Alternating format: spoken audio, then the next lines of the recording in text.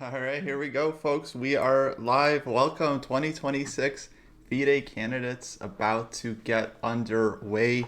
We are going to be here covering all the rounds of this tournament. Tournament of the year, Jesse, huh? Let's go. Now, I just realized though, these people might look at that eval bar and not All realize right, that's here a we go, folks. sense. We are Oh, live. sorry. Welcome, 2026. Yes, folks, it is a human eval bar. It will not update as moves are made. It'll be up to us to update it. But I think we need to write that somewhere. We Hmm. need to say the human eval or something because people are going to see that and be confused. Okay. Should I write it under the bar? Something somewhere, yeah. All right. Let me think. Okay, I have an idea. I'm gonna add a little icon under the bar that indicates that it is a human eval. But you guys watch the games. Let us know when the games are starting. Should be actually any minute now. I'm watching. I'm watching. They're about to make a ceremonial first move. First move done on Fabi's board. Oh, Some old guy played e4 for him, and maybe Fabi will keep it. are you on the FIDE Chess YouTube where they have I'm the? watching. Yeah, they got the live stream of Fabi versus Naka. He's pulling the pawn back, but I think that was just a ceremonial move. His clock isn't gone yet. Okay, I'm gonna open it up. I'm gonna post the link for everyone in the chat. If you guys want to see the players live, because we're not allowed to post it on our channel, FIDE would get mad. But if you want to watch the players along with us, and that's it. There's the handshake. Hikaru starts the clock, and Fabi goes one knight f3. My boy, that's been my specialty lately. Knight f3, huh? Very interesting. Played in 9% of all games because I got the Dojo database open. Oh, and d5 c4 c4 already very aggressive, offering the chance to play d4 where black can fight for the advantage from the opening. Hikaru says no thank you, quickly goes e6 and g3. We have a Catalan. I think, by the way, that D4 move has been a bane of the knight F3 player's existence because of it, people are playing like knight F3, D5, D4. But now I think E6 that he doesn't even think about it shows like he had prep against the Catalan, and this is just what's going to happen now. But now he pushes d4. So interesting. Yeah, it must be a move order thing. Like normally, if you're gonna push d4, you kind of want to save on the e pawn, so you could try to play e5 in one move. But he's gave the tempo and now goes d4, and okay, we're gonna get reverse Benoni. Actually, very fighting choice from both players. So I've seen this one too. This one, as I recall, the engine thinks it's just like a hair better for white, but there's a lot of different choices now. So let me just state the obvious. We have a position that, although it's kind of well known, it's not that well known. And there's a lot of different options for white, like potential to wait on, say, playing b4.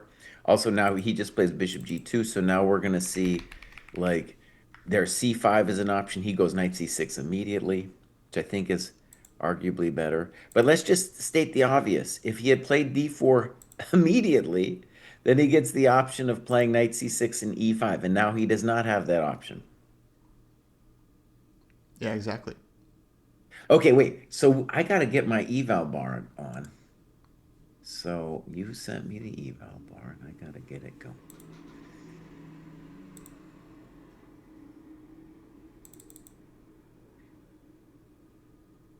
Uh-oh. I'm getting a page not found on my eval bar. Oh wait, are you using Oh, it might be. Hold on. I might have gotten a new link. One sec. Let's see. Hopefully this works. Copy link.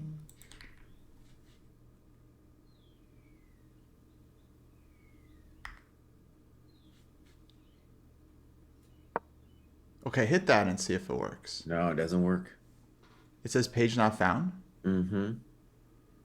Hmm. Google AI Studio page not found. All right, one sec. Let me see if I can figure this out. But in the meantime, what did you want? I can set it for you. Nah, point 3 for white. Point 0.3. All right, you got it. I think this is. I mean, okay, it's still very early. Yeah, I'll leave mine at point one, the classic 0.15. But yeah, let me see if I can get the link to work. But this is big. I feel like they had this in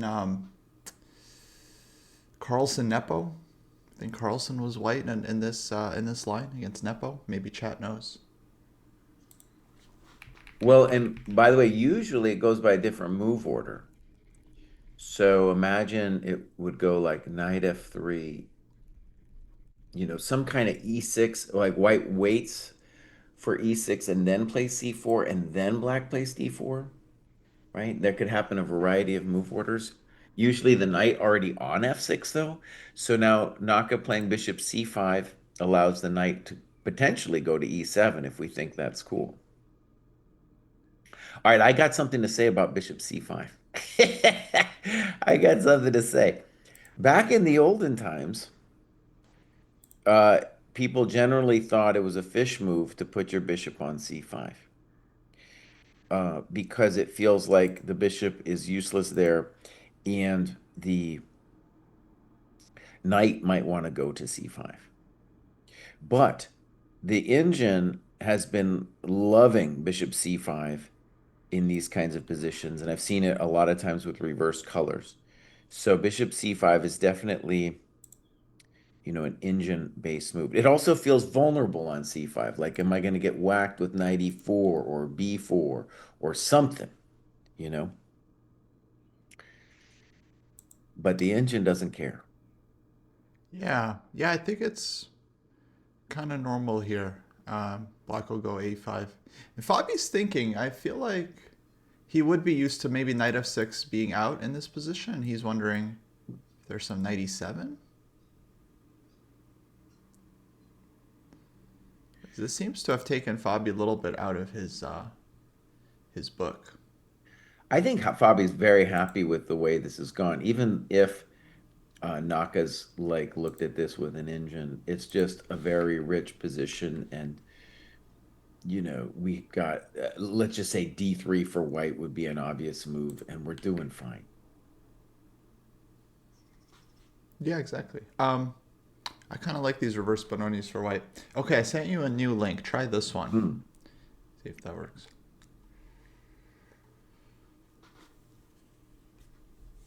Yeah, buddy. Okay, I'm here.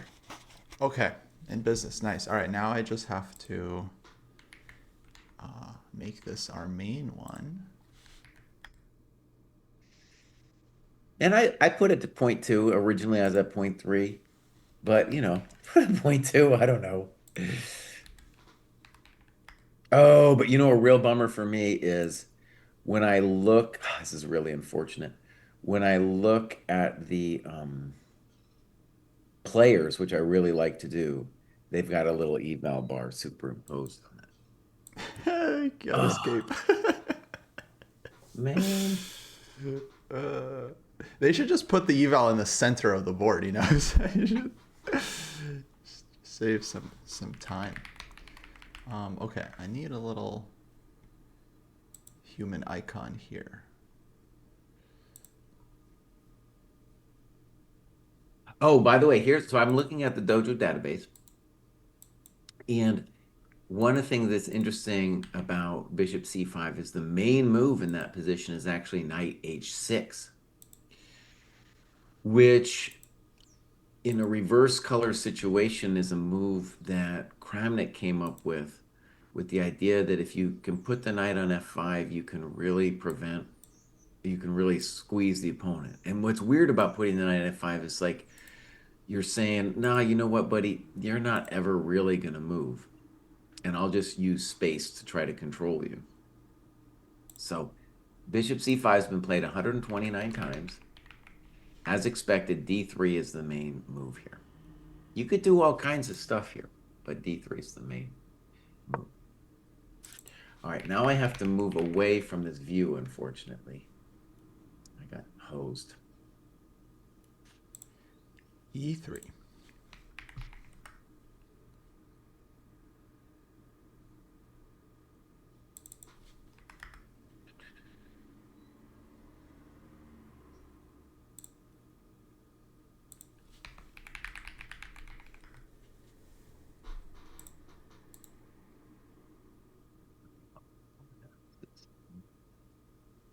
Beautiful. All right, this is great. So E3. The other reason for me not to look at the faces is the Chesscom relay is a little bit faster than the other one, the one with the faces. Now, Patrick Daly says E3 standard Benoni stuff. Nah, it's going to get weird. So let's talk about why D3 is more natural than E3. Because with E3, if you ever take on D4, Black has won the battle of the D4 square. You do get to put your knight on C3, though. So I would say we're now in a position that's pretty unconventional. I don't know. I think E3 is kind of normal. No, it's a normal move, but I'm just saying I wouldn't call it standard Benoni stuff, is what I was just reacting to from Patrick. No? Hmm.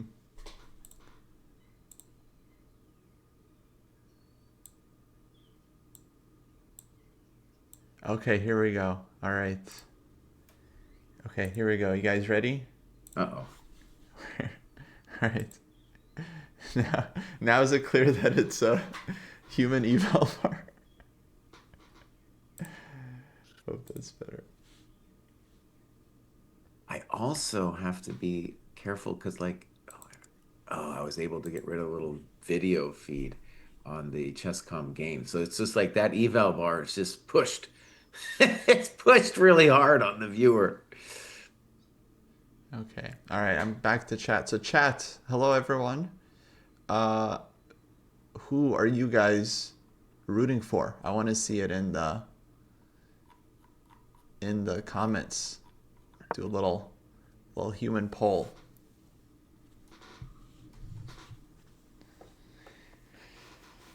Man, I was thinking the players must be. Oh, and there's 97. So there's Naka's little kind of innovation here because that's definitely unusual from the black side. But I was thinking, the players are nervous. It's like I'm nervous. I'm not even playing. I'm nervous for the players. So the players just must be like it's just not going to be a normal tournament or a normal series of games for them. It's going to be very tense.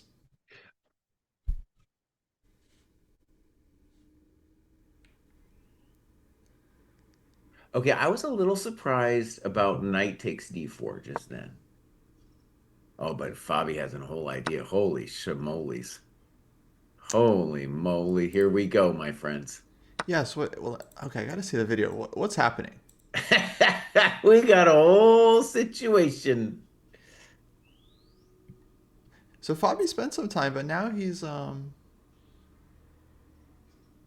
yeah, Holy crap, this was playing intense. fast.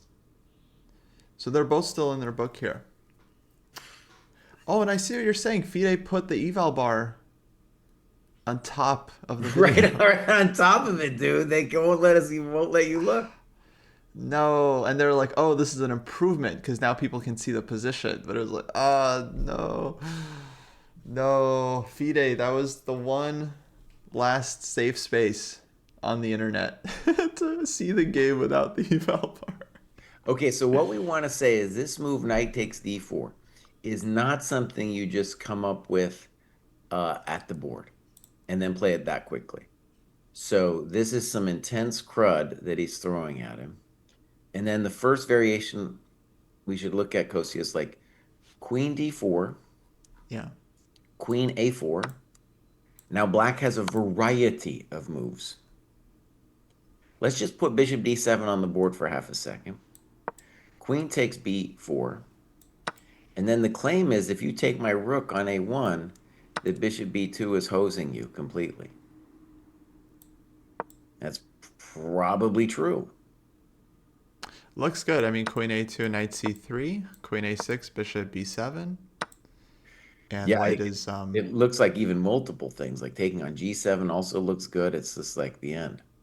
yeah. So here it's just piece up for white, and we take back the rook. So okay, so this changes everything. All right. So Fabi spent his time. He was pretending.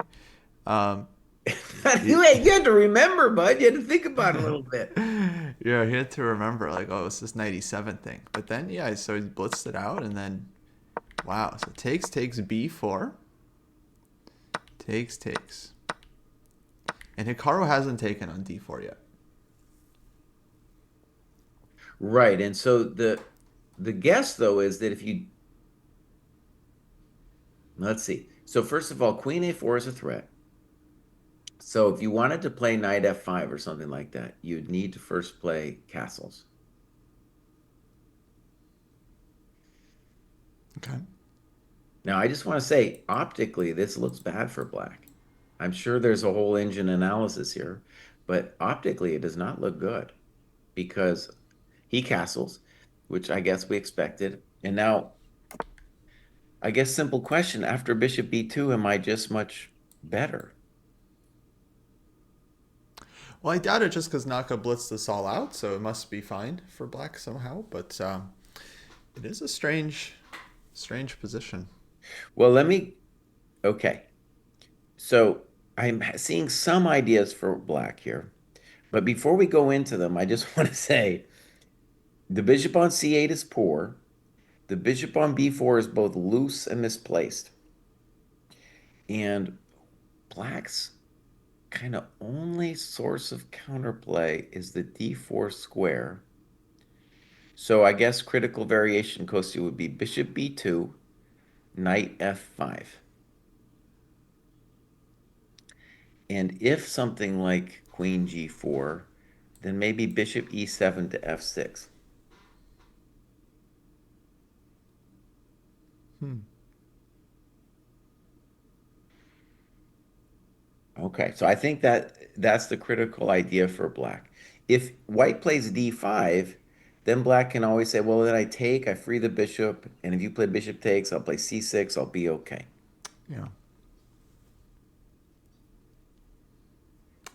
Yeah, it's kind of funky. Other than bishop b2, don't really see other moves. So yeah, this makes sense. Bishop b2. Now you could play queen b3 first with the thought that if you wait and play bishop like bishop b2 knight f5, then he's going to play bishop e7. The bishop kind of wants to go to e7 to then go to f6. We can start with queen b3. That's what I'm saying, right?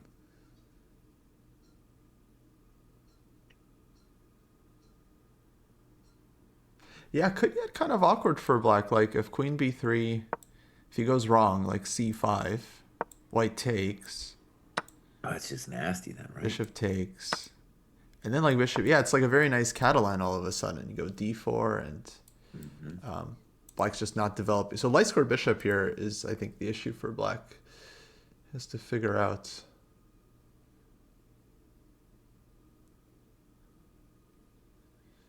Hmm. All right, Chad, do you think Kostya's little icon with the head suggests that that's a human eval? What? I don't know if they know that that's the human eval, All bud. right. Like, I don't, what am I? What do you want? How else can I? There's not a room for a full sentence, you know. All right. One of the things that I'm going to try to do as much as possible while watching this is first, Kostya's going to want to watch other games. Now, I think today I'm safe because this is clearly the game of the day. But in other rounds, he's going to be like, I know I want to go look. I want to go. And I'm going to have to fight him. Yeah, I'm gonna want Uh, to see the women's games too, Jesse. Can you believe it? no, no. Then, so I got that fight. And then I want to try to force myself to play guess the move for my own edification. So here I'm leaning towards queen b3, and I don't know what the eval is at all. But queen b3, like he can play a5. Maybe I'll just play A3 too, just to say your bishop is a little funky. Actually, queen B3, A5, A3 wins a piece. Thank you very much. That was fast. So queen B3, no A5. Yeah.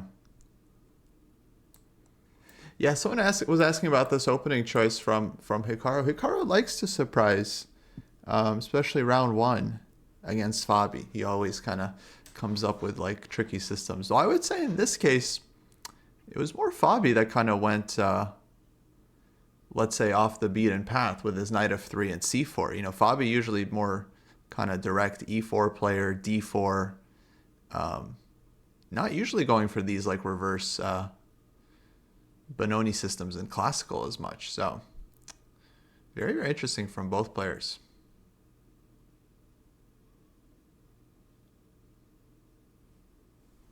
In fact, I'm going to go ahead and guess that I'm going to look at just, I don't usually believe in percentages, but after C4 on move two, yeah, the move D4, as expected, has a winning percentage for black. That's what I thought. It's a very hard move to face. So it's got 39% winning for black, 36 for white. And with E6, G3, D4, um, you know, white's doing fine. So I don't know what that was about from Naka to play it this way. Yeah, some opening subtlety. Okay, let's try it. Let's try this, folks. See if this is let's see if By this the is way, better. I'm not seeing knight takes D4 in the database. So presumably Naka has seen knight takes D4, but it is not in the database. It's clearly a computer move from Fabi. Wow, dude. So Wow. knight d4 novelty. Fabi bringing the prep as usual. Okay, but he's thinking. So can we? So then, where did Naka kind of deviate from the book? Was he expecting that Queen d4 is the only critical move here? It seems hard to believe. Like it's so concrete. Like if you as black castles makes a lot of sense. You just want to think about it, like because Queen B3 and Bishop B2 are, vastly different games.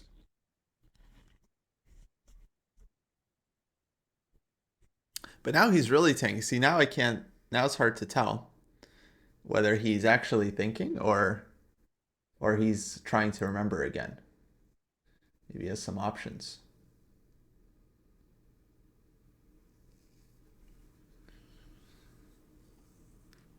I think if this is, first of all, this whole thing with knight e7 is so obscure that he could have remembered knight d4 and b4, and then after that he's like, well, I just have an interesting position. You can't go that deep on it because Yeah, it's a maybe weird not. thing that Naka pulled. It's not a regular business.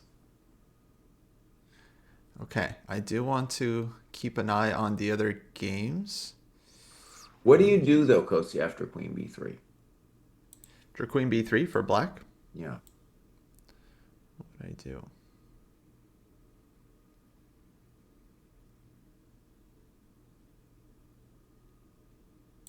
Oh, sorry. Castle's on the board.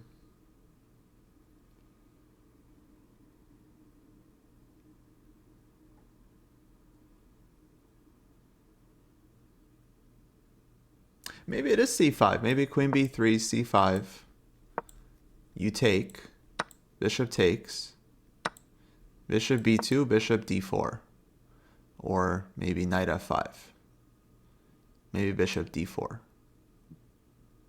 So if it's c5, like if I'm Fabi, like I'm looking at that kind of thing, I don't believe that black is equal there at all because the bishop on c8 uh, is like pretty nasty, and it's going to take a while before do some stuff. Whereas if bishop b2, knight f5, then I get what black's play is. It's very hard for white to avoid playing d5 at that point.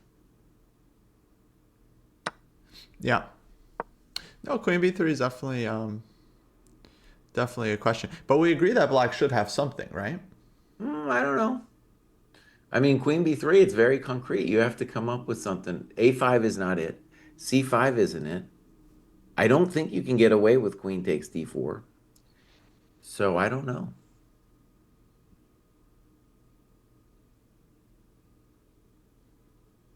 Well, I'm not really convinced on c5. So what's the issue with c5? Let's see. Queen b3, c5. Let's say I take it. Bishop takes. All right. So let's play natural first. So bishop b2. Bishop d4. Now, by the way, you might want to eventually take that back and play knight c6. But all right, let's try bishop d4. Oh, we have a move. Queen b3, yeah, on the board. Oh, that's one. I'm a GM today.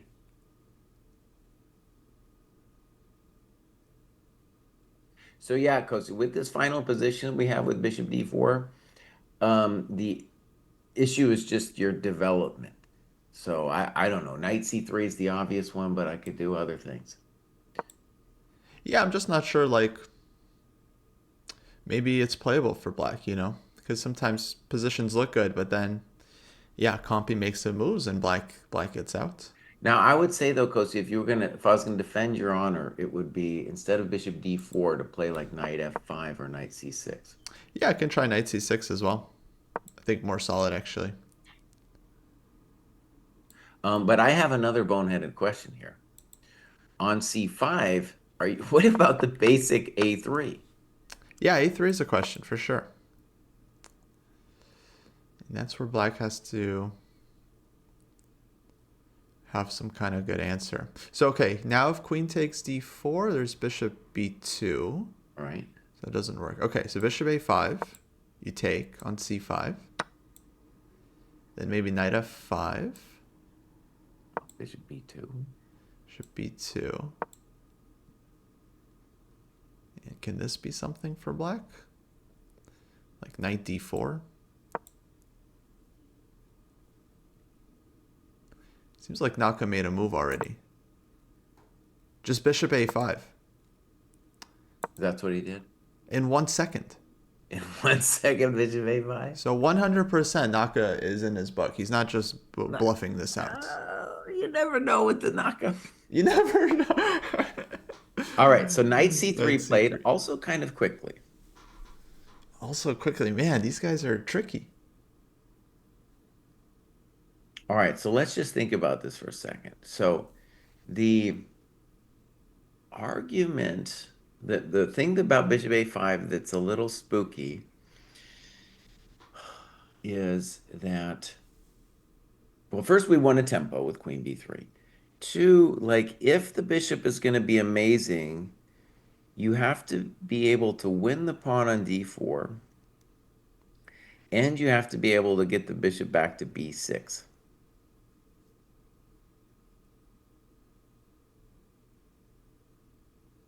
And now at some point we have bishop a3 ideas. And right away we could have played bishop a3.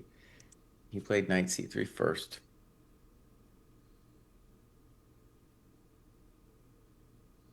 I Now I guess we can say that on queen b3, he's probably out of his book because he spent almost 10 minutes on it. But he clearly had intended knight c3 right away. So there was something wrong with, I guess, yeah, bishop a3 was a real question for me. Maybe just rookie 8 or something. We don't care.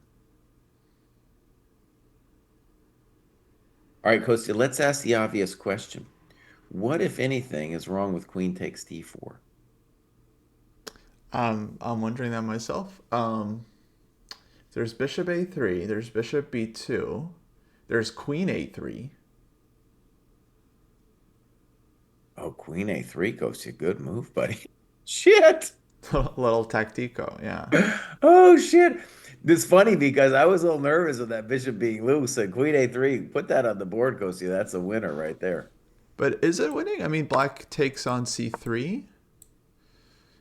Okay, double attack, guys. We take back, and then queen f6. That's a nasty position, like bishop f4 or something, or yeah, probably bishop f4 at a minimum. I just feel like we're. It's definitely great, amazing comp. It's just that we're down. I guess okay, c7 is really hard to defend. So maybe dark squares are kind of pumping here. And we also have to say, like, on queen d4, queen a3 looks really hard to meet, but the obvious bishop b2 is going to be a question as well. Yeah. There's also knight b5. Maybe people are Hmm. wondering. Let's think knight b5. I mean, yeah, like queen a1. I would not believe for black because we're still in the middle game, and the queen Hmm. is should be much stronger than the two rooks here. Yeah. Um, so maybe knight b5 as well is possible.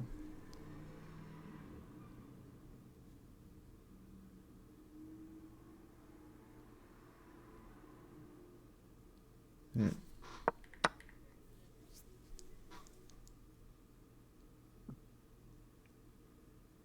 It is a funky position. So even though I feel, that the computer likely says black is fine, because I do think Nako it wasn't as prep for maybe until knight c3. Um, it's still like it's just not a typical position where you just have like obvious moves to choose from. Like one mistake and you could possibly end up much worse just because pieces are not really placed naturally, and black still has to figure out how to connect the rooks. Not so easy. So, okay, big fight right from the get go. I'm asking AI. You probably already know this, but so it's 120 for the first 40 moves, then 30 minutes for the rest of the game. Now get this though, it's 30-second increment, but only starting from move 41. Right. Did you know that already? Yeah, I knew it was no increment until move 40. Now, what was the deal? No, they've been fooling around with this no increment thing so much. Wasn't it like they really loved it for the excitement? It was the last world championship, right? But wasn't that like the whole game that they didn't have increment? In the World Championship match, I don't remember Yeah, if man. they had increment or not. But yeah, it's FIDE's strategy to artificially generate drama by exposing the players to a no increment. Because the players aren't used to it. They've been playing on 30-second increment for like 10 years now, at least, maybe Mhm. 15. So there will be some flagging, if not outright flagging, just some huge mistakes caused by the time pressure. So I just looked it up, and so the it was exactly this time control. So 120, 40, 30 minutes rest of the game, 30-minute, but only starting from move 40. And that will, I mean, we're going to get some excitement for sure on that kind of business. Oh yeah. So Prague played the Grand Prix attack against Anish Giri, which is a very very bold choice. Just going around the horn here for anyone that's wondering. Blue Bomb very solid against Wei, but okay, that's both players playing really solid there. And Sindarov Esipenko, they've got a big fight in this game too. So Sindarov Esipenko, that's like one game I would expect. Like okay, maybe Sindarov goes for it with the white pieces. Prague against Giri. Now this position is very feisty, and Giri's down on time, and he hasn't castled yet. And this could be actually a very nice start for Mister Prague. All right, Kostya, how about in our current position, Black should be thinking about knight c6 and knight f5. So Gary in trouble. Okay, back to Naka. Yeah, knight f5, knight c6. That seems to be two moves. Maybe rook b8 I would consider. Maybe bishop Well, d7 is possible. let's just pause for a moment. Let's put knight f5 on the board. What is white's intention after knight f5?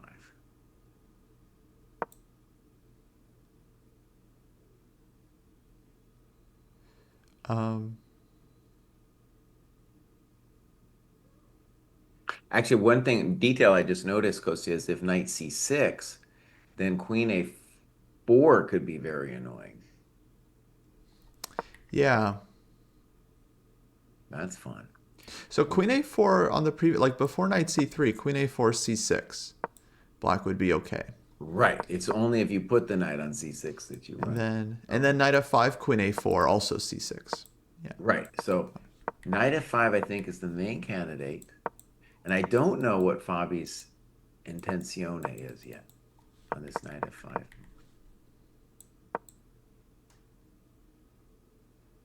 Well, there's d5.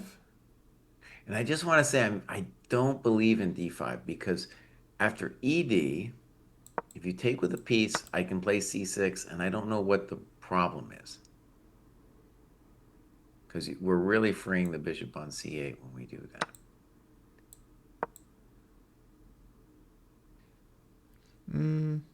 Yeah, I don't know. I would maybe think about the structure. Like if knight e3, what's black doing? Well, in that position, you put a knight on d4 and ask you why he isn't better. So go knight d4. Yeah, because the trade on e3 I didn't like for black. Knight d4 seems like black is okay. All right, my friends, let's ponder this. So knight f5, what is... So Naka's thinking about... he's thinking about, dude, what's wrong with knight f5? Is this question that he's throwing out there.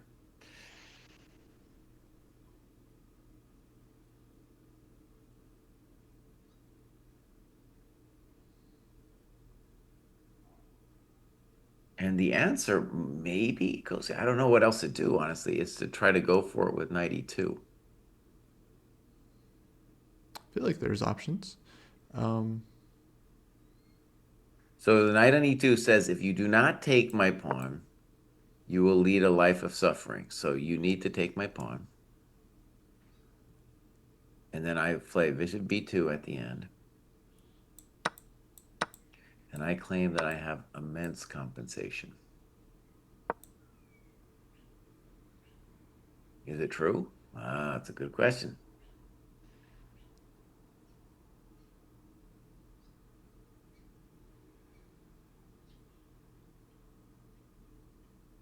It's definitely interesting, yeah. yeah, it's hard to say. It's this thing from the Jan Marcos book where it's like you have the bishops that are, White's bishop on b2 is dominating because the other bishop is just on a different side of the board. Still, I mean, after queen takes e2, it's two pawns. And then rook ad1 would be natural, and then you have queen b4. Still, it's a little nerve-wracking. Yeah. I would basically believe any eval from this position. Be like, white's bad. I feel like I don't know. I feel like engines would like white. It just seems like you have all this pressure. Not really sure. But I don't, by the way, I just don't see another idea for white after knight f5. So it's kind of like, so yeah, I was like, well, we got to do it. Well, we could also try. I was thinking queen a4, black goes c6, and then now d5. Hmm. I don't know. You're just inviting me to put that big fat knight on d4. But it's kind of opening up for white. So like bishop is coming to a3, knight e4. I don't buy that one.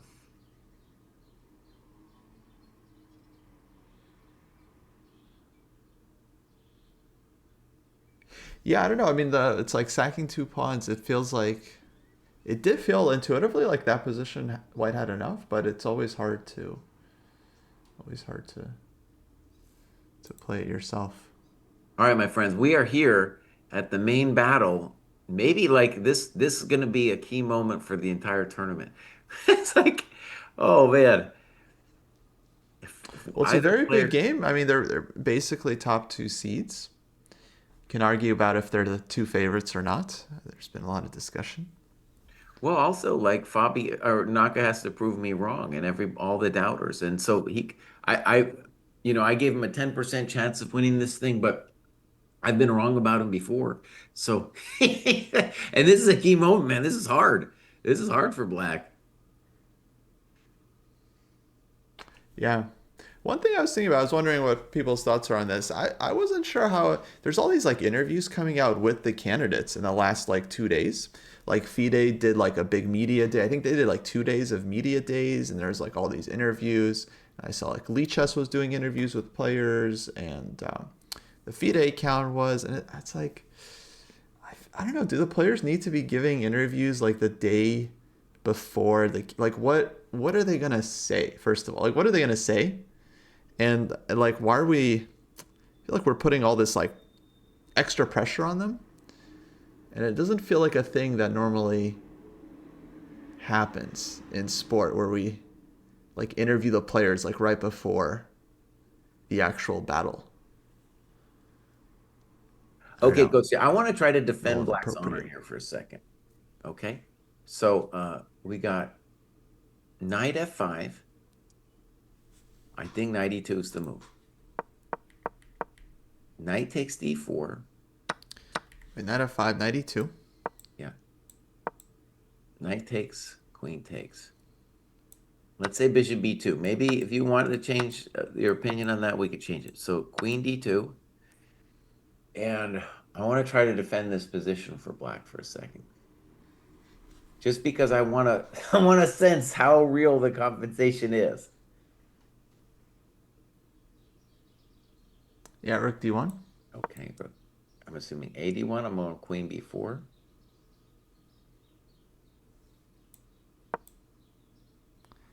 And then queen c2. Good. Okay, so this is the position I was looking at, and it's a little scary for white because there's no clear threat yet. But I'm so tied down. Yeah.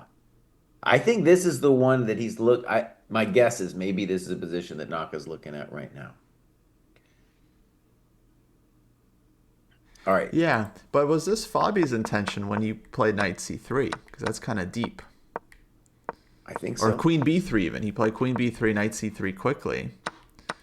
So he's expecting knight f5, knight e2 into sec.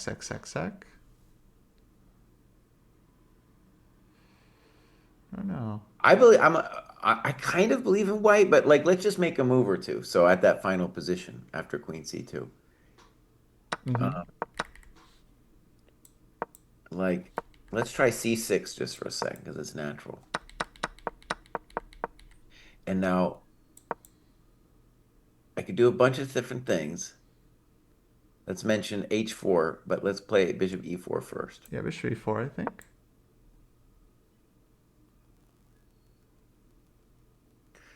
The argument for black is just the extra pawn in front of his king should mean that he doesn't, or hopefully it means that he doesn't get mated.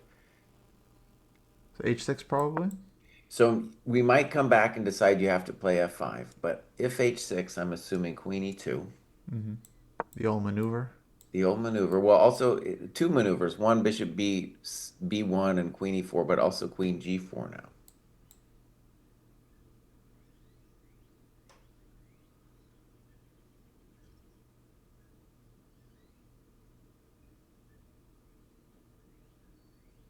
Knight Yeah, f5 move. played. Oh, I'm a GM today. Now, Knight we're going to f5. see the real GM. Am I right about knight e2?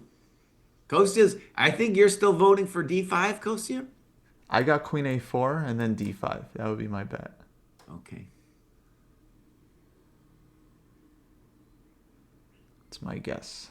All right, so let me just see this queen a4 for a second. So queen a4, c6, d5. I at this point I think I want to be black with this thing. Um, Wow. because how do you mess with my knight after knight d4? Knight d4, I go bishop a3. Wait,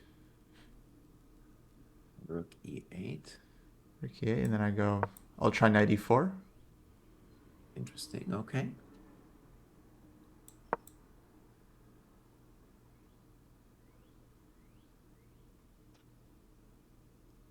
C takes d5. cd. Okay, I take back. cd. I was assuming bishop d7 was a pain in the butt, but No, but knight on d4 hangs. oh, I'm sorry. Okay. Let me try something. Wait, let me just go back for a second. So d5. All right, let me try to make my life simple because I don't get you. I don't know what you're doing is. So pawn takes bishop d7. So cd, cd, bishop d7. Hmm.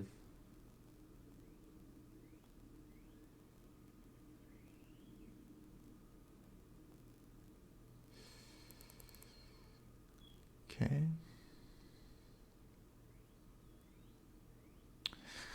Need good square for the queen.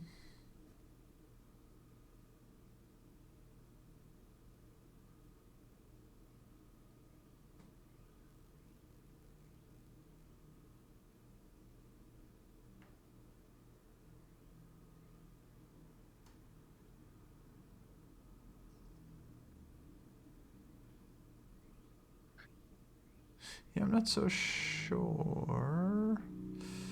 Maybe We got a queen move played, but c4. we were both wrong. Bishop a3 was played. Bishop a3 on the board. Ooh. Sharp. Also logical, but at first confusing because knight d4 comes with tempo. Right. So I guess he wants queen a4 there. Double attack. So maybe this is why I'm a chump GM. So on rook e8, one logical argument is that knight e2 is stronger than.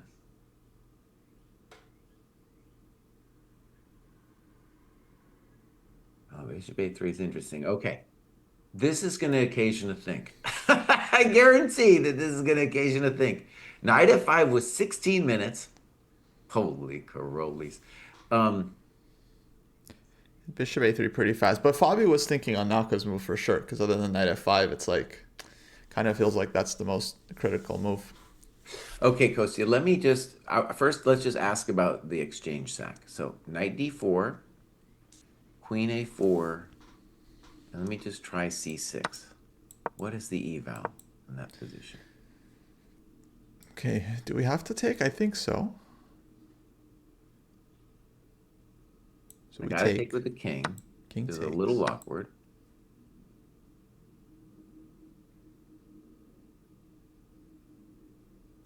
Okay, this one I'm gonna say white's better because the bishop on c8 is so nasty.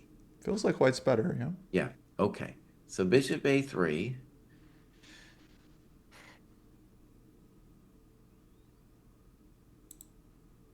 Bishop a3 is a strong move. Excellent. Mm.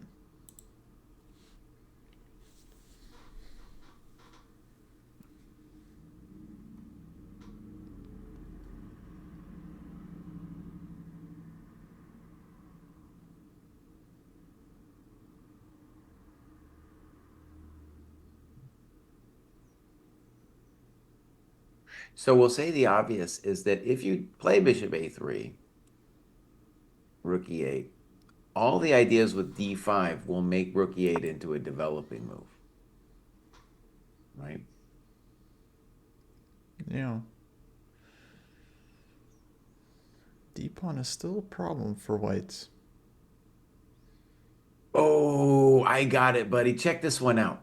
Look at this. Rook e8. Now I play knight e2. And now you may not play knight takes pawn because knight takes, queen a4. Welcome to the dojo, buddy. Oh, Queen A4. Nice. Hey, Chihuahua. Oop, Now we have a it's question far from of short. Skebix, and maybe you do want to take on d2, but the issue, my friend, is that after one of the rooks to d1, I don't even know which one's best. We have amazing compensation. Yeah, this looks beautiful for white. D5 coming.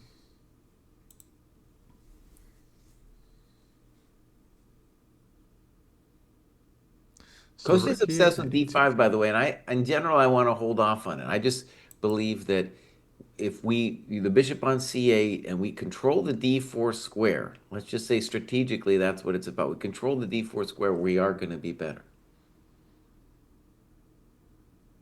So the point for knight takes d4 is not just to get the pawn, but to crack the square. Oh man, bishop a3, exclam. Naka That's some good thinking game. chess, too. Fabi's clearly improv and faked not to be. I don't know. I don't know actually. I mean, these guys know a lot, but like, In general, yeah. my feeling is when people say, like the fans like to think that these people are still in prep when they're long past it. They're long past it, but Mm-hmm. that's a nice little trick though with queen a4. Queen b5, I guess, is the same thing at the end. Okay, all right. I'm changing mine, Kostya, my little eval. Let's see here. Put this over here, and I'm gonna put mine to I'm gonna go up to 0.5. That's just a tentative 0.5. Me appreciating especially from a practical perspective too. I know I'm not supposed to do it from a practical perspective, but that makes a lot of sense to me that black is feeling the pain after bishop a3. Okay, back to the interview question about interviewing players before the tournament. So people mention the Super Bowl and other stuff, but this Mhm. isn't the Super Bowl. I would understand for World Championship, or you have some big UFC match, some big boxing matches, 1 versus 1. You want to get the players face to face. I get that, but this is still a tournament, and it's like, I don't know. I mean, chess is one of those sports where it's just like you can't really give anything. Like you don't even want to appear to be giving something away. So it's like, I don't yeah, know, I Coach. find it awkward. I like the thing about the football too. I mean, it's kind of like you demand of the players. I'm predicting 92 here, by the way. You demand of the players that they do this as even part of their contractual obligations because money is made by publicity. And now I'm wrong. I thought I was a GM today. Apparently not. Apparently not. Hmm. Yeah, I thought 92 would be the ideal. I really like the 92 move, man. All right, let's think about this D5 for a second. Yeah, mostly I just find the interviews a bit, just a tiny bit pointless because it's like the players don't give anything away. They always give these kind of manufactured answers. And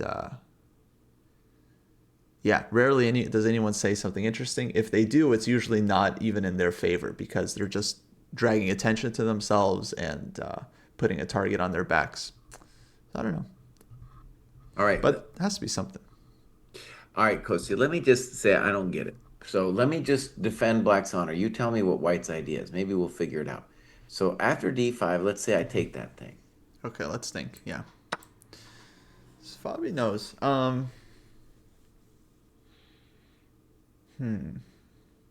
Would I play C takes D here? Is there any? In some ways, it feels like that's your only possible idea in the position is to play CD. Because any kind of piece takes is met by C6, and then what do you got? Yeah, I don't really see the potential there.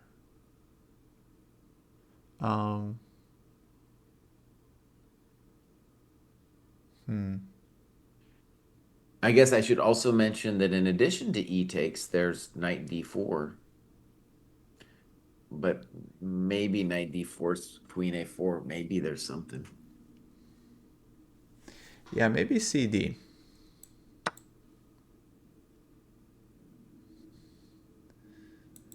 All right, so what's interesting about this is me and Kostya are leaning towards the idea that white, the intention here is ED-CD with a bind, and that we're not worried about knight d4 now because of queen a4.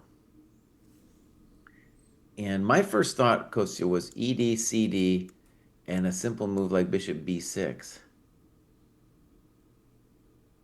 And I still kind of lean that way. But it's true that the bishop on c8 really doesn't have a natural home yet.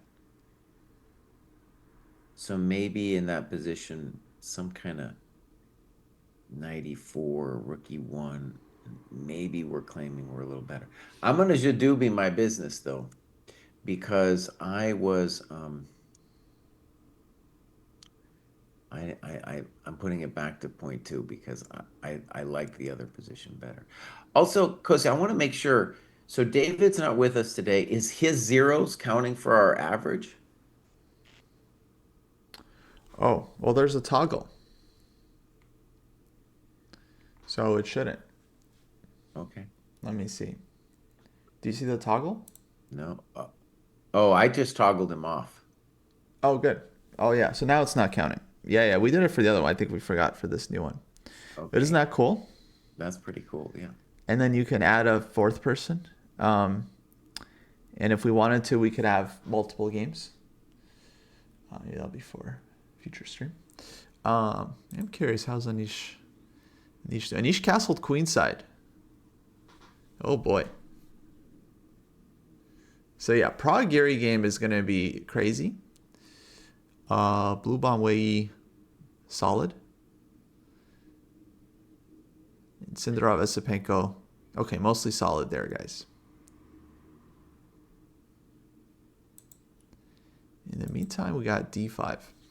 The other prediction I have for this game is that we are going to get some meaningful time pressure. Now, Naka will never like lose on time, but you know, you get a crazy position, you want some time to think about it. And this one definitely is there's a lot of things to think about here.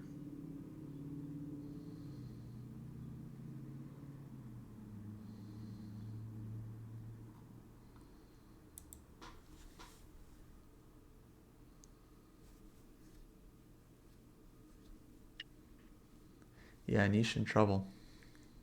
And maybe if I was gonna try to understand why I'm a chump GM and these guys are better. So on 92, maybe you say something like, well, black, I'll just play c6 and I'll sit there and your knight on e2. Sure, it's covering d4, but that's not so special, right? Yeah, maybe just like C6 there, bishop C7, black pushes E5 eventually, and can kind of get out.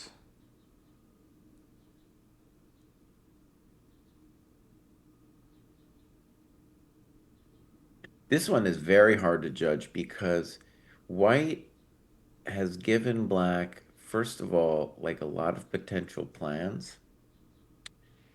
The position is going to transform now.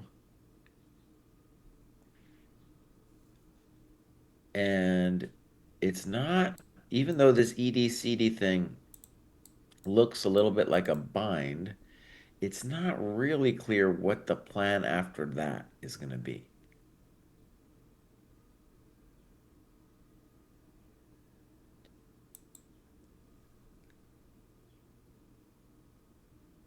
And black will, after like a bishop b6 at any point, that's just a nice bishop controlling d4, touching f2. Okay, guys, I'm in a bit of a pickle here because chat's yelling at me to look at other games. Uh-huh. Jesse refuses to look at other games, so I don't really. I think Jesse and Jesse's not reading chat usually, so I think you guys just need to figure it out, and No. then I'm happy. I'm happy to do whatever what you guys agree on something, and then I'm happy with whatever. So let me just say, I do read the chat. It's sometimes hard because I have to look at both YouTube and Switch. But um, the reason we have a sensei eval is because we're focusing on one game. That's why that's been the dojo way. That's why if we just go look at all the games, we're not looking at the sensei eval. We're just wandering around like every other chump. I mean, personally, I am able to evaluate more than one position at a time. No, you're not. This No. one, for example, this one goes to you. Not even Naka can do it. He doesn't know either. Right. I mean, well, we're just giving our evaluation, right? It's not like we're getting it right. It's just we're, Well, we're trying to do it as best as we can. And you're yeah. just going So I'm just saying around. I can definitely do that for more than one game at a time. No, you can't. You have to like look at it. It's hard. Like this one. Like what is your eval here? About equal. Okay. So by point two, point zeros. I mean, that's computer eval, right? To me, actually, I don't in my during the it's kind of interesting during the game. If it's point one or point two, I don't that doesn't cross my mind, right? It's just like either it's equal or someone is slightly better in pressing, or someone is a lot better, right? Like or much better. So it's not really to me. It doesn't matter what it is between point zero and point three. That it's more important for me to figure out like okay, is it a small advantage, clear advantage? You know. Okay, so here's a basic question, Kostya. On knight d4, we're thinking queen a4. But on queen a4, you have to evaluate bishop takes knight, pawn takes knight e2 check, king h1, and then either ed or knight c3 directly. Not easy, I don't know.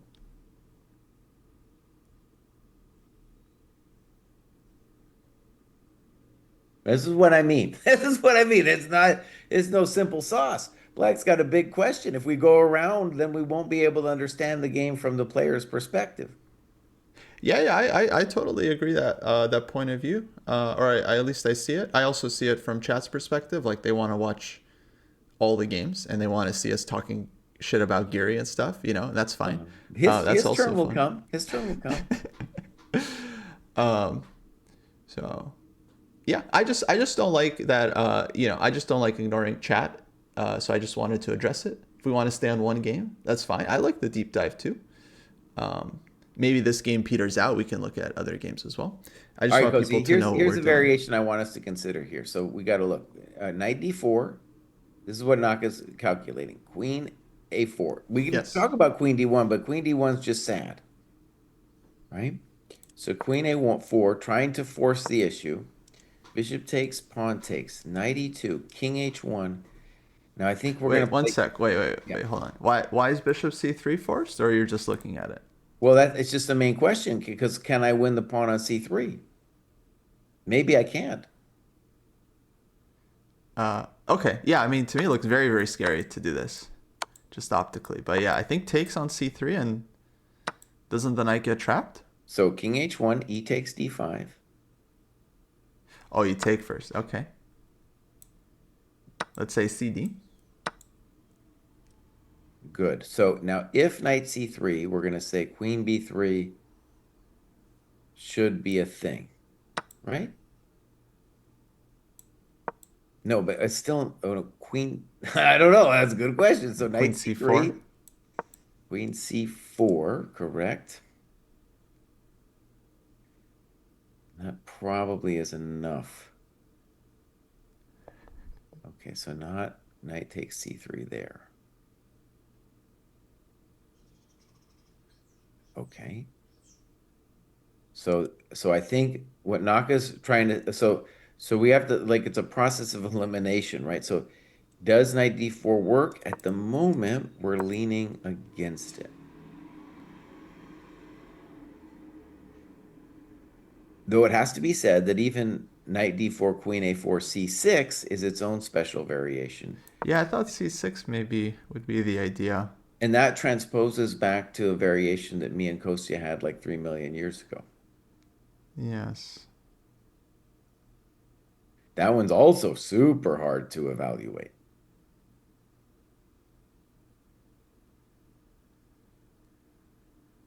Kostya tried 94 and then I played CD, but then like a move was made. And so this was a different move order, but we got the same position. Yeah. So yeah, 94 would maybe be the question again. Um, So C takes D5. mm-hmm. CD. And I played, I think I might have, I don't know what happened here. There's bishop D7 and ED. Let's try bishop D. Oh no, my knight's hanging, so I gotta play ED. ED. Knight D6. Oh gosh, okay. Um, it seems like I have to check. All right, so I'm gonna check it before I wreck it. King H1. Yeah. Is my knight a hero or a victim?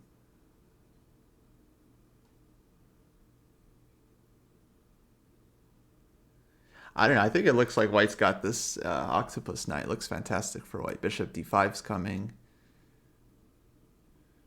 And yeah, Okay. knight on E2 is too deep. Bishop D7. Let's just play a move or two here.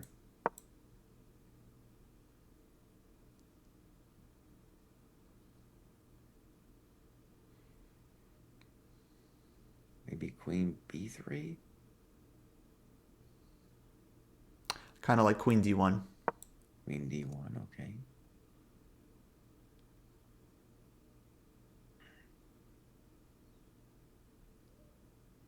And then maybe knight D4. Well, maybe you could play knight B7 there, and then, well, Oh, I probably just take the rook. maybe you take the rook. I don't know. I was thinking, what, that I had compensation here?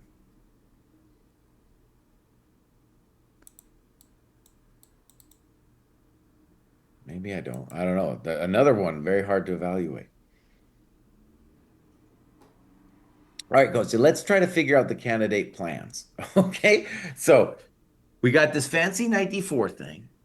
We have ED, CD, then like bishop B6.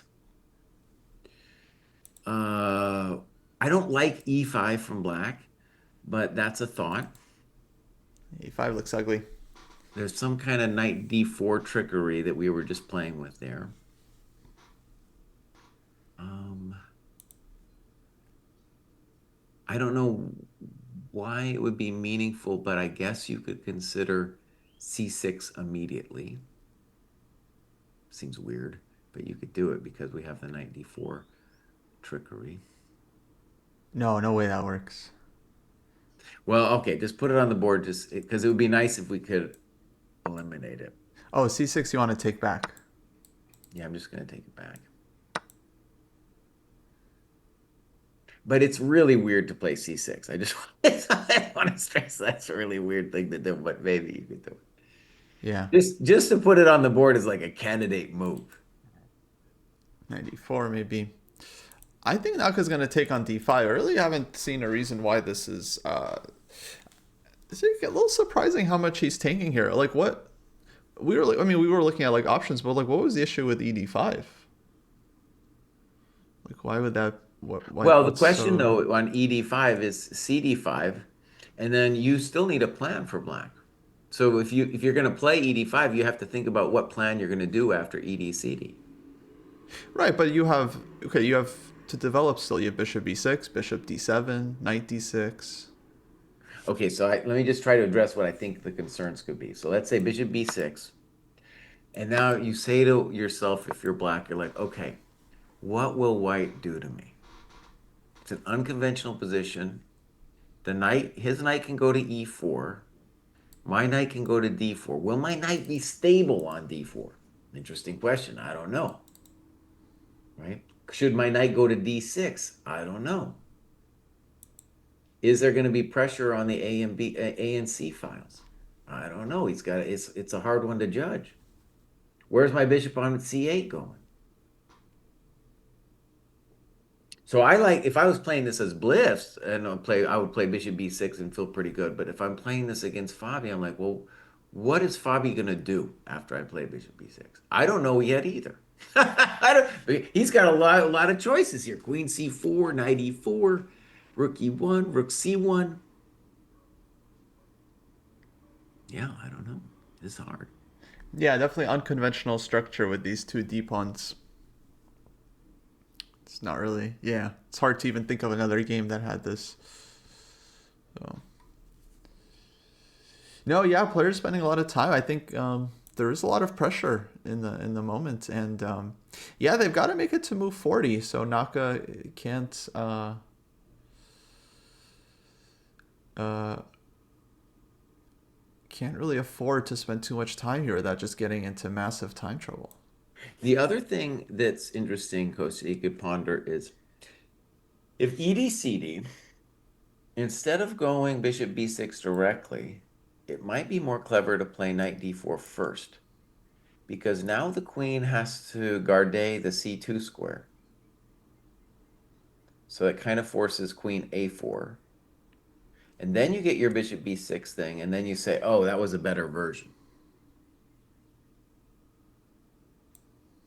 Because now we're threatening like knight e2 stuff and yada yada. Yeah.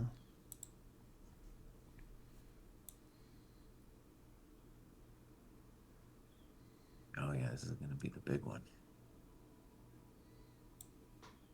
And honestly, the other thing that's interesting about this, and maybe we were talking about Naka's form, Naka usually, I mean, he was very rarely the one who had less time on classical chess.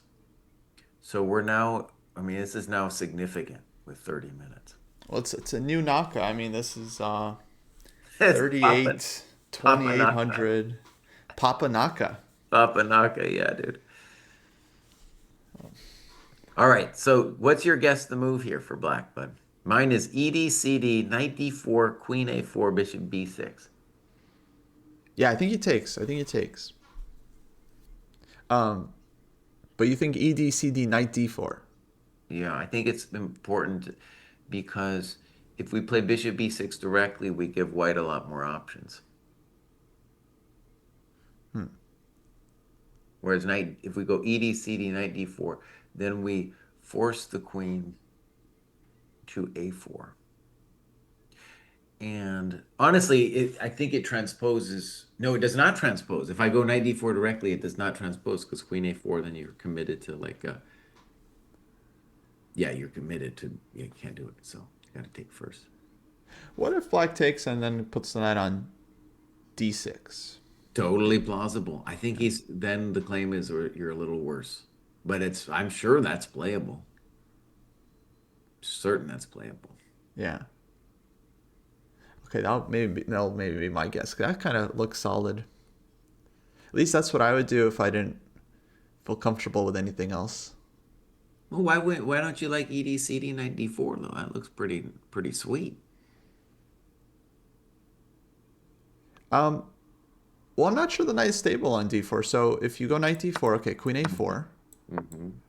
bishop B6. Um, and let's just say bishop B2. Just start lining up.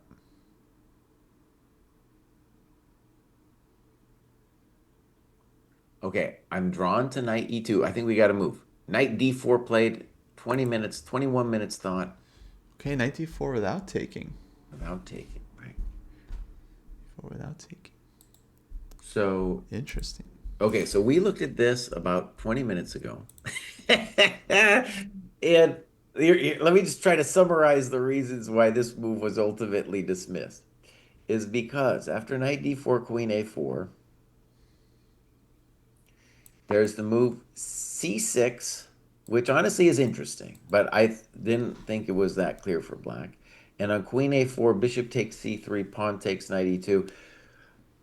I was trying to make it work for black. I ultimately could not make it work. My knight was getting trapped. I think he wants c6. Yeah, like what else? I mean, yeah. So he didn't take. So bishop b6. Now there's c5. Right. So and black doesn't have any. Doesn't have any funny tricks here with like bishop d7, queen a5, b6, queen b4. White just walks out. So yeah, b6 no way. Yeah, I think it's got to be c6. I mean, bishop c3 it does. It just looks. I mean, I don't know. Yeah, that looked so nasty.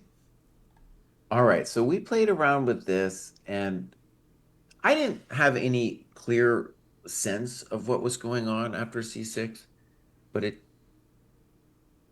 I guess I would call it. So actually, let's just put it in a human point of view. The variation I wanted felt to black like a much more stable, it definitely was a much more stable configuration.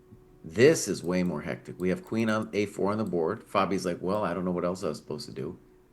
And now we're predicting c6, though if Naka plays bishop takes c3, it means we miss something. Means yeah, we misevaluated it. Yeah. B6 guys, I don't know. It looked very scary. Oh my god, played, D6. Oh, that's a man's move, dude. played. It's a man's move. Oh shit. The engine says this That's best. a Yeah, no kidding, man's guys. move, I buddy. understood that from everyone in chat suggesting b6. Thank you. Yes. And then Naka playing it, obviously, that was the kicker. The fact that he played it means 100% it's engine move. Wow. Wow, dude. That So might be that's where the good chess. time went. That might be some good chess, my friends. Okay. So, Kostya, let's just lay it out. It's a pretty basic idea. And that is if DE, bishop E6, bishop A8, queen A8, black says, I'm winning. And I think he's right. No, it's huge. Wow. Okay, so that's the intention. It's huge.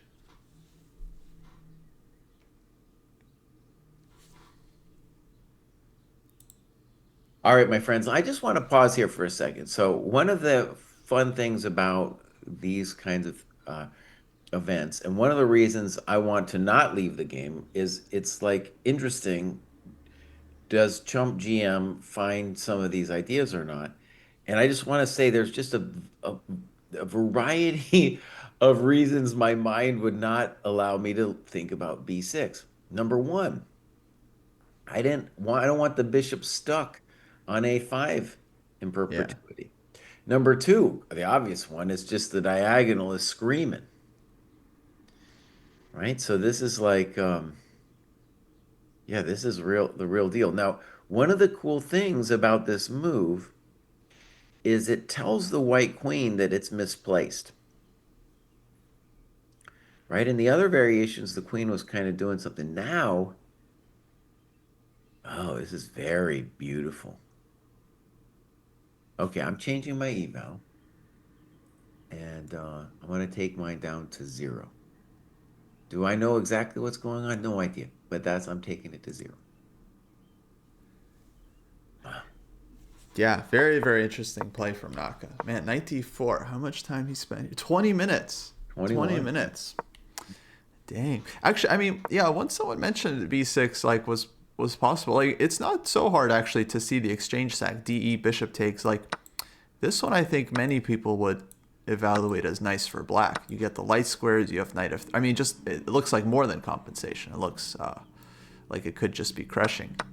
I think it's yeah, it's just like hard to come up with this Okay, move in the first but place. but let's just now. Here's the thing. We obviously someone said that this was an engine move and he thought it was best. Yada yada.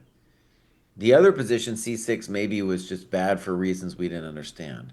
But now let me just make an obvious move, Kostya. I'm going to play Rook F E1. Sure. Well, there's just more forcing question on Yeah. d6. I was just wondering, is On d6 D6, also? okay, we could talk about that. There's bishop d7 perhaps. Bishop D7 already looks fine to me. Maybe bishop d7 and then you sack the exchange. So yeah, queen has to drop back But and I then don't you even go. have to stack the exchange, It's true, right? but looks strong. c5. C5 looks strong too. Yeah, D6 isn't it. But yeah, I mean the rook could also have moved. There's maybe even bishop c6. But yeah, clearly black is solving a lot of their problems. I mean that was the big issue just the whole game so far. It's just this bishop on c8, and it's just always hard for black. You can't go b6. Rook b8 always takes time. So finally he just went b6. Okay, so again, from Chump GM perspective, this is still a hard conceptually because when I play 15 Rook FE1, the natural question is just like, okay, Black, that was very fancy, but now your bishop is committed to A5 forever. What do you want to do next?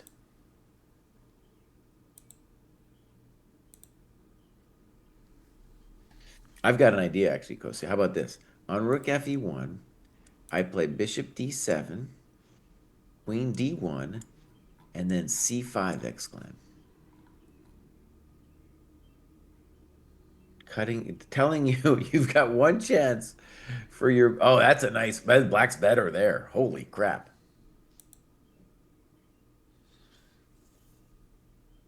I can't get All right, close. so what was the line? So rook fe1. Rook FE1, Bishop D7, Queen D1, C5 exclam.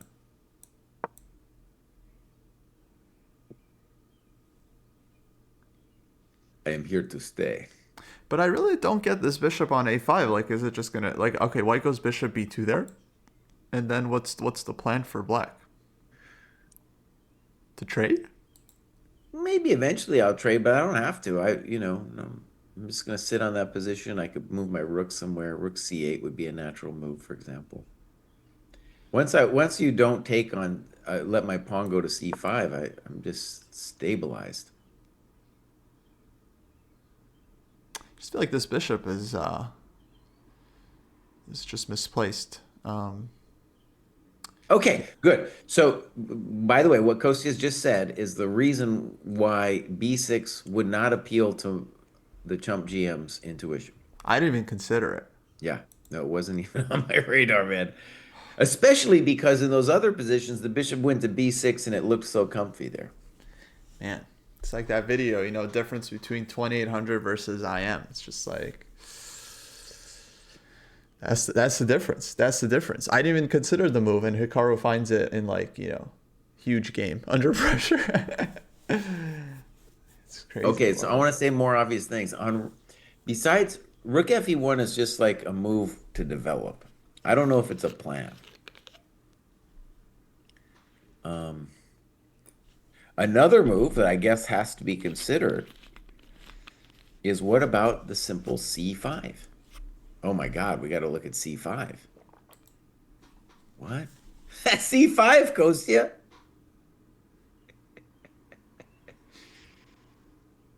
Yeah, so if I'm playing a game and I see all this stuff and I see C5, I'm like, well, not doing that. What are you doing after C5, buddy? What Um, I'm missing something. I mean, there's bishop c3 and knight c3 again. So I guess that's the only thought you have, right? Yeah, I'm just wondering if there's another move. Okay, I want to stress something. So if C5 Wow. here doesn't work, the move Rook FE1 would make C5 possible. Okay, so C5, bishop takes C3, pawn takes C3, knight E2, queen C2. Oh, check. Knight. No, then it's easy though, because then we got knight C3 and knight D5. Amazing, dude. Yeah. I Damn, mean, Kostya. is that's over, right? So queen d4, knight d5. I mean, not over, but like There's no there's no no juice. juice. Like bishop b2, f6. Yeah, no juice. Okay, that was cool. So B6, There's it's two also bishops. preventing C5 due to the trick on bishop C3. So black, Oh, this is a great game, man. black holding. Someone's asking if there's a stream with no eval bar. See that they don't see it. They just see an eval bar. They don't realize that's the human eval. Yeah, well, what more can I do? I put it right there. No, they don't see it, buddy. They don't see it, dude. I wonder, yeah, if people have turned off the stream. Just right, just from the thumbnail. Yeah, you would. But I don't know how to adjust. The How to thumb, adjust. it's got to look different because it just looks like we're putting an eval So it bar. has to look like a human. Okay, it has to look. Okay, well, for tomorrow we can adjust it somehow. But yeah, what does human colors mean? Like it has to be maybe not directly next to the board. I don't know, some other place. Okay, okay. But that's just the perfect. All right, so my guess the move is Spot saying for that we're it. going to see rook fe1 and then bishop d7 and then queen d1. I think people just have to watch, and then yeah, they'll get it. They'll get it eventually. But I just love that the response. Someone's response was to, is there any commentary without the engine? It's like Dojo, but you got to turn the chat off. Just fun. Not true, actually. I mean, actually, I think we do pretty good. We do pretty good.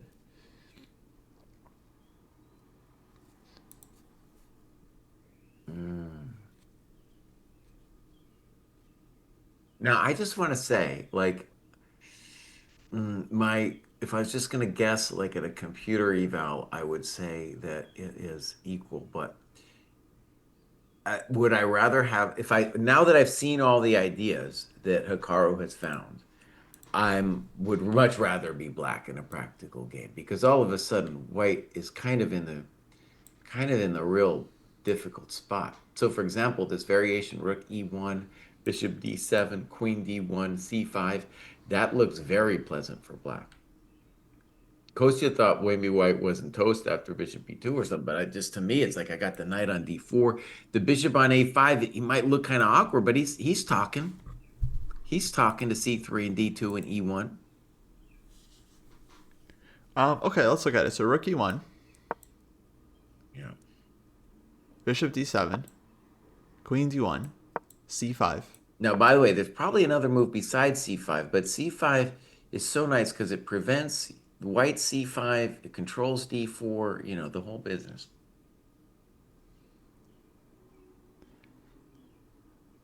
Then I was thinking bishop b2. Do you still want rook c8 there? I don't know. I don't know. I'd have to think about it a little bit. On rook c8, maybe I have to worry about knight e4 or something, probably not, but okay, I'll play rook c8. It's just the natural move first question. So if knight e4, I'm banking on ed.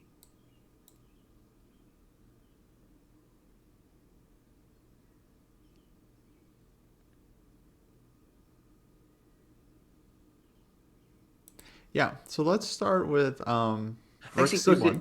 let me do a take back. And after bishop b2, instead of rook c8,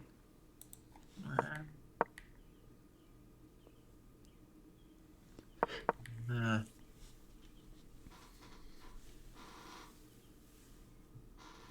there's a lot of candidate moves there, Kostya, because the other big one, there's a couple big ones. One, I can just take the thing, but another nice one for black that just feels like zero risk is just to play e5 after bishop b2. That looks like black can't be worse there. That's also very I pleasant. like this more for black, though. Yeah, this bishop on a5 is still so He's a odd. dickhead still, right? Yeah. What'd you say? Excuse me. Excuse me, I'm not allowed to say that. No, no, you can say. I wasn't sure I heard what button. Uh, Yeah, e5. oh, well, actually, so Baber dude says what we actually had last time. We had a little picture of the sensei and where they put it. So maybe we could go back to that, dude. So like if I said point two, there'd be a little picture of my face at point two, and if you said equal, it'd be your face at equal. So tiny, a little head on the bar. Yep. And I'm changing mine. I'm changing mine. I'm gonna go to negative point two. Okay, maybe for tomorrow I can introduce this change. So it'll show my head and like where I'm at. It'll show your head and where you're at, and then it'll show Exactly. some kind of line between us to indicate the average. Or the eval could be the average, but it could still just show where the heads are. You could still have the Just put the average, head on it. the heads on it. Yeah. Okay, I can probably add that. By the way, folks, I vibe coded this eval bar thing. So for anyone that hates AI, vibe coded. Okay, live position. Damn. Yeah, Fabi's tanking here as expected. I wonder if he completely missed it or on queen a4 he was already like, okay, I guess the idea is b6, nothing I can do now. Not He might sure. have found it when he was tanking so long. Yeah.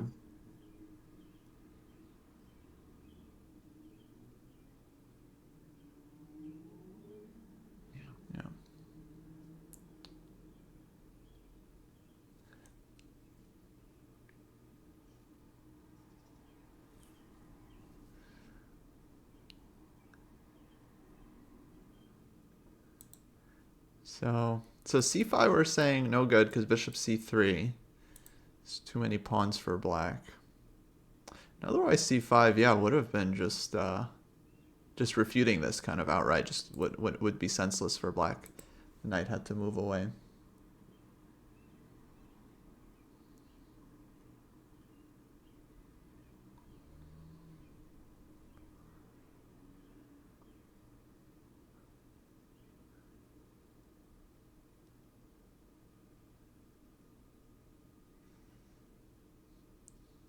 d7. Okay, Maybe rook ae1. maybe.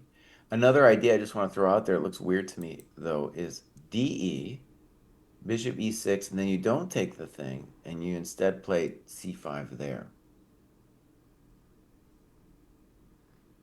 So take, bishop takes, and then c5.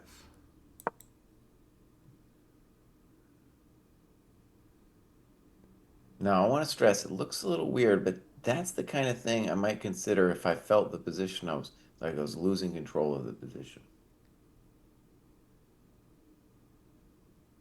But what does white want? Like if black just moves the rook to c8.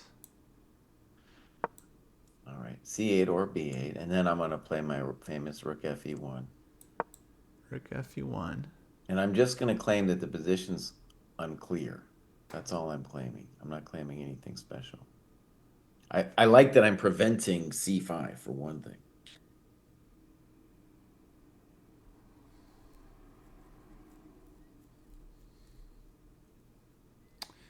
Yeah, feels like black has gotten out nicely. No, there's nothing wrong with black's position. I'm just thinking that's definitely an option.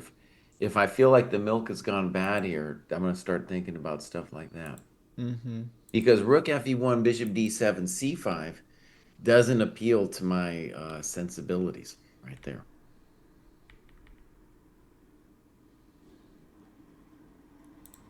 So Lauren's asking about rook fe1, and right, we were just talking about that, and bishop d7, queen d1. C5 is the main thing, and the bummer is like the queen loses its activity, goes back to d1. He solidifies the knight. Looks that looks better for black to me. Okay, let me just update folks what's happening. So Prague Geary, total mess. Geary 40 minutes down on the clock. But okay, position actually I think is not that bad for black. It's just very double edged here and big time advantage for Prague. No increment till move 40, so this is going to be a problem for Anish. Blue bomb Wei Yi, this position is very solid. I think officially white is always slightly better against this IQP, but uh, overall I think black is holding. But big time advantage for blue bomb as well, so that could be a question for Wei Yi.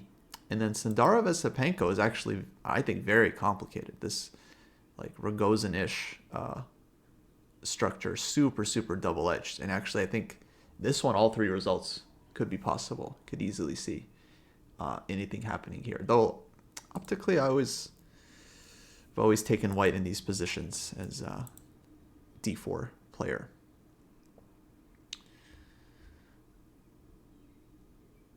So, yeah, guys, there we go. We're off. Yeah, it's hot. Normal games, I would say for the most part, it's Prague maybe the biggest surprise. Although this game, it's pretty funky. It's pretty unique so far. What are you talking about? This game is like we're seeing some star moves here, my friend. Yeah, I think it's yeah, very interesting position. It's very non-standard. It's just I have a bias, or no, I don't know if bias is the right word, but like for me, the Grand Prix attack, it's like that's coffee house chess, right? Oh, Grand Prix fine, dude. No one plays it. It's fine.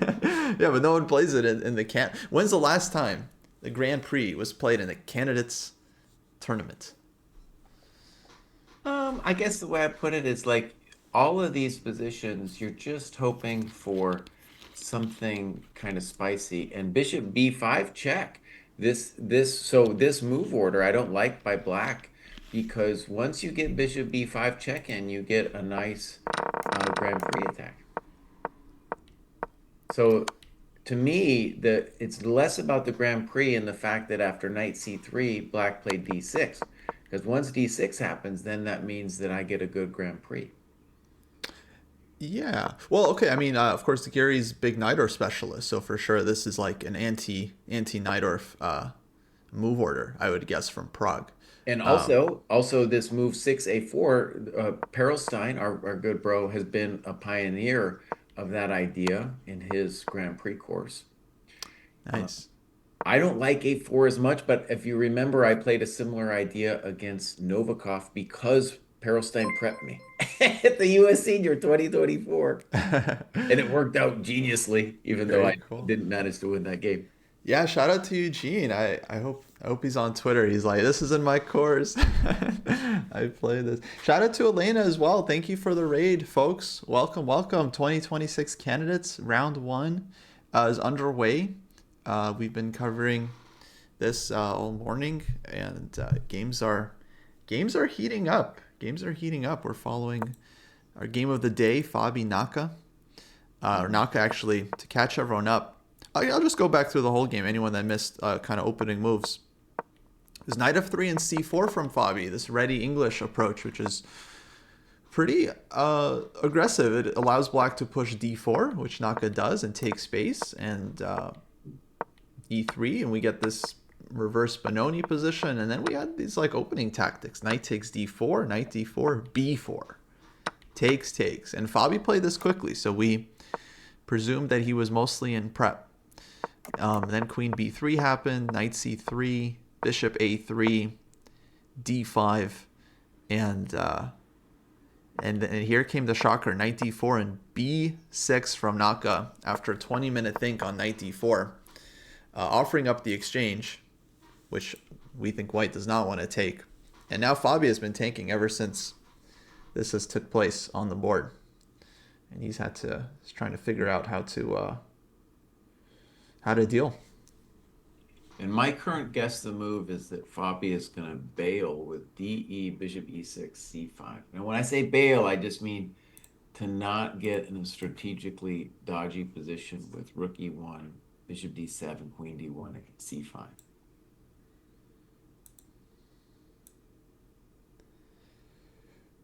Yeah, we'll see. Very, very possible. Back to the Sicilian discussion. I mean, it's just very rare to see non-main lines against the Sicilian these days, like an open Sicilian or a Bishop B5 Rossolimo / Moscow.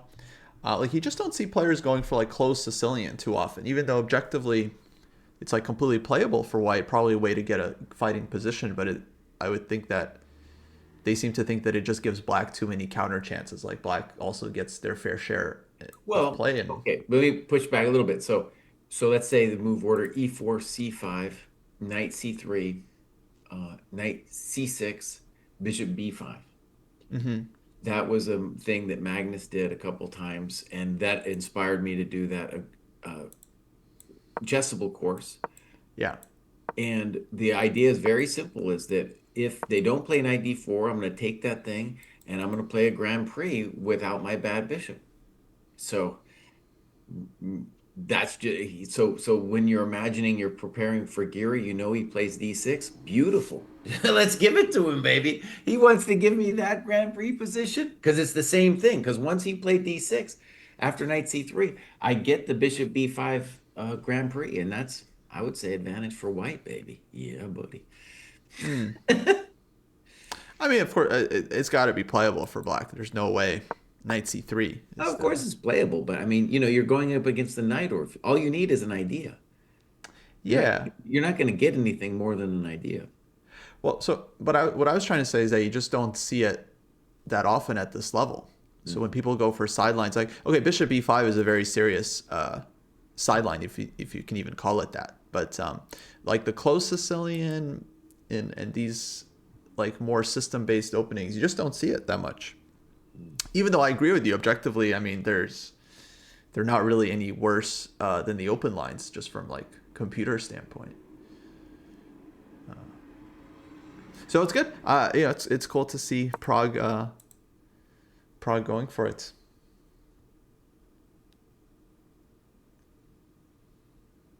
By the way, Kostya, we were talking a lot about rook f e1. I think you mentioned rook a e1, right? Mm-hmm. So a virtue of rook a e1 could be that c5, queen d1, you at least ask black, are you sure about e5? Because if you play e5 there, then I could play f4. So from that perspective, rook a e1 at least deals with that one plan of black. Black has other plans, but it deals with that plan of Yeah, I black. liked rook e1 as well because the other line with the rook f on e1, I was wanting to play like put my queen out to h5, but then I have to deal with knight c2 stuff. So here it's like a little bit faster. White goes bishop b2, and then queen maybe comes out to h5, and yeah, I just try to play on the king side. Good. All right, let's go down this rabbit hole for a second. So rook a e1. This would be, I think, the ambitious way to play. So bishop d7. By the way, no other real moves besides bishop d7, right? Don't Not think so. seeing it. All right, so bishop d7, queen d1. Now, I was drawn to c5, and I still like it, but there might be other ways for black to play that.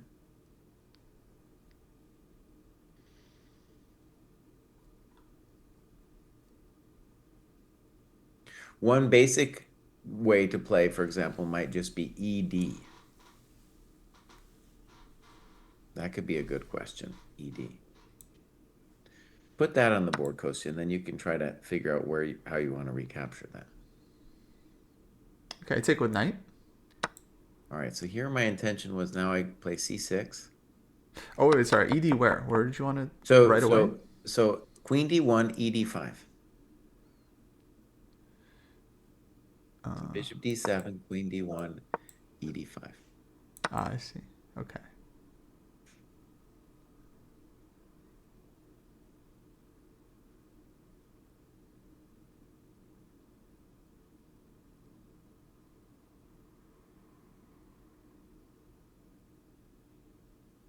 Huh. And my intention is that if you play cd, which maybe is the most aggro thing, because really anytime you take with the bishop, I think c6 is going to be a pain. Okay, let's try knight d5, Okay. c6, and now.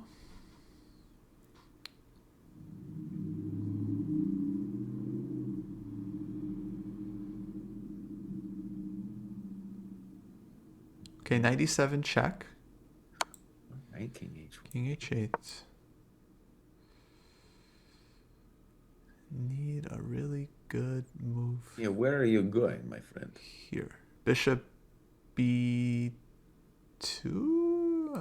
No. You're playing with fire now, though.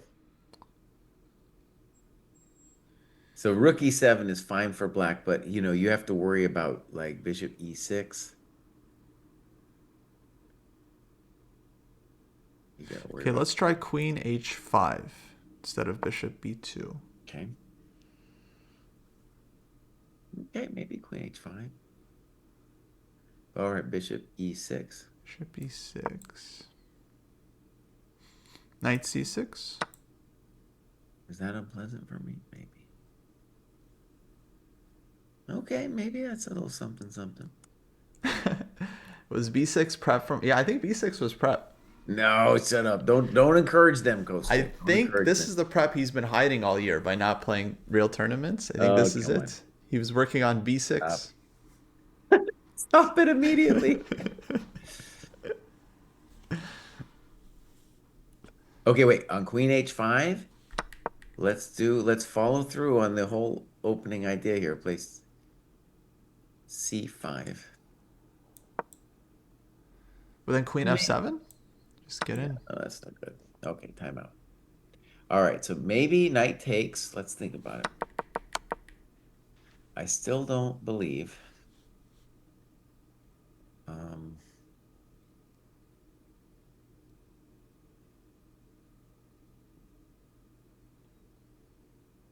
huh.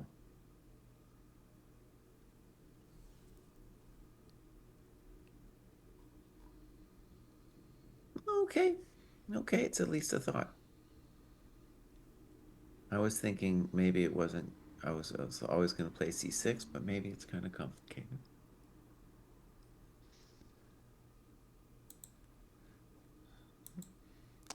And Fabi now below Naka. Wow. Well, my friends, this was a hard one. Like I said, this move b6 is a hell of a drug.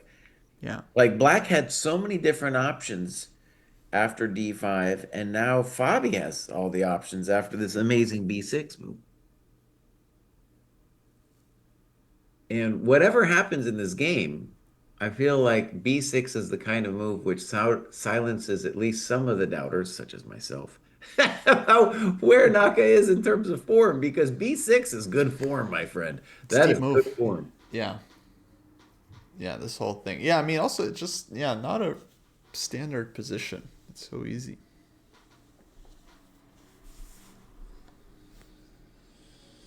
Okay, we're 2 hours in. I probably should take a little break. Let me stand up for a second. All right. I'm guessing rook AE1. I guess. I don't know. Okay. I Okay, think I the weenie in me do would this. play ED and C5. That's what part of the weenie would play. Yeah. Okay, I come back. All right. I'm going to take a break when you get back, so I'll Perfect. I'll man the ship for a moment, Tito.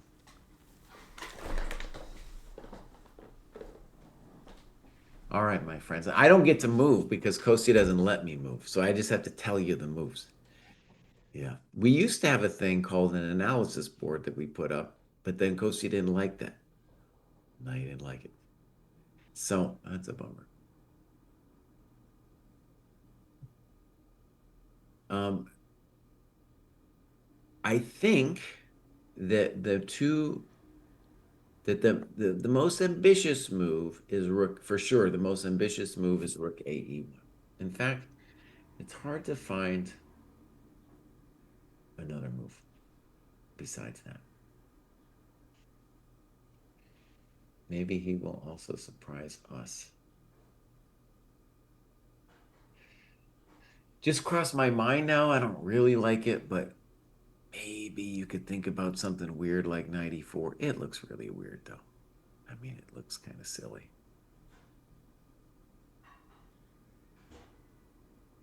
Not even sure what the main point would be.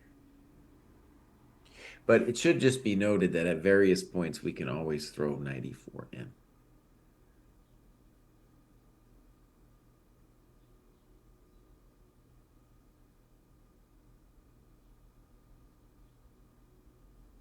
There, Queen D1 seems really weird. You might as well, He's got to make him play bishop d7 first.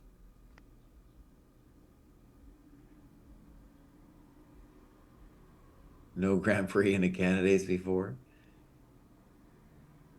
Well, tactics swindle. C5 isn't possible right now. It's unfortunate. In fact, it was one of the first things we were looking at. Because if C, by the way, one of there's like several ideas behind B6. Um, Two of them are tactical. Okay, so one is that DE, bishop E6, bishop A8, queen A8 is terrible for white. And the next is on C5, it doesn't work out because bishop takes C3, pawn takes C3, knight E2, check, king moves, knight takes C3, and then he zaps your D5 pawn before you have a chance to open the diagonal. Yeah, that's right. Quick. I'm gonna see that. Now when Kostya gets back, you just tell him that we need an analysis board. There's a variety of reasons to have an analysis board. All right. One of the reasons I said that this was going to go to a time scramble is because whenever you have an unconventional opening where the players have to start thinking early, and it's tactical on top of that, there's all these interesting ideas. It's generally like the recipe for a huge time pressure situation. So here we're move 14. They got to make 36 more moves. And not 36, excuse me, 26. And it ain't easy. It ain't easy. And this one here, we're tanking good already. In general, like it should be said that this is faster than a typical 90 plus 30. So you do have more time, but there's no increment until move 41, which means that the time situation is going to be disastrous. Sweet Blue says already 37 minutes on this move, right?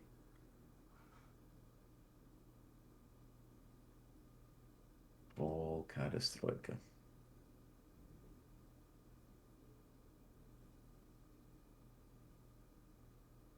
Yeah. Okay. So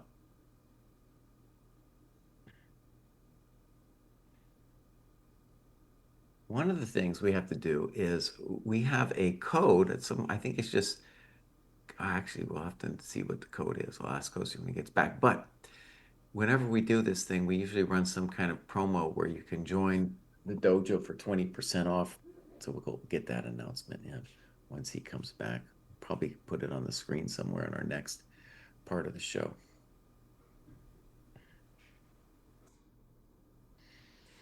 All right, my friends, I can't move the pieces, but I will tell you rook AE1, bishop D7, queen D1, C5.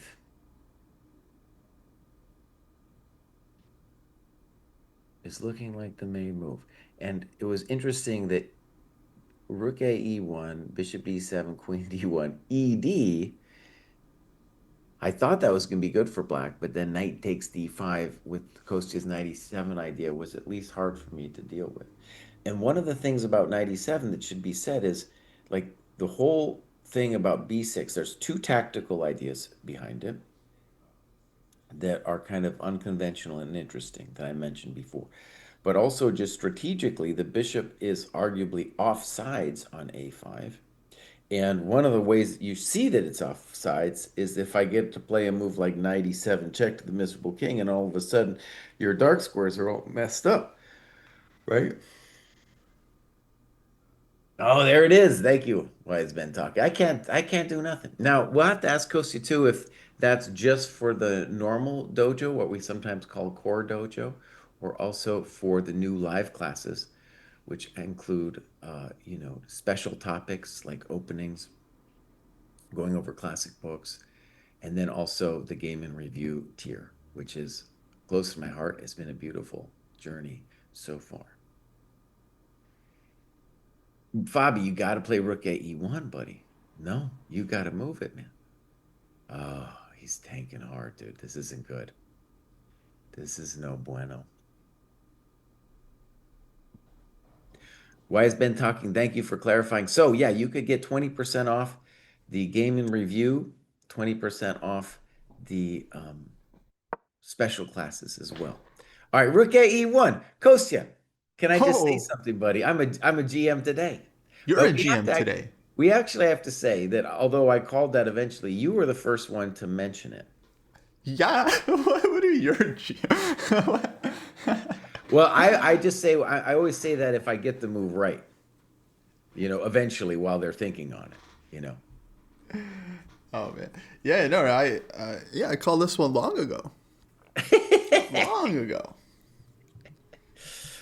Um, and so actually, I'm gonna go get a coffee, Kosi, but why don't we show them the idea, which is I think if Bishop D7, Queen D1, um, C5, Black can't easily play E5 after that to support the knight because F4 will at least crack him up a little bit and activate our rook on F1.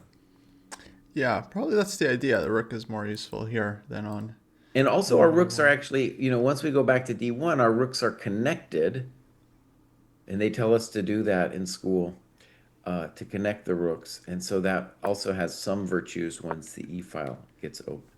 Yeah, Bishop D7 played. Queen D1 looks forced. Mm-hmm. Probably get that soon. So Fabi spent, what was it, 37 minutes on Rook AE1. Dang. Now, Chad, do you think it's clear when it says use candidates for 20% off that that's a code that you would enter when you went to the dojo? Maybe, or should we make that more clear?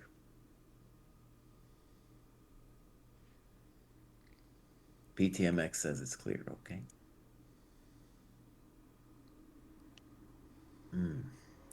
Yeah, folks, candidates discount is live. Never been a better time to join the dojo. Actually, lots of new features coming out on the site. We now have a timer you can use. We got rest days you can add to your heat map. Lots of new changes and improvements coming up to the site. Working on the tactics trainer. Mm-hmm. We got a new visualization drill and Yeah. more coming out. So We got a checkmate problem server. But we've had that for a couple months, but people might not know about that. yeah. We got the live classes. Now the live classes are out, so that's something people probably don't know about because a Yeah. lot of people don't watch us unless candidates is happening or something big. But we've started teaching live classes. It's basically the dojo within the dojo, Mm-hmm. and if you want to learn from us every month, check out the site. Get 20% off now. And, yeah, we got like weekly game reviews, these groups, and then we're doing regular classes as well, like teaching openings, middle games, end games, all that good stuff. So we're mostly GMs in that we predicted this C5 move. And then here we had this position, my friends, literally like, I don't know, 40 minutes ago. We had this position on the board. And there was a lot of questions about um, what happens now. And in fact, I should say we had this position with the F rook on E1 as well. Kostya wanted to play bishop B2 here. And it makes a lot of sense because the bishop after C5 is just poor. Now, I think Kostya will agree with me that on if DC, then bishop takes C6 is just a nice position for black, right, Kostya? This one looks great for black, yeah. Yeah. So our bishop Just on have to A3 is square. now officially a chump and has got to do something with its life.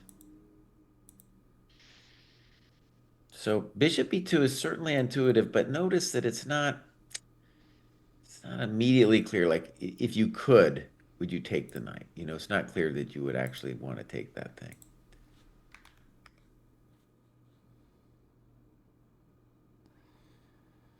Yeah, I don't know if I want to take the knight or maybe go like knight e2, knight e4.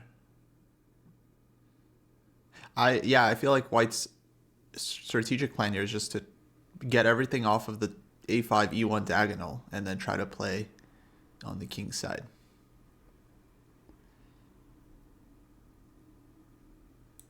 Okay, so now we're here. Bishop b2 feels natural. An argument against it is there's some universe maybe where the bishop wants to go to c1. It's a little weird to say that, but maybe, I don't know, maybe someday you're going to go to c1. So, okay, yeah, let me put it this way. In a blitz game, it would be obvious to play bishop b2, and that might be the right move. But the problem from White's perspective is like, well, what's the plan after that?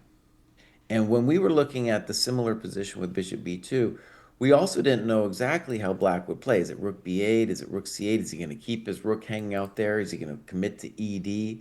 All of those questions were going through our head, and we didn't really figure it out.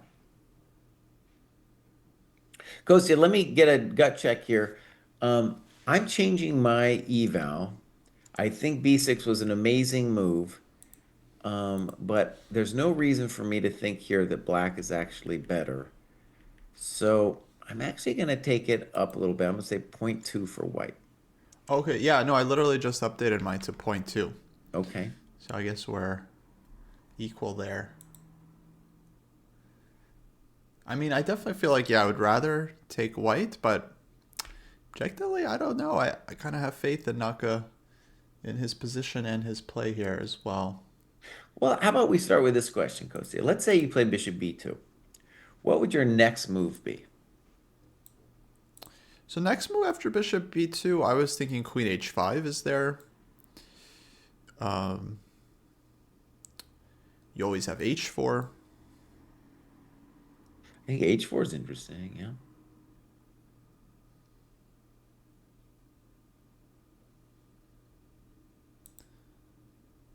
Am I playing knight e4 at some point?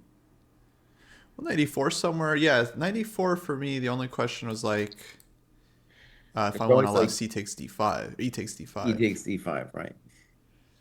So actually, let's identify that there is a mutual tension over this d5.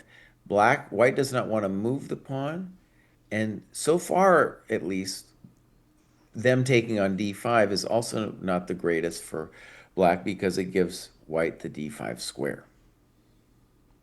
Yeah. So it's like there's one of the hard things about coming up with a plan that is like trying to imagine what your opponent's going to do. Um, and maybe you shouldn't even try. You should just be like, screw it. I'm just going to play bishop b2, man.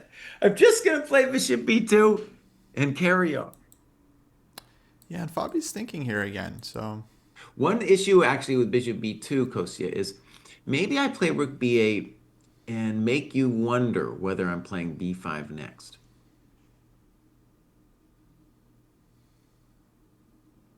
That might be at least something Fabi's concerned.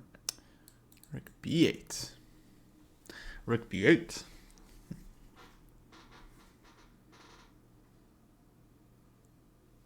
That might be kind of clever with b8. And I'm just saying, you know what? I'm going to play b5. I'm going to say your bishop is going to be loose on b2. All of that. Yeah, that seems like kind of an equalizing plan for black. Yeah, if allowed. I guess white can always play a4, but then you just go I a6. was just going to play a6. Yeah. And it's, yeah, basically opening up. Everything gets traded off. Eventually, this d pawn might even be kind of a weakness. Uh-huh. Okay, so now I think we've identified at least why Fabi is concerned about the natural bishop b2, which, like in a blitz game, yeah, you just play bishop b2. The virtue of keeping it there is A, the bishop does not become a victim to rook b8, and black can't easily play b5 for a while until he at least guards the c pawn. Okay, Kostya. So I'm going to propose a different move for white here. How about h4? It's very Fabi-like.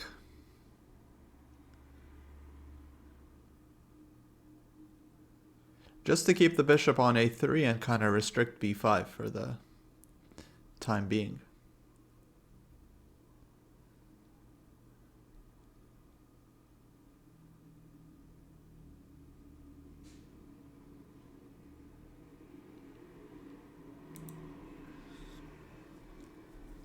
Yeah. A spicy position.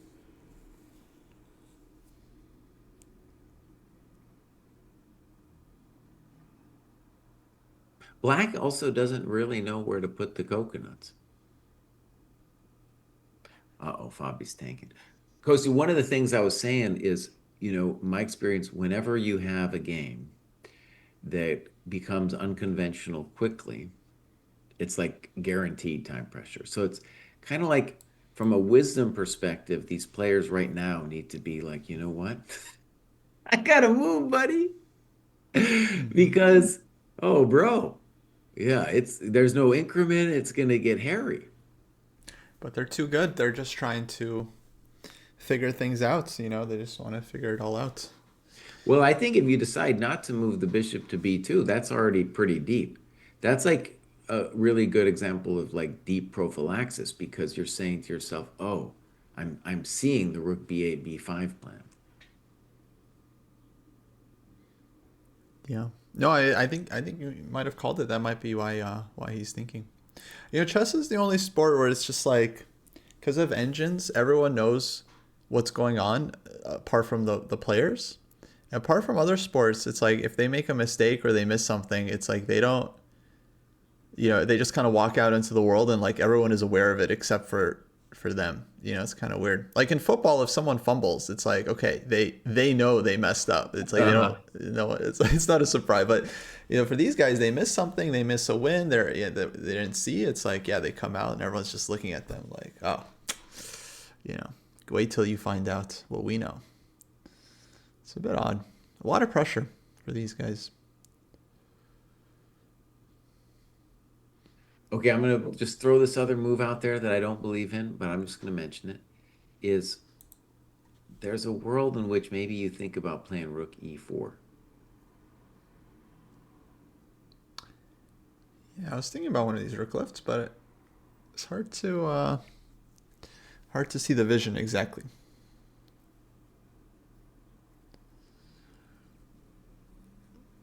Like where So, it's so, going. so one of the problems here for White is it's hard. So Fabi's trying to turn it into a variation. So, for example, if you're just a chump GM and you flick H4 out, okay, fine. But what's going to happen next, buddy? Yeah. If you just play Rook E4, he'd be like, okay, maybe I got some ideas. But from his perspective, he wants to, know what's going on.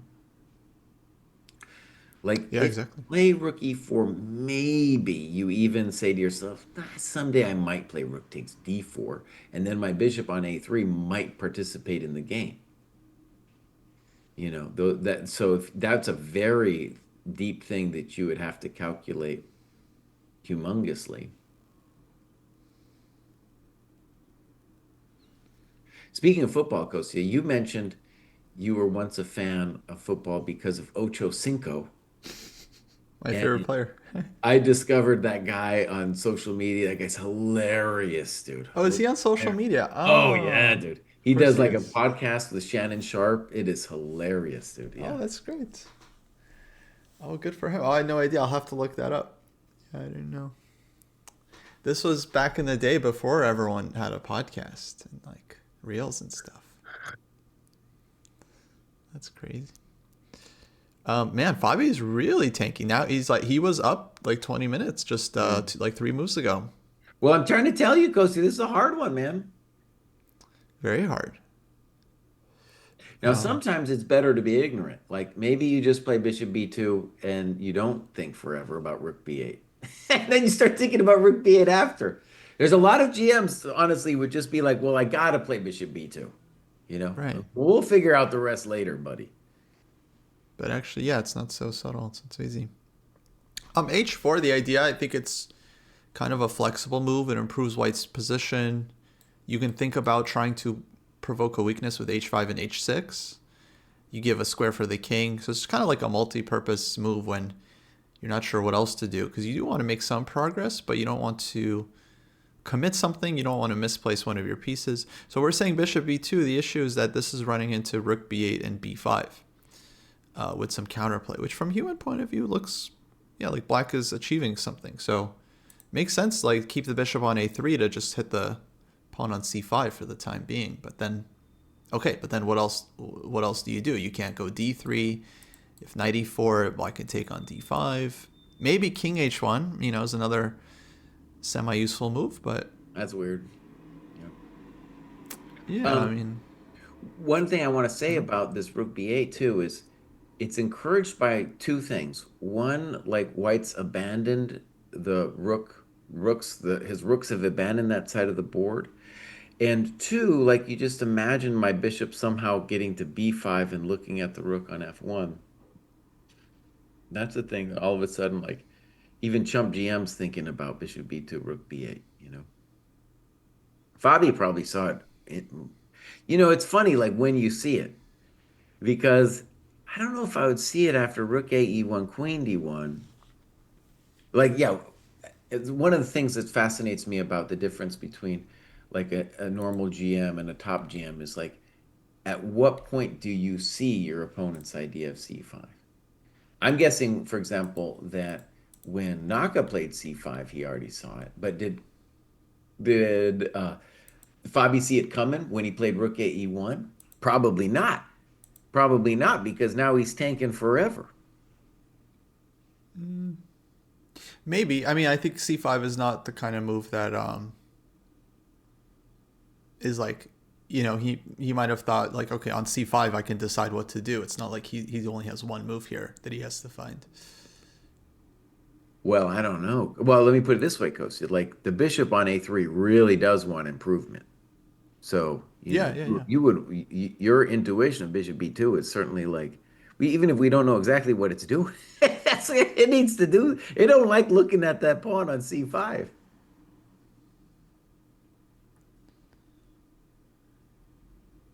Oh, he's got Let's to see move. what At this else. point, at this point, he's got to move, or else it's just going to be really bad. Yeah, it's too much now. Knight e2. Yeah, I was just thinking as well. Maybe is a thought. But then e5, right? Just and getting ready to recapture with the e pawn if takes on d4. Feels like that should be pretty solid for black. Okay, but well, at least, yeah, okay. I'm not seeing great ideas here for white.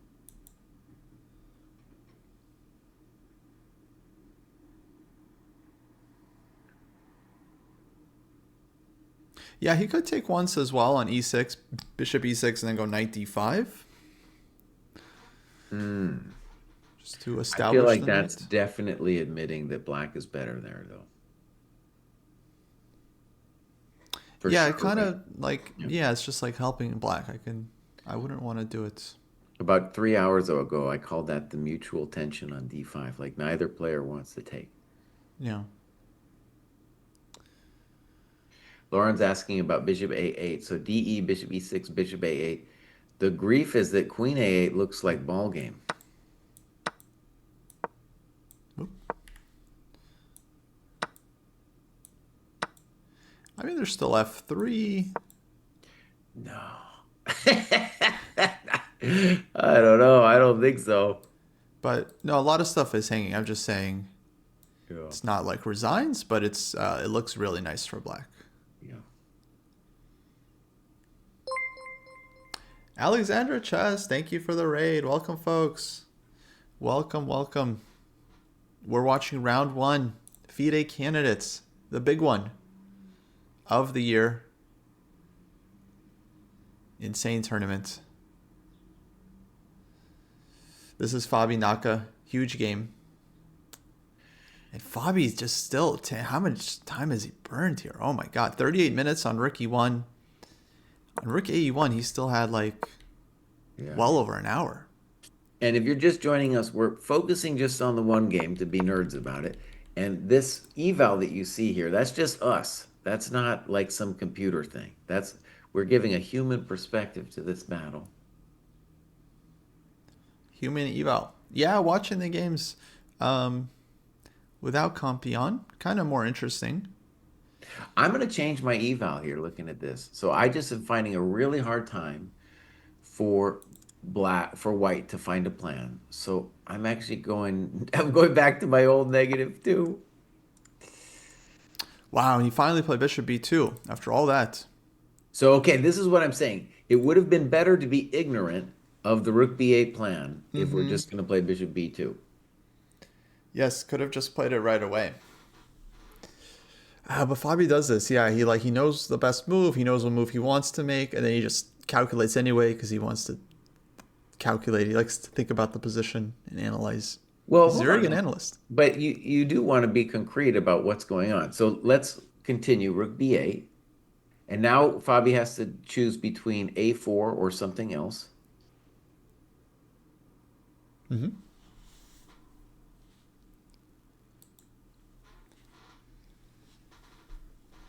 Kostya, let me try to defend his honor by playing knight e2 here. So rook b8, knight e2. Hmm. I'm not convinced, but this is my idea. So let's say, well, I was thinking just e5 as a Okay, good. response. Now, first, I know this looks dumb, but I just want to try f4. It looks dumb because we're allowing bishop g4, but I just want to take a look at it. So bishop g4. Okay. And my hope is that I'm going to be able to say that the bishop on a5 is a chump. So now I'm going to play bishop takes d4.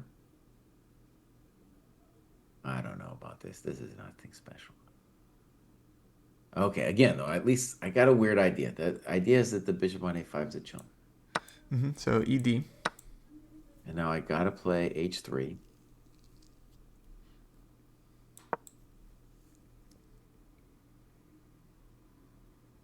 I don't believe in this, Kostya. Bishop f5, bishop e2. There's nothing special for white here.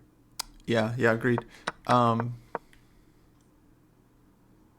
Okay, so let's try to come up. We're thinking that Fabi's gonna or Naka's gonna play rook b8, and we're wondering what Fabi's idea is after rook b8 because we're saying to ourselves he thought for 17 minutes, 17 precious minutes on bishop b2 because he was worried about rook b8, and now he has to he has some idea up his sleeve. yeah, so if a4 is just a6 and then b5 is renewed for the chat, and white still has to come up with something here because b5 is coming. It's pretty annoying. Um, yeah, well, yeah, it's interesting if this was what he was thinking about. If not, what else? But if it was, then yeah, I would assume he has some kind of plan here. Maybe. Can we try? No, it doesn't really. I was thinking bishop a1, Mm-hmm. but okay, just b5. And Yeah, let's try it out. So bishop a1, yeah, b5, b5, right? c takes b, Mm-hmm. Knight b5. and then like regardless of whatever happens now for white, shouldn't we just look at it and say, okay, it's a little messy, but I can't be worse. Well, yeah, I wasn't really worried here. I might be worse, by the way. I still think I'd rather be black here, but Really? it's not like I'm getting crisp or anything. Yeah, I thought we were okay. Maybe more than okay. Let me pursue this just for a second. So knight b5, bishop b5 would be the scary drug. So I'm looking at f1. This is the whole motivation really to get b5. And then white plays queen g4 and says, I better have something here or else I'm just losing all my coconuts. Mm-hmm. I guess But this looks tremendous for white. it looks pretty good. Yeah, so g6.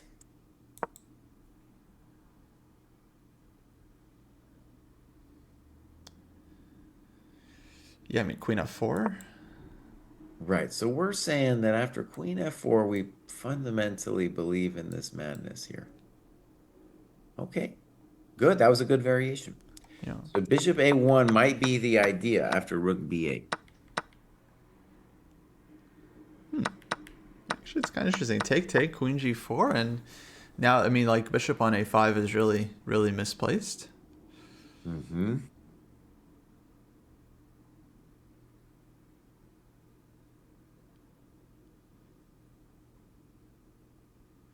Okay, interesting.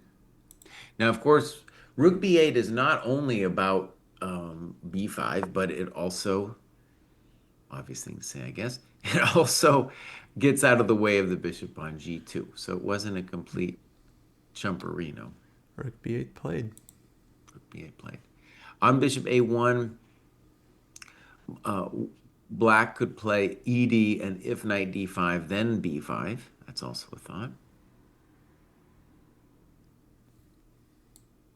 Right, you can take on d5 first. And that way, if you play the natural knight d5, I get to play b5 without having to move my knight on d4. The knight wants to stay on d4 to say, hey, bishop on a1. If you want me, you got to take me.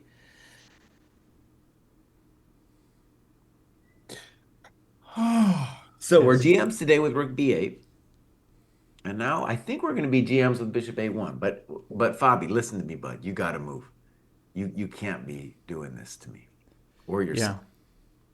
Yeah, you can't afford another tank here. There's no increment. You know, it's move 17. Yeah.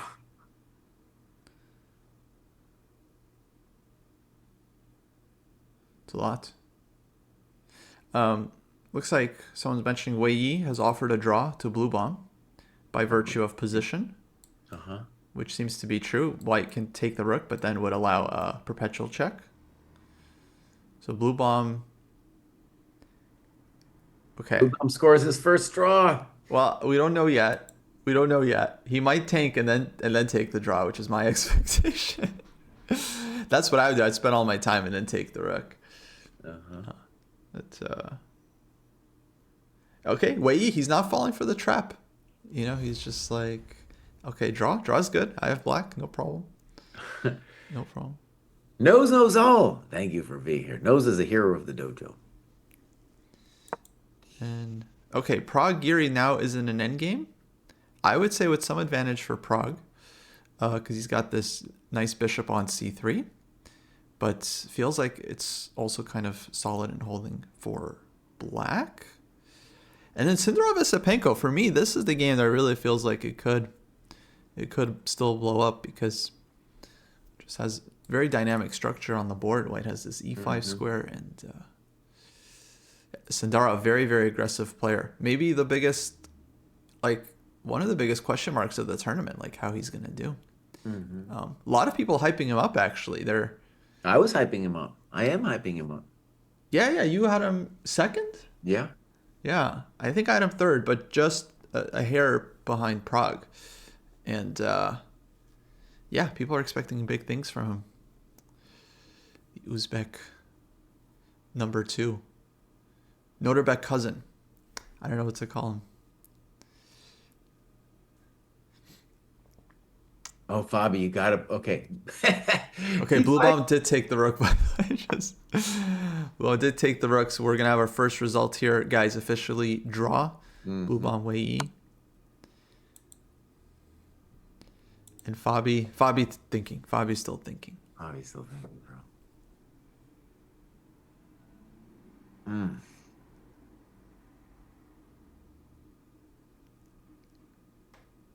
Oh, Fabi, don't do this, bud. Knight b5 here? No. No good.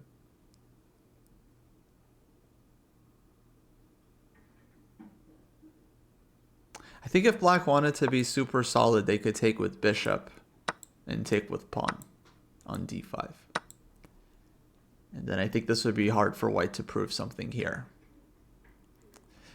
If knight b5 and bishop b5, then I feel like we have that same juice with queen g4 as before. And that's kind of interesting. Oh, you're into something. So there I think white might have something, but just bishop takes b5 and then black's probably better or something, right? yeah, knight b5, bishop b5, yeah, I think is And then maybe you don't take on d5. Maybe you even push e5. But knight b5, oh, doesn't feel like it makes sense to me in general. Well, it Oh, stops Fabi, b5. bud. Oh, God. Oh, Fabi, buddy, you can't do this to me, man. Oh, this is bad form from Fabi. Really, really tanking. Yeah, I don't know. I mean, something's going on. Just unable to make decisions all of a sudden.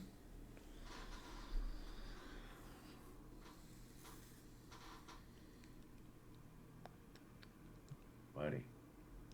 But I mean, he might be expecting that things are about to liquidate with b5, and so maybe he doesn't think it's so like maybe thinks it's critical. Like whatever he chooses now is gonna kind of decide the direction for the game. But no, I mean, I'm with you. I mean, I think time trouble is it's kind of wild how much players underestimate it. All right, I'm gonna get a coffee, Kostya. I'm coming back. Okay, sounds good. All right, guys, let's see if we can improve the stream somehow. People are asking about a live board. Problem with live board, guys, is real estate. Real estate is very expensive on this channel, on this stream. So if we were gonna fit a live board, I mean, I could squeeze me and Jesse into one webcam. We can share.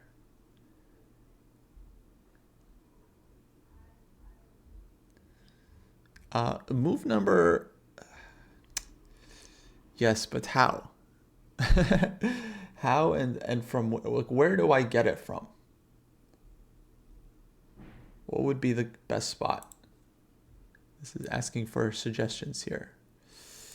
Like, how do I? Because on chess.com, I'm not on the move list. Like, I'm looking at the other games, so I don't have the move number on chess.com in front of me.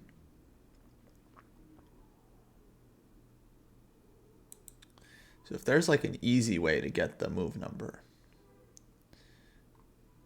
I will add it.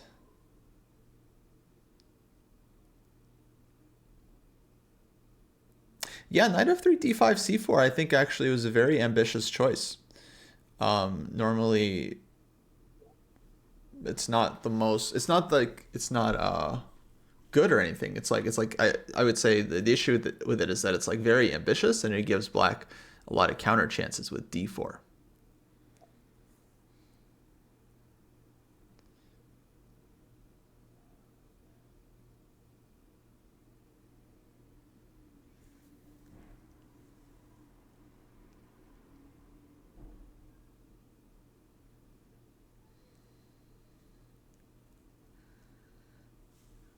But in the meantime, let's see what's going on with Prague. So Prague, this endgame, for me, it feels like black is okay. Like you have this good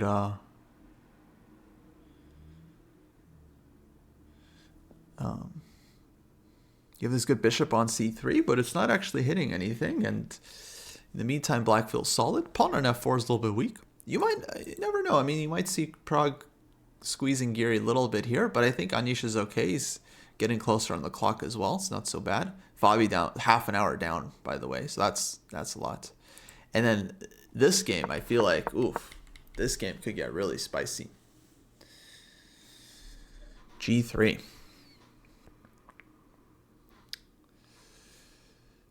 So Sundarev here has this beautiful e5 square. I would think that white is better in this position, but of course it's very, very sharp. And black doesn't have to take on e5. I think white wants that, but black, of course, can leave this tension for some time. So this one is very complicated. I'm really not sure what's going to happen here. Vibecode the move number in your eval bar app through Lichess API. Okay, maybe for tomorrow. I'm not sure where I would put it. But yeah, that's not something I could do for today's broadcast.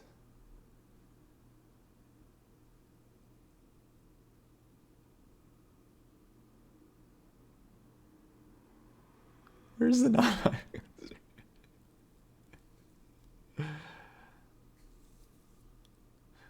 A6 now for Mesipenko.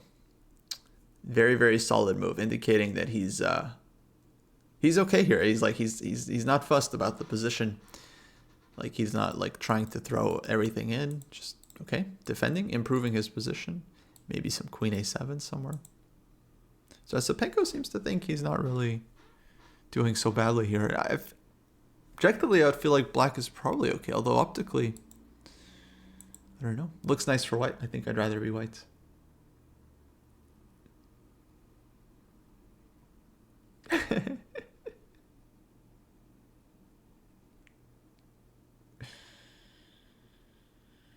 Subway Surfer.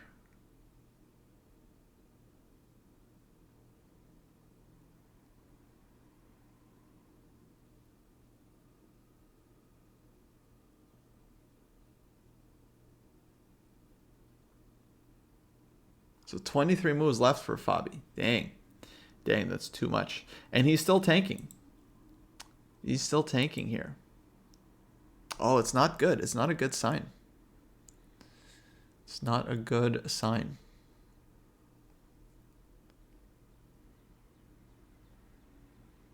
I haven't been watching the video feed from FIDE because they put the eval bar on top of it. So I don't, I didn't want to, haven't been wanting to spoil it. So yeah, sadly I can't check He out hasn't the moved yet, video. buddy. Dude, still tanking. Oh no, buddy.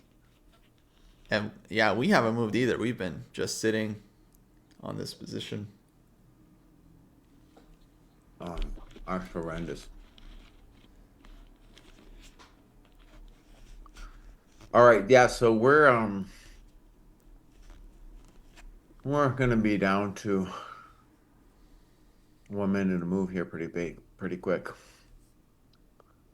And no increment. 1 minute to move, no increment.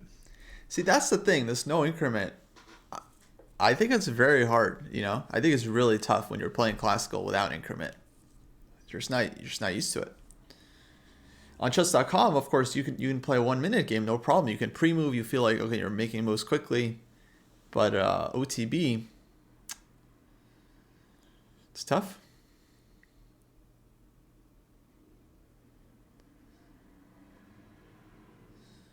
Very, very tough. I do wonder if Fabi is nervous, because it's like everyone's picked him as the favorite.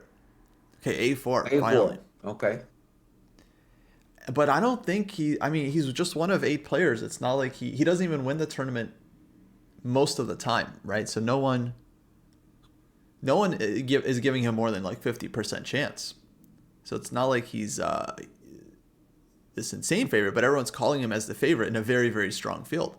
So it's like, it's tough. It's a lot of pressure.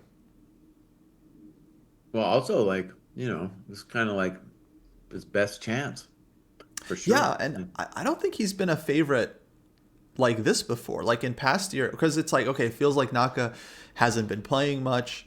In previous years, it was like Naka, was in form, active. Nepo was there, like number 4 in the world, number 2 in the world. So it's not like Fabi was ever, I think, such a clear favorite before. The year he won was very competitive. The years he came close, it's always been very competitive. This year, it actually feels like he is the number 1 favorite. Okay, everyone else has kind of dropped down, except for maybe Naka.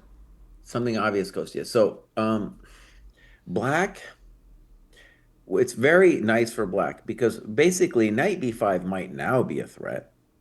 And so black can play a6 and tell white, maybe I'll play b5. You don't even know. And white's the one that's got to figure it out. So a6 feels to me like a pretty automatic move where black isn't the one having to commit. But yeah, right away, it's still going to be the same question. What do you want to do? So a4 doesn't really change the dynamic of let's call it the bishop a1 question. Yeah. One thing that's maybe nice about a4 is that if we imagine a later b5, we will then get a full liquidation, which should lead us to believe that we're not getting wasted. We're not going to lose. Yeah, I don't know. Yeah, for me, b5 feels more of like an equalizing threat rather than taking over. Well, okay, let me try to defend Black's honor then, to defend my -0.2 evaluation for Black. So if I imagine A6, the main thing actually I want to say about it is that it's harder for White to play after A4, A6. But maybe we look at Bishop A1 first. What So do you, a4, a6, so what do you and want? bishop Bishop a1, A1. Okay.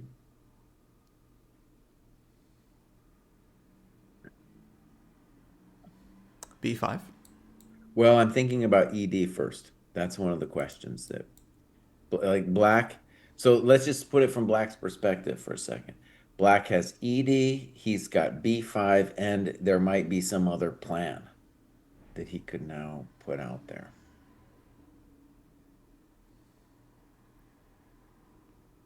But okay, let's first look at B5. That'll help us decipher the position.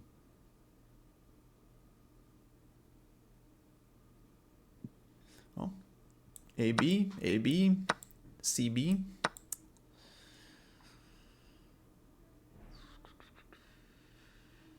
knight b. Well, hold on before we do knight B.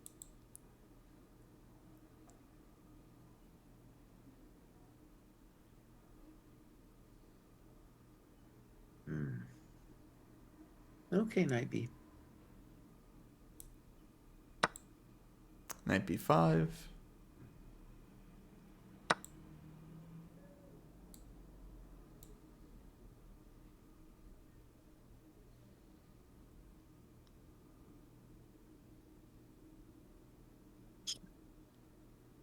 I guess DE would be my main consideration there for White. So not knight takes B5, but DE. But what about knight b5 and this queen g4 idea? Hmm. Maybe, okay. Either one, honestly, and it's already Black is kind of like, wait a second, why did that happen to me? Okay, a6 is on the board. Uh-huh.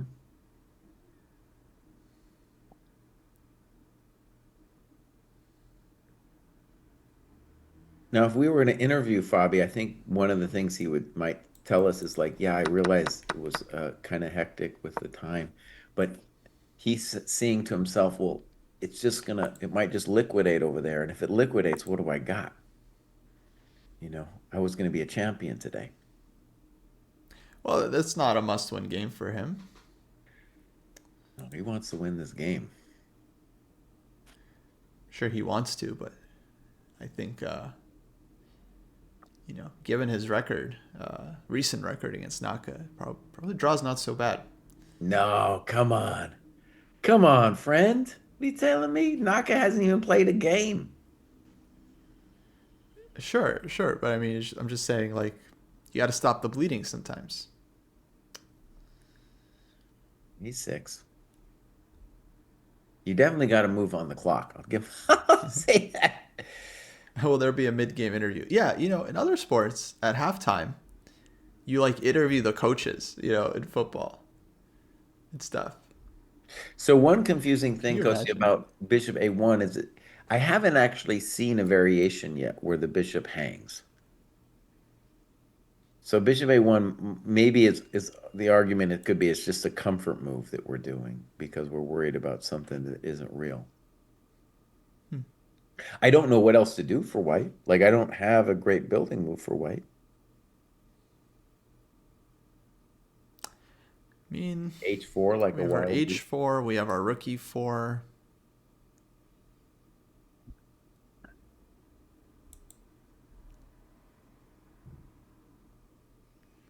If I was Fabi, I would be happy with a fighting draw.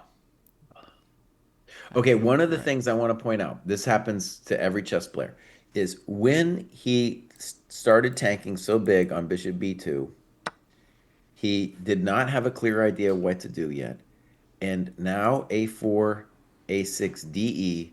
DE is the move of a man who's just like, dude, I'm bailing. Does kind of feel like, yeah, that's a bailout move. So take knight D5. And even Can't. F takes E6 isn't. It's weird, but it's playable for black. Ooh, I have a really hard time with that one. Just feel like too many squares. All right, let's just say the obvious. Bishop takes e6 is the natural move. Yeah, Um, knight d5. But FE okay would stop knight d5. I'm not okay. Wait, I'm not totally sold in this knight d5. So what happens if I play, let's say, bishop f5?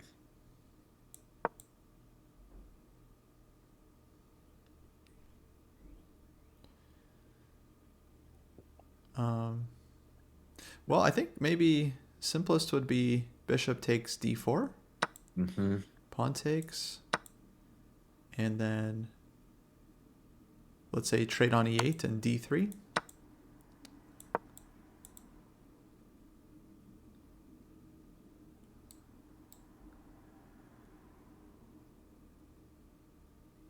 Yeah. I still like black better, but I can imagine that as a very plausible variation. Hmm. So DE, bishop E6, knight D5 seems very plausible. Bishop F5 is the only move, but natural enough. Queen D7 could be another move besides bishop F5.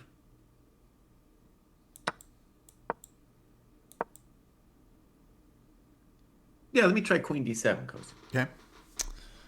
Um, yeah, I'm wondering about all these Benoni positions. I wonder if white has anything to fear there. Maybe. I don't like that the A4 pawn is loose. Seems like you're going to have to play bishop takes D4 because bishop G4 looks like a hell of a thing coming. Yeah, yeah, definitely. Okay, let's try bishop d4. You take Mhm. like rook e4, maybe. Okay, good question.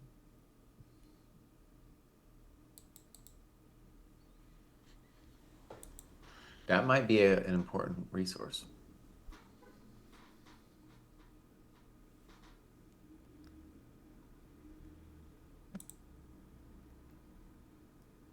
Mhm.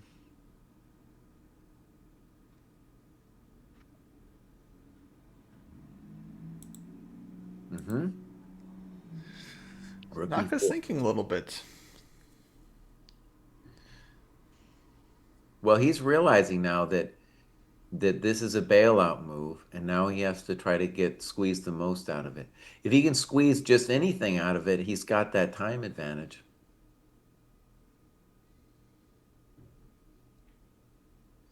Yeah.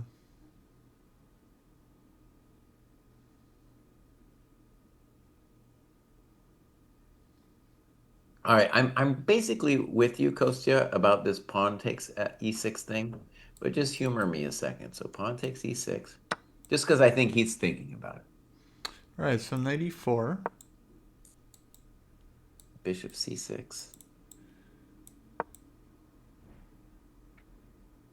Okay, let's say queen h5. I attack. Makes sense. Mhm.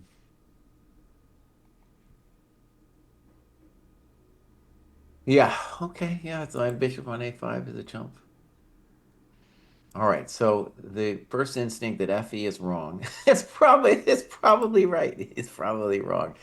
Now, is there any difference, Kostya, with rook e6 instead of bishop takes e6?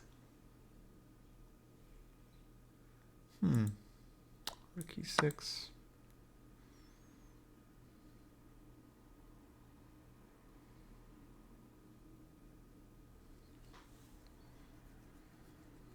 Seems weird, honestly, to play rook e6, but Yeah. Don't see a huge difference. I guess knight d5 anyway. mhm. And the bishop really doesn't want to be on d7.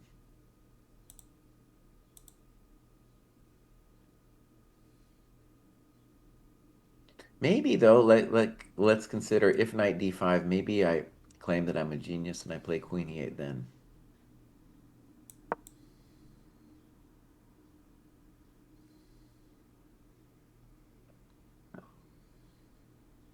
And takes on e6.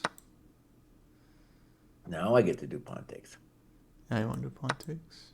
because I have bishop a4 now. Mm.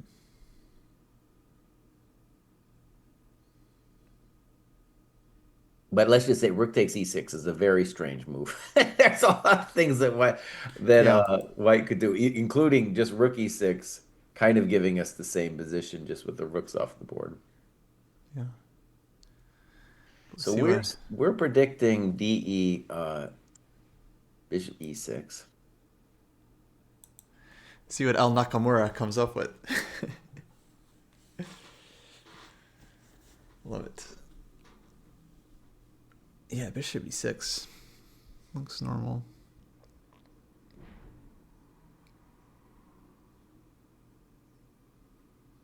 Well, let's try that again because I want to see if I can squeeze something for Naka here. So bishop e6, knight d5. Wait a second, Kostya. There's an obvious question after this knight d5 thing. Can't black play b5 there? Isn't that a little bit of juice? Isn't that what they call juice? b5. Okay, you take a b, Uh-huh. bishop d4, cd.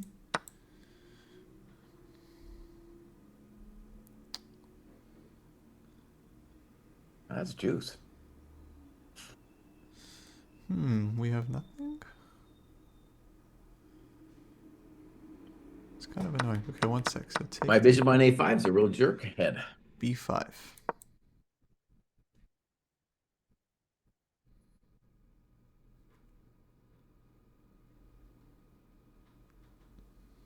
Hmm.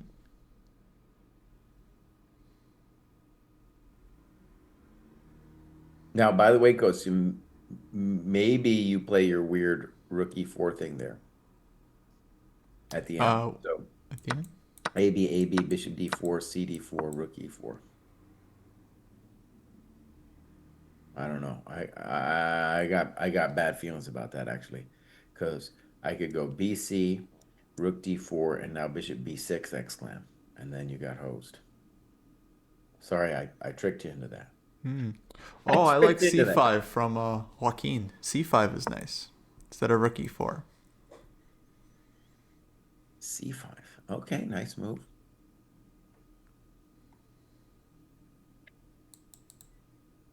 Yes, and then white's better. C5 might be an important move actually. It's a good line. Yeah. So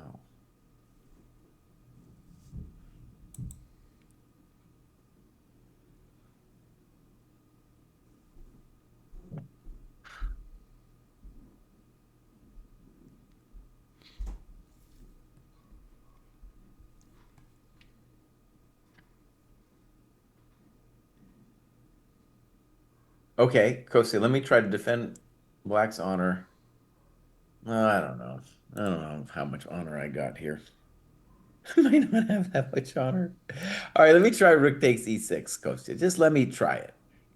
For the fans. For the sake of the fans. Okay, rook e6 You got a lot of different moves. for the fans. Um.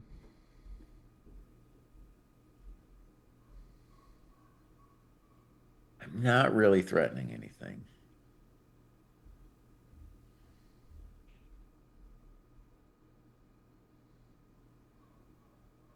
Okay, maybe I go d3. Okay. That feels like an accomplishment for me. Um, all right. Just because I like pins, I'm going to play rook takes e1, Rook e1. b5.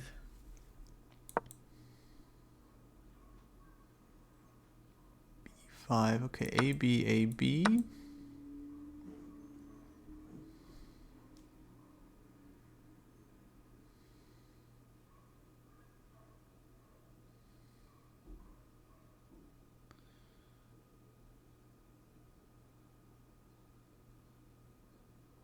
It seems like black is at least for choice here.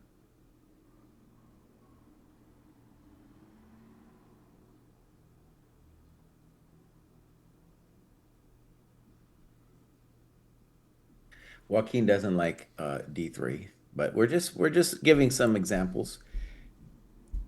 One of the virtues of playing Rook E6, by the way, for Naka is that it would really kind of put the ball back in Fabi's court because Favi definitely is looking at Bishop E6 as the main line, and then probably Bishop E6, Knight D5. Looks like we get a forced liquidation, or at least I Yeah. haven't been able to figure it out. So Rook E6 is just a way to prevent the liquidation, put the ball in Fabi's court, and then, you know, D3 doesn't seem intuitive to me either, but it's a little bit hard for White to find a plan now.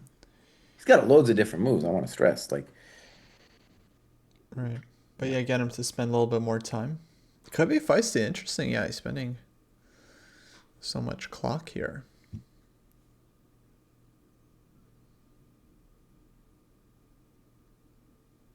And I feel like I know Naka well enough that one of the things he's trying to do is he wants to get his moves ready.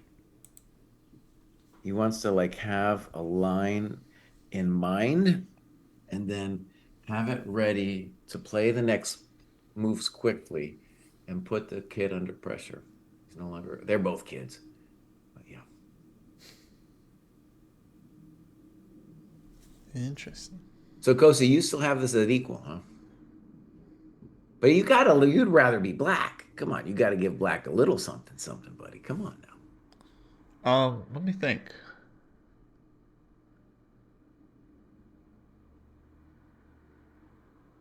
Especially after the DE, the concession DE. You gotta be like, well, black's the one having fun here. Yeah, I'm really not sure. My instinct says it's equal. Um, and I'm not like, yeah, I'm not 100% sure I would rather be black. You By still the way, like Rookie 6 as best? well, let me just say the idea of Rookie Six is to get one of the ideas is to get out of Joaquin's idea. So if now Rookie Six, Bishop E6, Knight D5, which is I think White's like main thing he wants to do, then I play B5 and there's no snip on D4 and pushing past with C5. So that's the main idea. Also, then if you do later, if you play knight D5 now, then I'm going to say, well, later if you take on E6, then I'm going to FE you. Okay. Okay, I have an idea. How about Rook E6? Okay. I'll go Rook E3. Oh, instead of rook E6, you're going to play rook E3. Yeah. Okay, fair enough.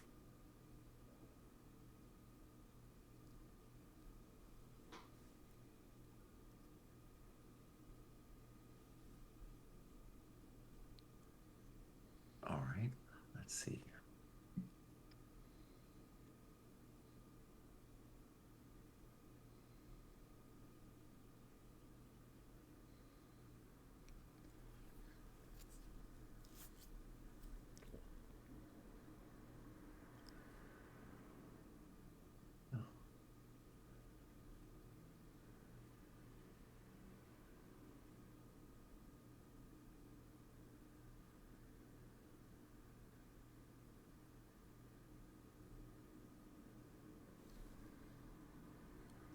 All right, bishop C6.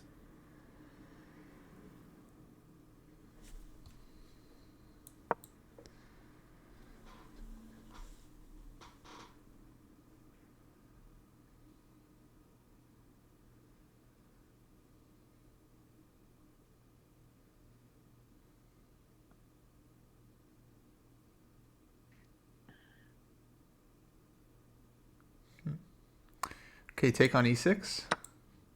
All right, bishop G2. King G2.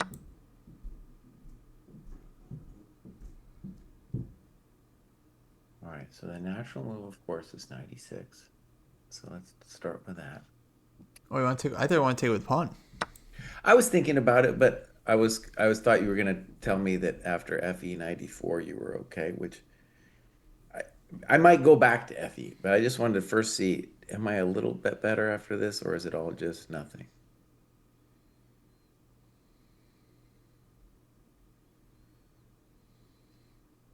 I don't So know. I think White's better. Knight D5. Well, but okay, in any case, the hope was that after b5, I was a little something something here. But b5, I have some queen g4. Take once and queen g4. Okay, take once. Hold on. All right, I'll play pawn takes c4.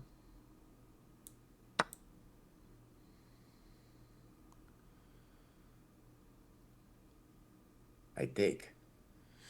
Okay, knight f6 check. Oh, he's got something. I don't know what it is. He's got something. I feel like black has problems. Okay, let's see. I'll put on h8. King h8. Okay, and now queen f5. All right, no. Oh, I see. Okay, 5. No, maybe you have problems, Jesse. Knight f8. Maybe you could bishop e5 me here. Sure.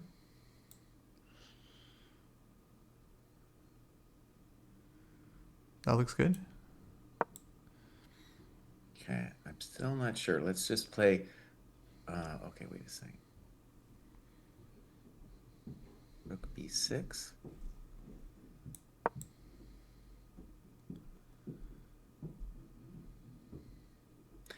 They told me in school that I wouldn't get mated with the knight on f8, so that's just all I'm saying.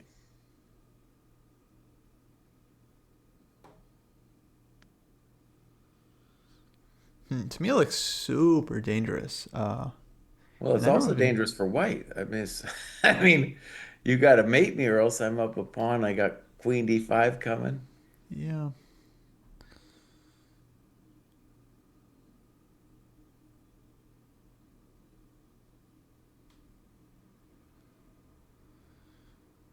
Oh, Jake is saying the clock situation isn't that dire. The only way it's not dire is if it flattens, if the position flattens. And so Naka's trying to find a way for the position not to flatten.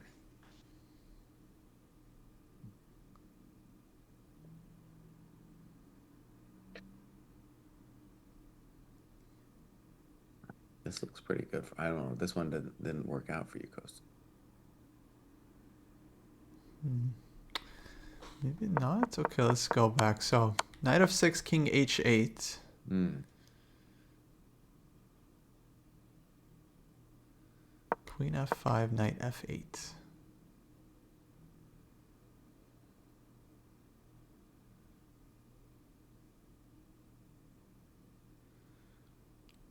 Maybe rook e1. That's fun. Okay.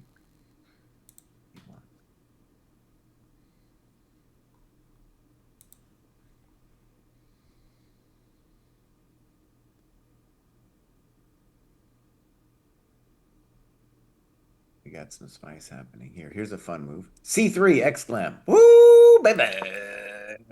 Who's nuts? These nuts. C3. Damn. Wait, but rook e8? Queen takes. Queen takes what? Not rook. Rook. Knight takes. Oh, maybe it is complicated. All right, watch, my friend. So what he's saying is if I go CB, he's got queen E5. It still doesn't. Oh, it's still Queen complicated. f7. Queen F7, even better. Okay. Mm, okay, wait. That was a crazy variation. Wow. Okay. Oh, man, I thought C3 was the end. I was celebrating and everything. C3 was pretty brutal. Okay, okay. So rookie one, I'll go back to rookie one, maybe. I'm gonna try to make my chess life easy before I make it hard, though. That's what they told me to do anyway. Let's be a bummer and play queen d3.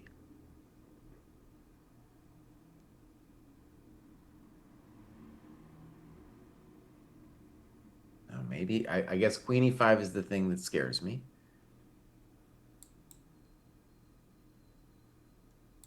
after queen d3, Kostya. Mm-hmm. Oh, you want to go queen d3? Well, I mean, I might give it up after queen e5. It looks really frightening. But okay, I'm not going to give it up quite yet. I'm going to play. This is epic. Rook d8. I don't know. d8 feels like knight d7. No, something should be. Knight d7, good question. Knight d7, I have knight e6.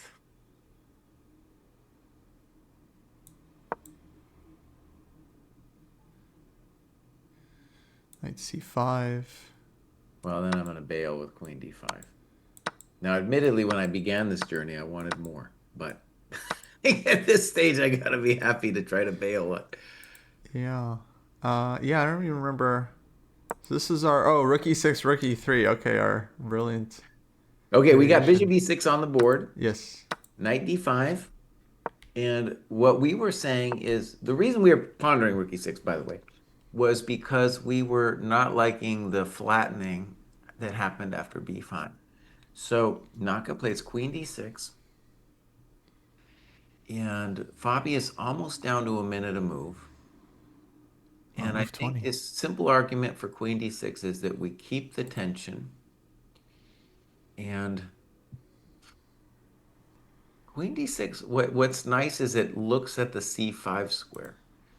So anytime bishop d4 happens, you can go queen c5.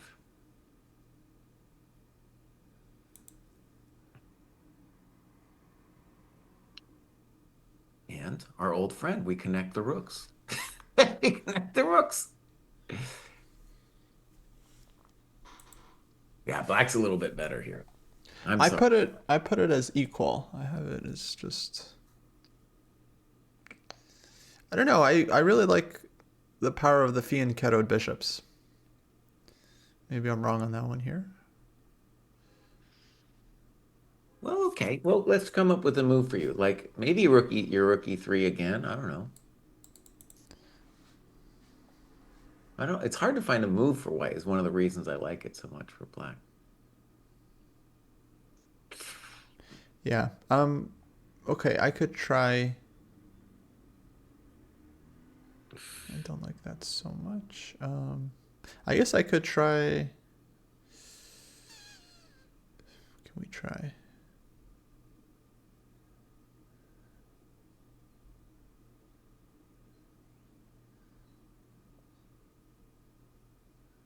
What is happening here? Can I just try f4? What's happening on f4? F4, very controversial.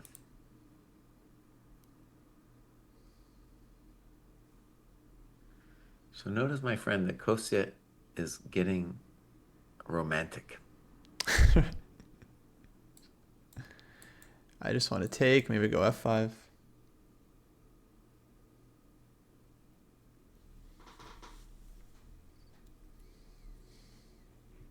So if I go b5, you're going to go f5, I guess. Yeah, I might take on d4 first. All right, let's just do first question. So b5. Okay, b5, ab, ab, bishop d4, cd, then f5. Okay, my first intuition is bishop d7, but I'm just going to look at a couple other things here.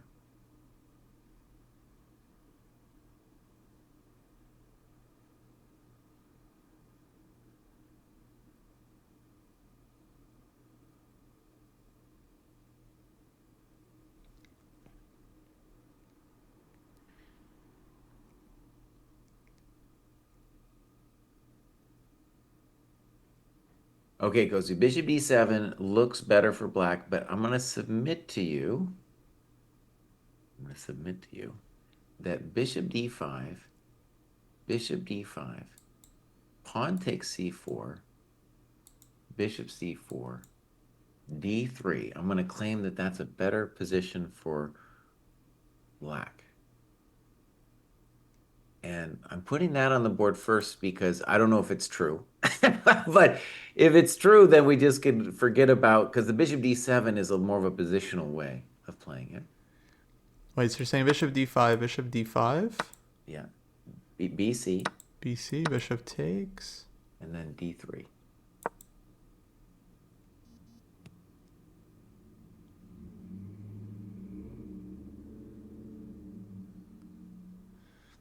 Some questions for sure.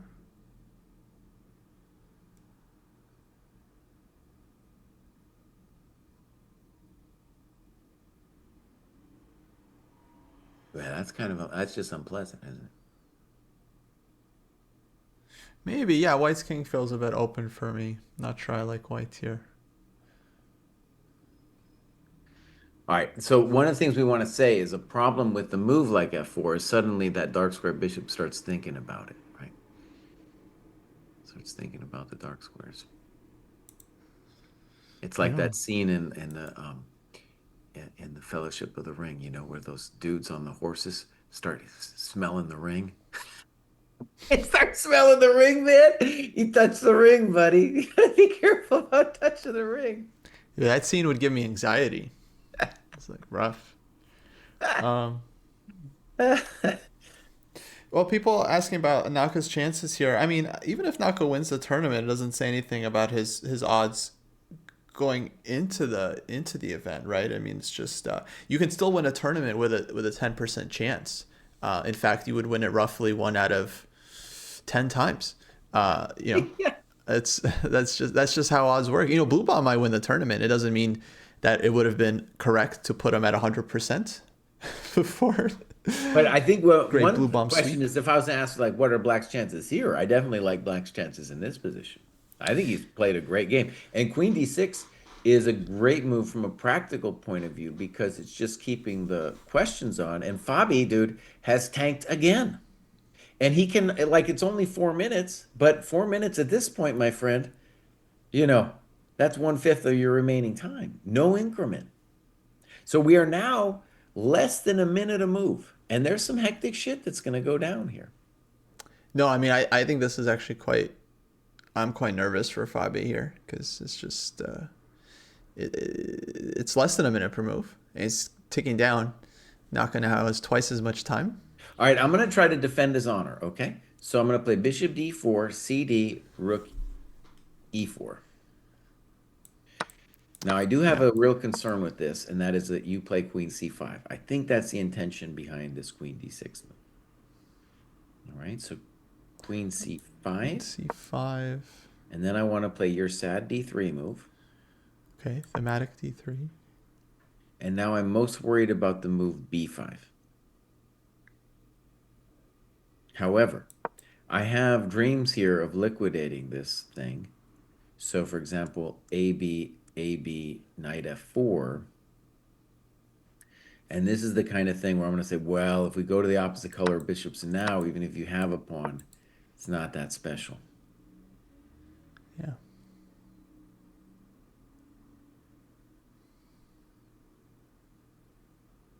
Even that still looks like a plus for black, though. But if I'm white, that's the kind of thing I think I want, want to start looking at that, man. Especially at the time, yeah. I mean, it's time to bail out. Time to bail out. Now, is the score really only 1-5 in classical? People are saying Fabi has only won one time against Nakamura in classical chess. Wow. That it just doesn't seem right. Mm-mm. I mean, I can think of at least one game where he beat him. So if that's the only game he ever won, that's kind of surprising.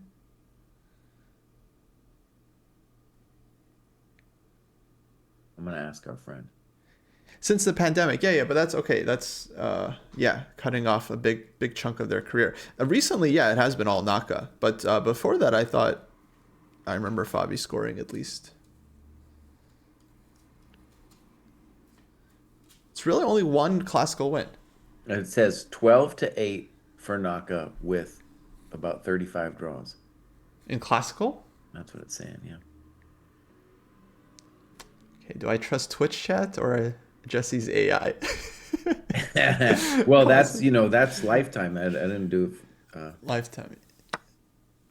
Okay, here's what it says. For much of the 2010s, Caruana had a slight edge. However, Nakamura has had a significant run in their recent classical. So that's what they're talking about after pandemic.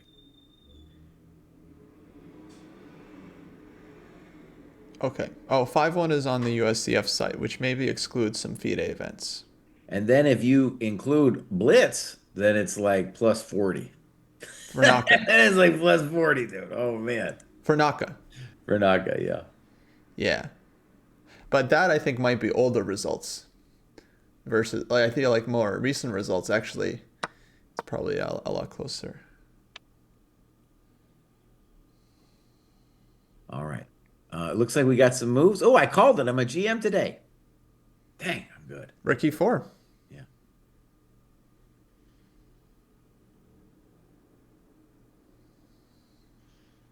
He is bailing. He is bailing.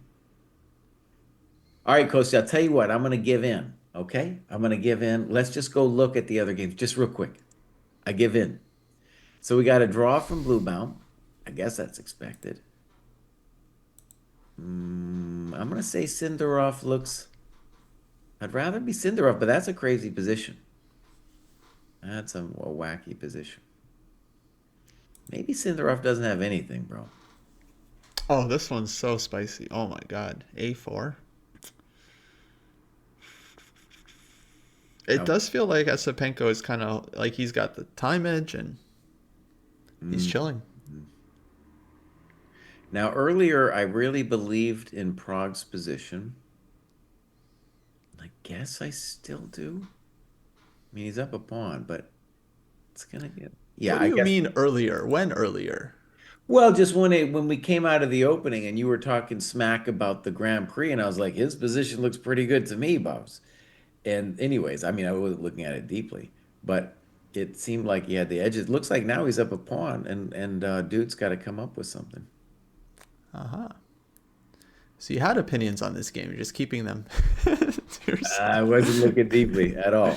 I was just like when you were talking all that smack about the Grand Prix, like it's not common at this level. I was like, what are you It's saying? it's not smack. Ask ChatGPT how often the Grand Prix gets played. That's how you solve all your life's questions is a chat GPT, my friend. No, I'm telling you to go ask because that's the only thing you believe. If I say, it's not true, but if the AI says it, oh.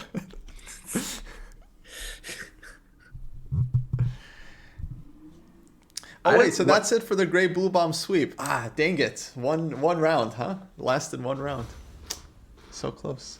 and I don't know what it was you did in some YouTube video, but the YouTube chat is just convinced that you do AI for everything, buddy. For everything. No, it was what was it? It was the when we were ranking the best tournaments of all time. So what I said on the podcast was that I used ChatGPT to help me organize. Like I told ChatGPT, okay, I like this tournament, I like Linares, I Uh-huh. like this tournament, and then just give me like I just wanted to see my list, and then I could like rearrange it. Yeah. And what people understood that to mean was that I asked ChatGPT for its opinions and then just presented those as my own. I guess that's what people think I did, which is I don't think everyone thinks that. I think that's quite silly actually. But yes, if people only knew who the real AI junkie around here is.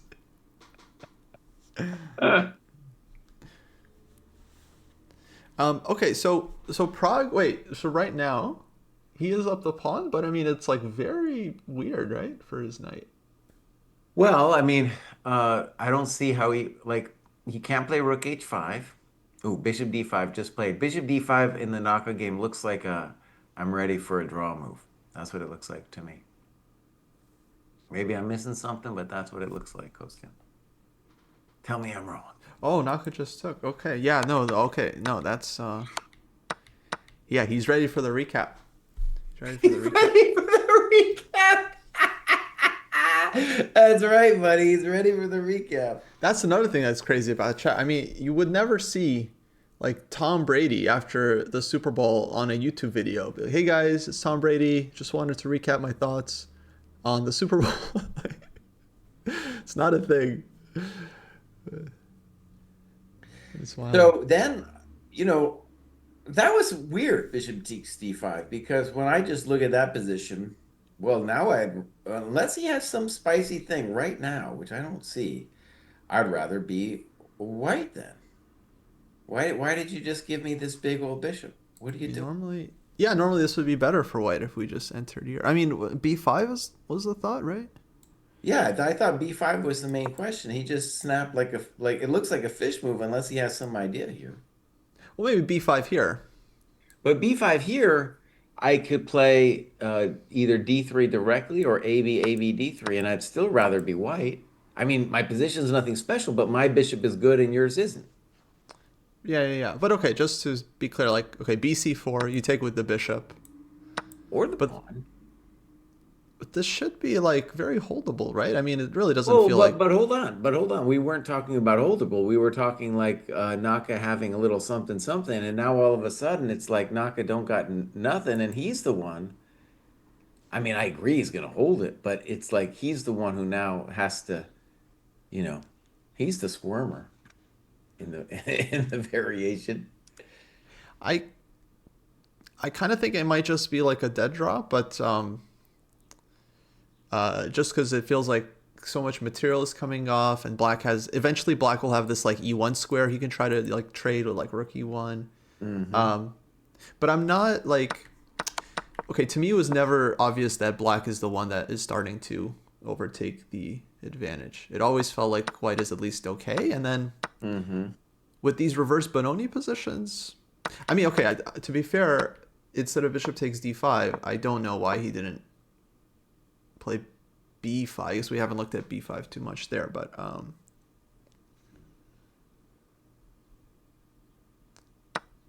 Naka's definitely feels like a bailout for sure. I'm watching Naka's facial expressions before Bishop D5. Mm-hmm. He's definitely given it the old this game is dumb, kind of the famous Naka like oh this game's dumb. Classic.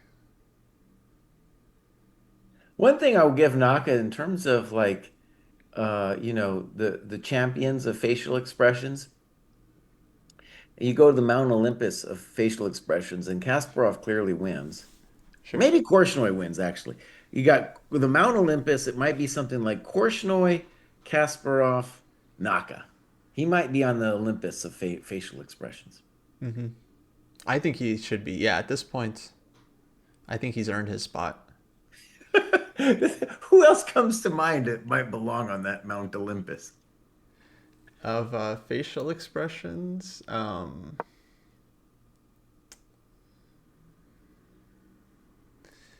okay, bishop b4. There's some expressive players. I think, a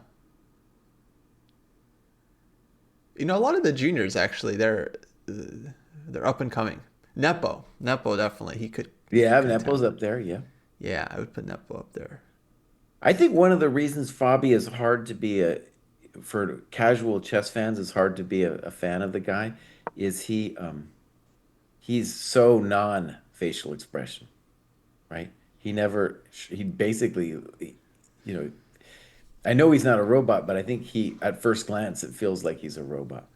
Yeah, no, famously kind of somber. Um, yeah. Well, it's nice to have variety. Do you know if there's like specific draw rules here? Like, do they have to make a certain thing? Does it have to be a repetition? I don't know. I don't know. Maybe chat knows.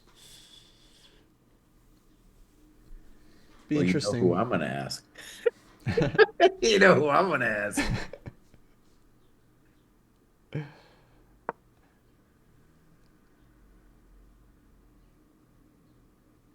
No draw before 40. Oh, that's what chat's saying. No draw. Okay. Let's see if my friend says they know. So no So draw this offer. so my friend is telling me it's Sophia rules, but my initial read on the Sophia rules was move 30, right? Wasn't that what Sophia rules used to be? Was move 30? I think, yeah, that was the norm.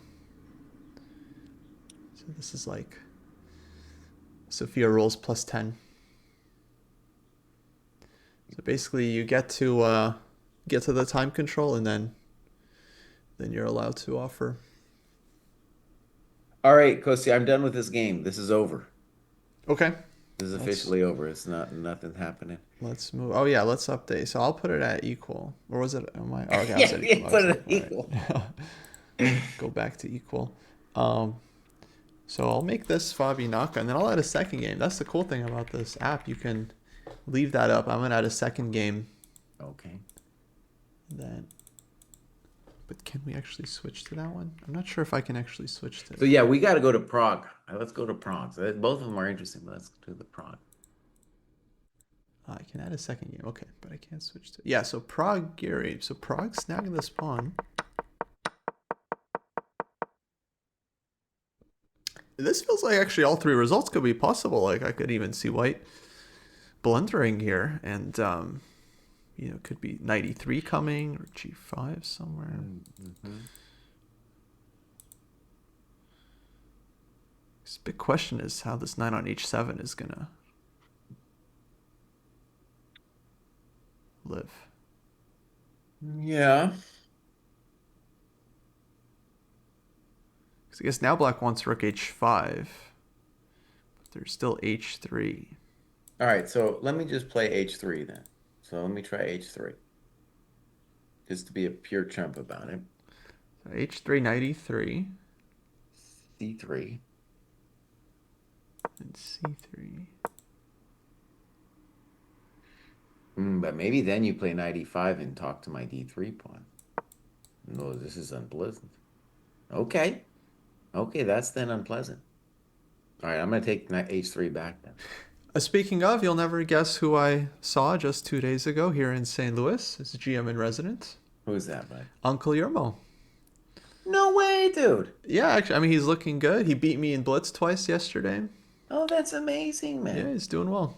So you guys, chess fans, just to recap this, we're talking about Alex Jermolinsky, and he had a huge, huge health scare, and did some health tourism in Turkey. And honestly, it looked really bad for a while, really bad. So the fact that he's able to play chess and hang out, dude, that's great, man. That's amazing. Yeah. Yeah, it was good to see him. All right, this is now concerning then. If I can't play H3, and let's just, my coconut is going to get touched on C2. And if I move said coconut, then knight E5 is going to happen, and my D3 coconut is in trouble. And at the moment, rook H5 is looking a little bit like a threat. Hmm.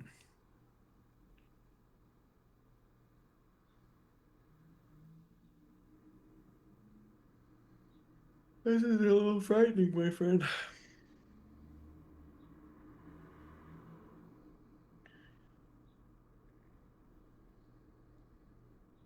Yeah, I'd be very uncomfortable here as white. But Prague has the time. People are asking about a dark horse. I feel like Geary. Geary is the true dark horse of the event. Because everyone is expecting, let's say, Sindarov to be a dark horse, or Prague, or even Wei. There's a great blue bomb sweep. Okay, Esipenko has his fans. I think not many are like really believing he can win it. And then Fabi Naka are like big favorite. And then Geary is the one I feel like, okay, I did see a few people saying he might, picking him as the winner. In fact, we did a big fantasy contest, folks. I think entries are closed now, but Geary only had like I think 4% people picking him to win it. But he has had a resurgence. He won the Grand Swiss, and he won Waikanze not long ago. All right, Cozy, I got a madness move Back. here. I'm ready to show it to you. I'm Okay. playing H4, buddy. Wow. That is a move. Why not? Gets the knight out. That isn't the main idea. The main idea is if you go 93, which is kind of like my main concern, then I'm going to play H5 like a madman. Wow.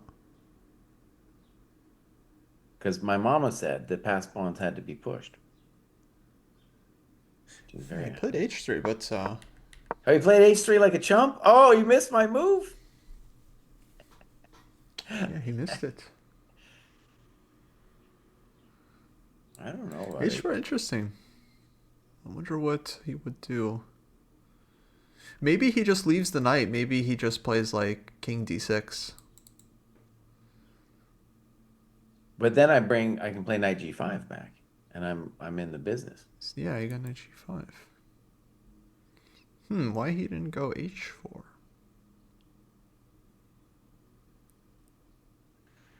All right, well, Maybe we're in about to h4, knight e3, h5, knight e5? wait. H4 what? Knight e3, and then h5, knight e5. But now the good news for me is you're not really well, okay. So then black has to worry about both bishop h4 and h6. And then h6, maybe you can go collect it from me. Maybe And I one of was, the knight comes, yeah. but maybe bishop h4. All right, we have moves though. c3 was played. Now, we had reached this earlier, but my concern here, oh, maybe I get what the idea is here, Kostya. So I kind of saw knight ge5 and I was like, nah, I don't want to deal with that, right? But I think his intention is knight ge5, c takes d4, knight d3, and now bishop c3 with claims. Mm-hmm. Okay. So c3 played. No, knight I e5. should have kept my original intuition. Bishop c3. Interesting. Oh, shout out to Terminoil. Made National Master recently by listening to the podcast twice a week. It's great. Terminal, huh? Okay. Nice. Totally cool.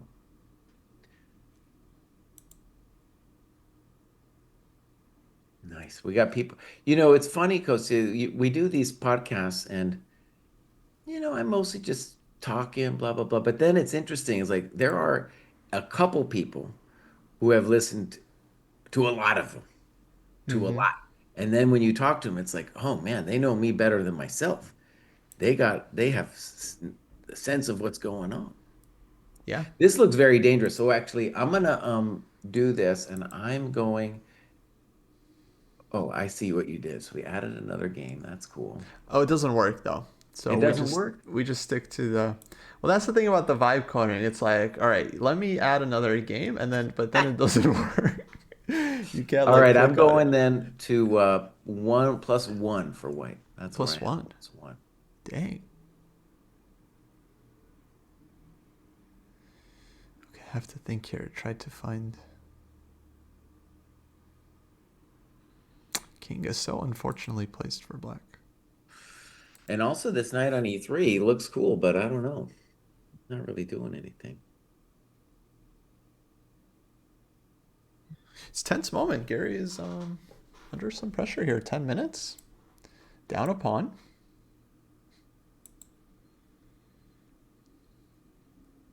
And on f3, I think I just play cd like a champion.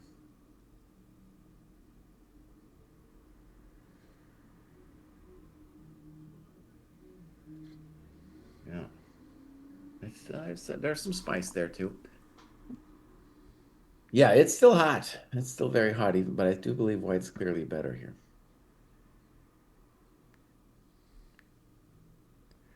Yeah, I'll put it at .6 for now. But yeah, I'm actually kind of nervous for Anish here.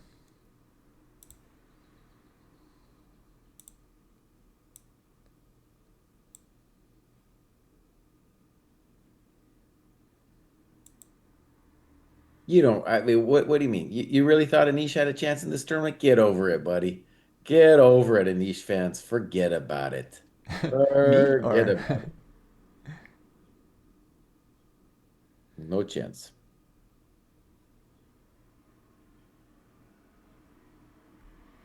I mean, he's an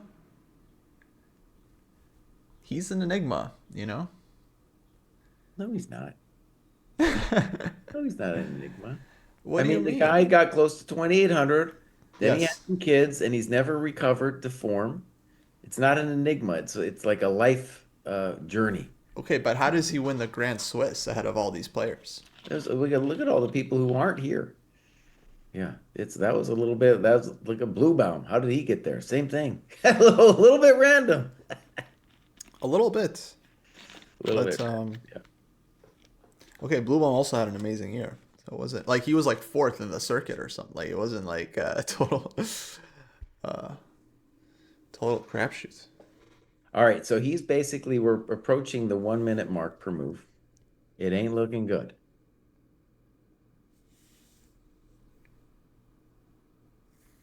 And this is definitely a heavy calculation position. So it's a real bummer for when you don't have any time. And the knight on h7, like we've already kind of hinted at it, but it's got full of nasty little tricks. It's not a, you would think it was a weak piece, but no, it is not a weak piece. Yeah, surprisingly annoying. No, I'm not seeing a move for black. Knight e5 takes knight d3, bishop c3.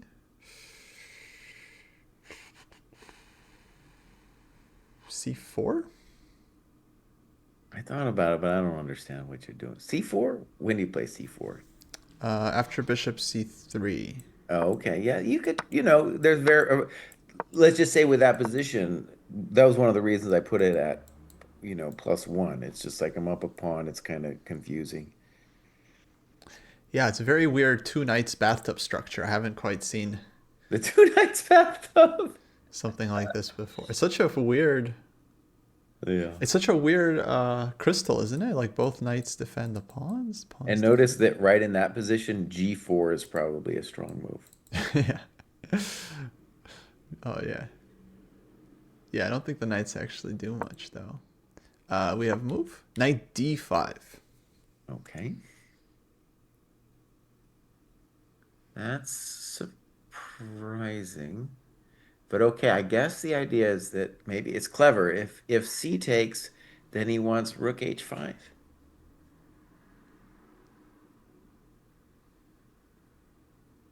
Oh wow. Okay. So Strong he's trap for the hanging on by the knights. seat of his pants here with Mm-hmm. this knight d5 thing.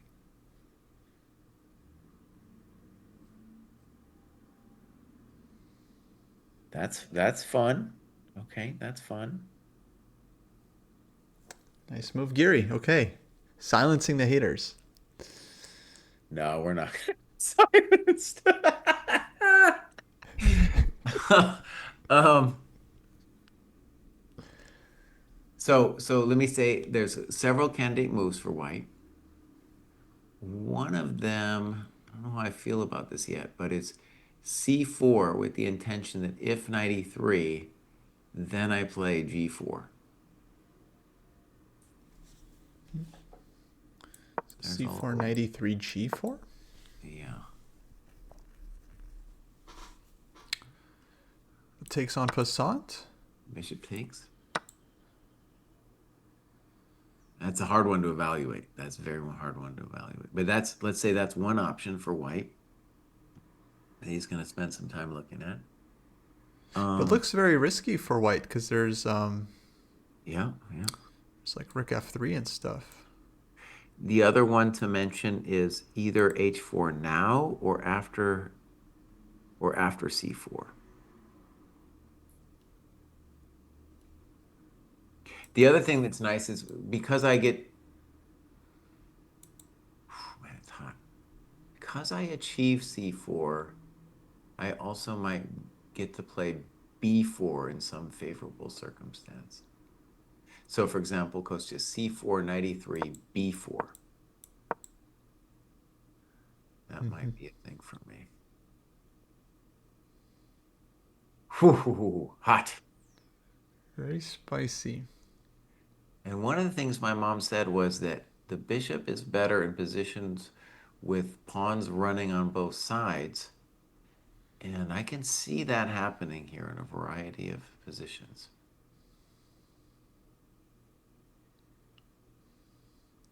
So Maybe f3 here after b4. maybe, uh-huh. I'm not sure I get it though. Wait, so on GF, what's your big idea? Knight e5. Oh, 95. Interesting. Okay. Yeah, that could be. I mean, yeah, that could be a thing.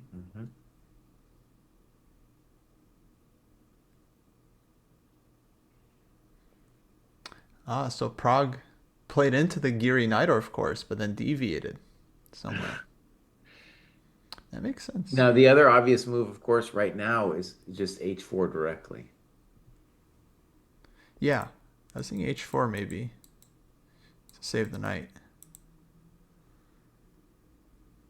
The problem is that after h4, rook h5, maybe he's able to claim that he's just solved all this grief.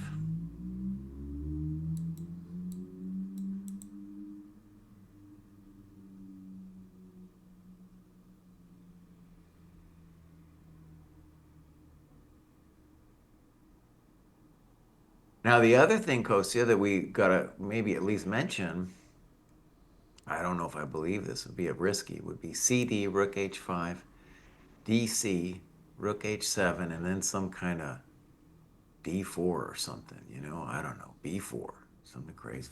I don't like that though because the knight's too strong d5. Whew, that's odd. Sure.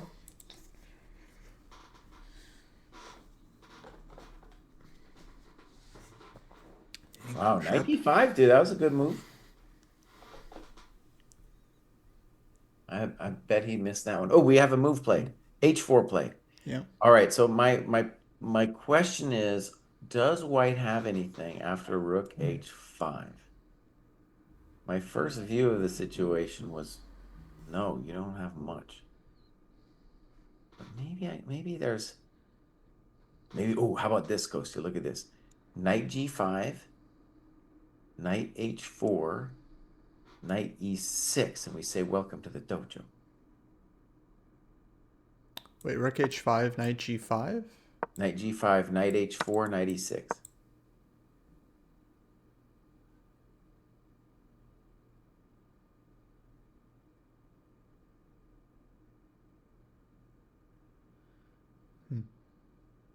It's not over actually because you can play. If I go knight e6 like that, you have knight f6, and then I have knight f8 check, and then I have rook f4. Oh, buddy! Oh, this is hot. Oh, this is hot. All right, my friends, we are definitely under a minute to move. FIDE wanted this drama. It's got it. No increment. So I think that's the intention is that Prague has rook h5, knight g5, knight h4, and knight e6 looks like a little something something. Yeah, that looked scary. Everything was hanging there. Couldn't find the move. Can Black do anything else? Someone's saying that Fabi has real chances. You better not be bullshitting us. Yeah, come on, guys, don't troll. Okay, let's see No, these. no, Fabi does not have real chances. Let's Excuse see me. chances. No, I do not see the chances. Now, I do want to stress one thing I said was when Naka did this bishop d5 thing, it's going to be a draw, but he at least put it into a situation where Fabi was the one who gets to massage. Yeah. But yeah, that's a draw. H5. I mean, yeah, Fabi's the one putting pressure, but I don't quite see the chances, guy. Is it chances or, as Jake says, did the computer say something other than 0-0? uh, All right, we got DC BC. Makes sense. And besides rook h5, I'm having a hard time finding a good move for black.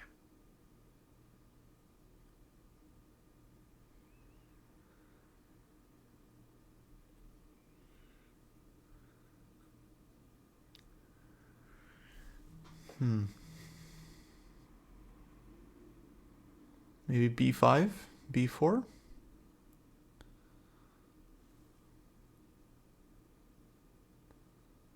Well, imagine b5 and I go knight g5. I think I'm threatening rook e6. Oh, maybe I'm not threatening rook e6, goes rook g5. But you're, are you really threatening b4? I kind of doubt it. I thought Maybe, maybe just to try to maybe, liquidate. Yeah. yeah.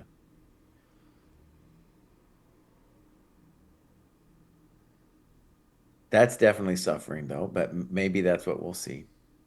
I'm going to go ahead and say I'm pretty sure Gary, when he played this position, was thinking that rook h5 would hold. And now he's seeing, okay, he does play rook h5. He's seeing that knight g5 is at the minimum kind of complicated for him. And only 3 minutes for Gary. He has to make 5 more moves still after this.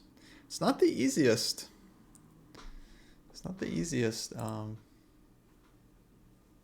Now, I think he is going to get maybe a couple moves, though, that will be easy. So, for example, on knight g5, if you allow knight f3, white's fully consolidated their business. So knight h4, and then I think knight e6 is then where you're going to have some idea after knight e6. Yes.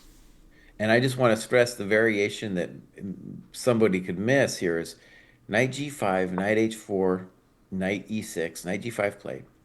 That you could say to yourself, oh, knight f6 and I'm messing with him. But then white plays knight f8 and says, no, I'm messing with you.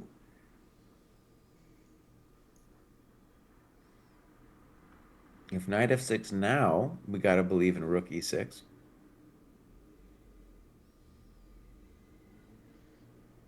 Yeah. Okay, so that Yeah, I looks agree. nice. Hmm.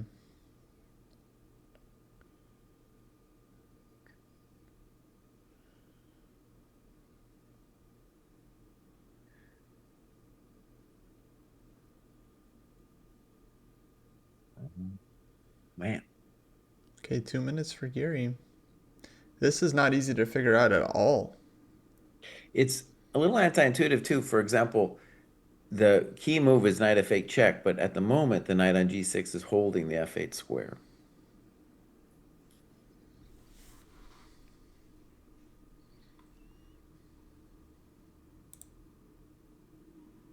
Oh yeah, this is nasty. So we're running into a position where the danger is that he's just down a pawn and it's bishop versus knight, which will then be a technical exercise. Especially if he gets like, yeah, rook and bishop against rook and knight, or just pure bishop Mhm. versus knight. Outside passer, like G pawn or something. But my human eval says Gary is going to post more on Twitter than ever before before after the candidates. Yeah, Knight he's gonna. f6. Okay, knight f6 played. Okay, and I was saying rook e6 is a hell of a drug. Yeah. Yeah, over under. How many tweets does Anish post during the candidates? I think if he's doing well, it's zero. But if he's not doing well, then Why yeah. isn't rook e6 just kind of winning? That's what I want to know. Okay, yeah, yeah. Question. So rook e6, rook g5, rook f6. If rook g4, I play h5 and I say goodbye. Maybe it's not goodbye. Maybe you play knight e5 or something. Wait, it's only rook g5 after rook e6. There's no other move. I don't see nothing else. That's called a skewer or something. I think that's what they. Yes. Okay, so rook e6, rook g5, rook f6. Now, by the way, if we need to, if white needs to, he doesn't have to play rook e6. He could also play rook c4. But I don't know. I don't like rook c4. I don't want to do it. Because rook c4 maybe b6, and I got to worry about knight e5. I don't know. I don't know. No, Maybe but I. rook e6 is a very concrete problem for black. Well, this is Rook what I'm saying. e6. I'm just saying he's not forced. It's not the Mm-hmm. only way to pursue the advantage. Sure. Which Rook sometimes g4, then you're saying sometimes makes h5. it harder. So h5, let's continue it. Knight e5, Yeah. and it is at least a question. h6. Let's go h6, but then knight f3 and then takes e1.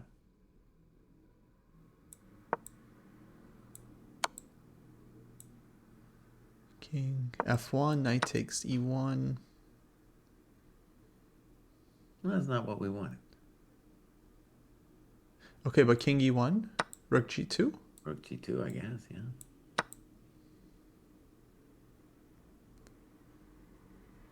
That looks like it's holding to me.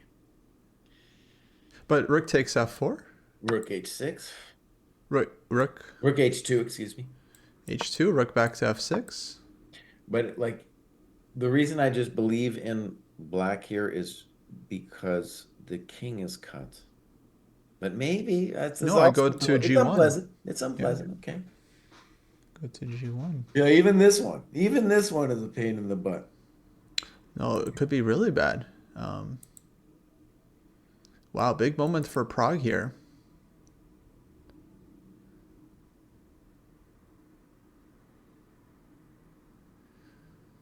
Okay, guys, I checked this Fabi game. they keep demanding them.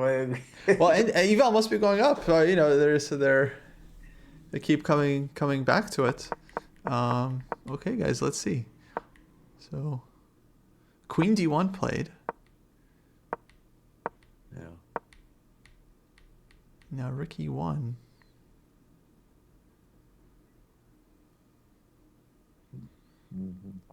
Okay, so Queen f6 for black now. What they're excited about is that Fabi won the battle of the E file. That's kind of exciting, sure. It's exciting. One interesting question would be rook takes c6. Is that a fortress? It looks a lot like a fortress. I don't think Naka's going to do it, but that does look like a fortress. Naka shaking his head. Okay, that's all the eval I needed.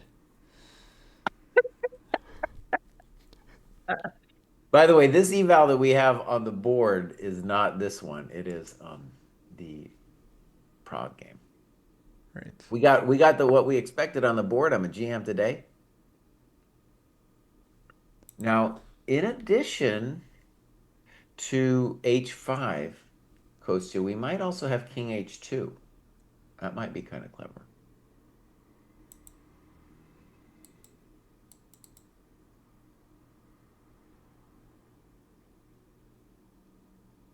But I think king h2 we can take on h4, king h3, rook g6. That might be a good move. Still worse for black, could possibly. Yeah. But that's not what I wanted.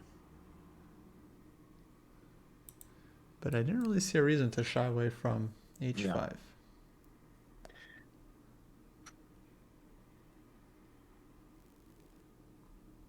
Well, he's trying to evaluate whether that's truly winning or not. And you know, you probably have more than one move. Oh, his bishop h4, my bad there. Yeah. So king h2, yeah, as a thought. Did he trick me, Nose? Oh, it's bishop h4. I trusted you, I Kostya. bluffed you. He tricked me. Yeah, so king h2 looks like goodbye.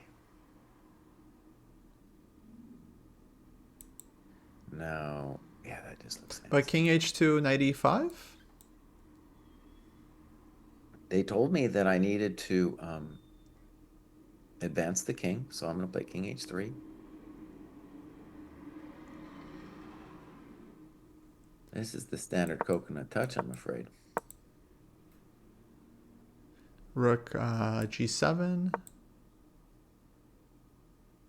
I'm probably going to play d4, but I'm going to think about it. Yeah, sure, I'll play d4. d4? Knight d... You take once, knight d3. Knight d3 is a little bit annoying, I'm going to admit. Knight d3 is a hell of a drug, actually. Yeah. Okay. Yeah, unpleasant.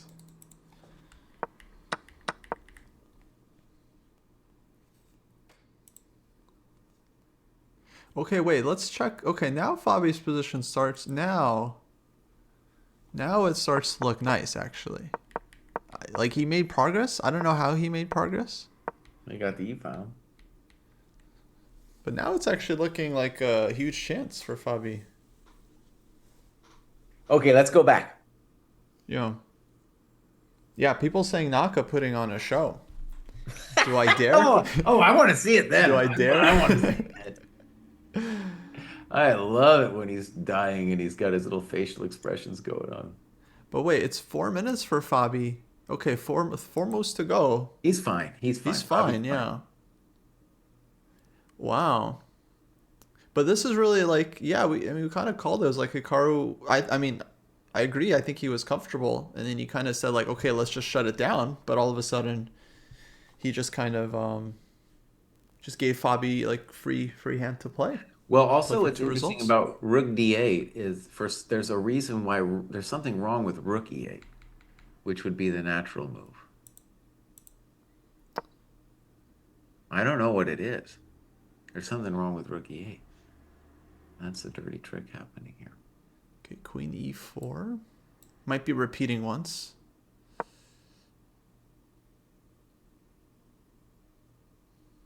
Queen E4, King G8. And Queen F5. Oh, okay.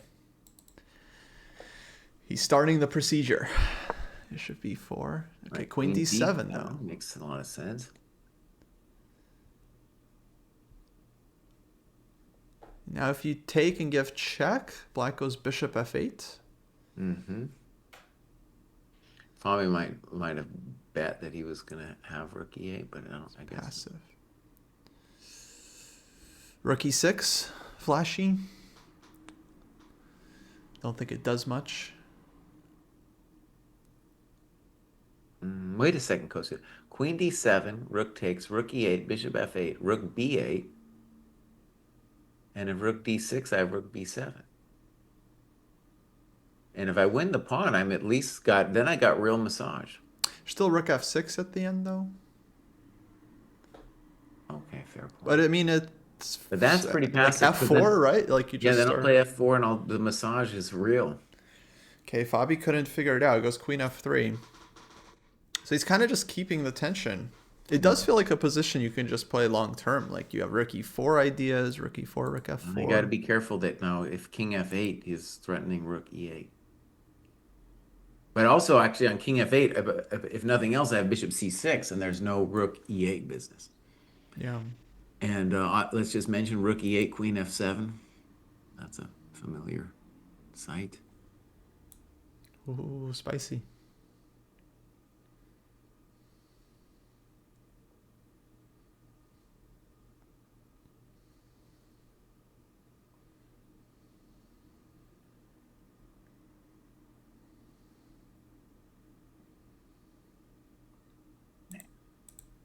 Dang. Dude, I think like Naka let his guard down, dude. Now he's getting worked. He played, first of all, Bishop D5 was truly a trump move. But then that he didn't hold this position. Oh, man. Oh. Yeah. All right, Fabi's just got one move to make, bud. He's just got one move. All right, so King F8, what does Fabi do? Bishop C6.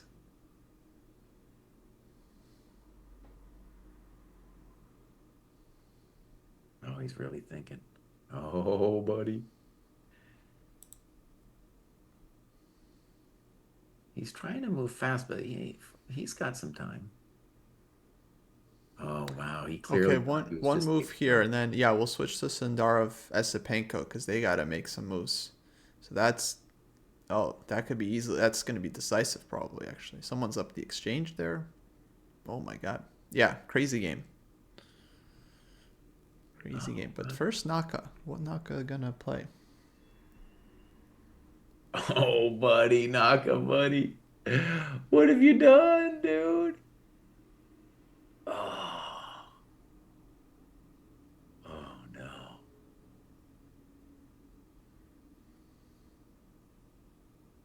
Yeah, Fabi looks very confident right now. I feel like he clearly knows he's better. Mhm. All right, Rook F8 played. So I'm anticipating bishop c6, I guess. It'd be Rook an easy e5. move. Rook e5, huh? Tempo. Yeah, and he stands up, showing awareness of the time control. Dang, rook e5. So he can tie black down to the rook f5, but then of course the question, it's like, well, yeah, I guess g4, g5, you just start to, Dang, yeah, just keep buddy. massaging. Oh, rook e5 was not what Naka was thinking. He was thinking he would have to play bishop c6 or some weird shit. Oh, buddy. Yeah, I think Naka's Fabi squeezing. Okay, let's check Sindarov because they're under 3 minutes. Oh, that's a fun position, man. Okay. Oh, and it's move 31. Oh my god, yeah, no, someone's flagging here. That's I mean, you can't make 9 moves here with no increment. Like, Mm. this is too much. We got to believe in black, though, here, right? My first instinct, yeah, I like black. C3 is coming. Well, also the bishop on d1 is just a sad chump. You can't got to Can we worry get a about the Jesse queen on speech about c6 kids, looking at you. blitz, and all the Oh other yeah, this is reasons Naka's terrible losing this for white. game? Oh, buddy. Oh, this tournament's going Whoa, topsy-turvy this round, my friend. whoa. Topsy-turvy. Oh, not Naka's Well, that's hurt. why this tournament is so crazy, because it's like, okay, if someone, Sindarov, for example, beats Hmm. Esipenko, beats Blue Bomb somehow, plays d6 against him and tricks him, and then all of a sudden he's leading. Now Fabi has to start taking risks. Could open up very soon. And it's OTB, yeah, so it's just harder to get moves off. Okay, take. Wait, he didn't give a check. He didn't He give a took this check. one. I think Bishop it had f3. he's not he doesn't want to expand the scope of the rook and he doesn't want bishop f3 to talk to him. But I think we're gonna still the question is still bishop f3 right now. It's not simple here. Okay, bishop a4. I don't know about that move, buddy. So queen b7, I think, what does he want? Is he trying to bail out? So I think the point was if bishop f3, dude was just gonna calmly play rook d8. Queen b7 looks like a hell of a drug for sure.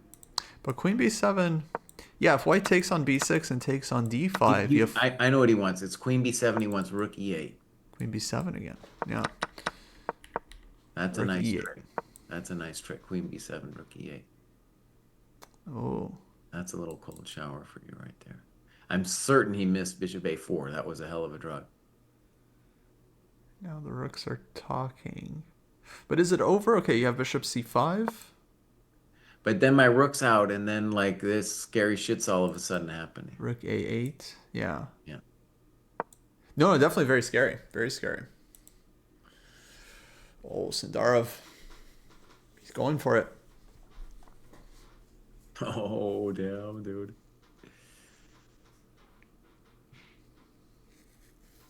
Um, wow, man. What a cruncher.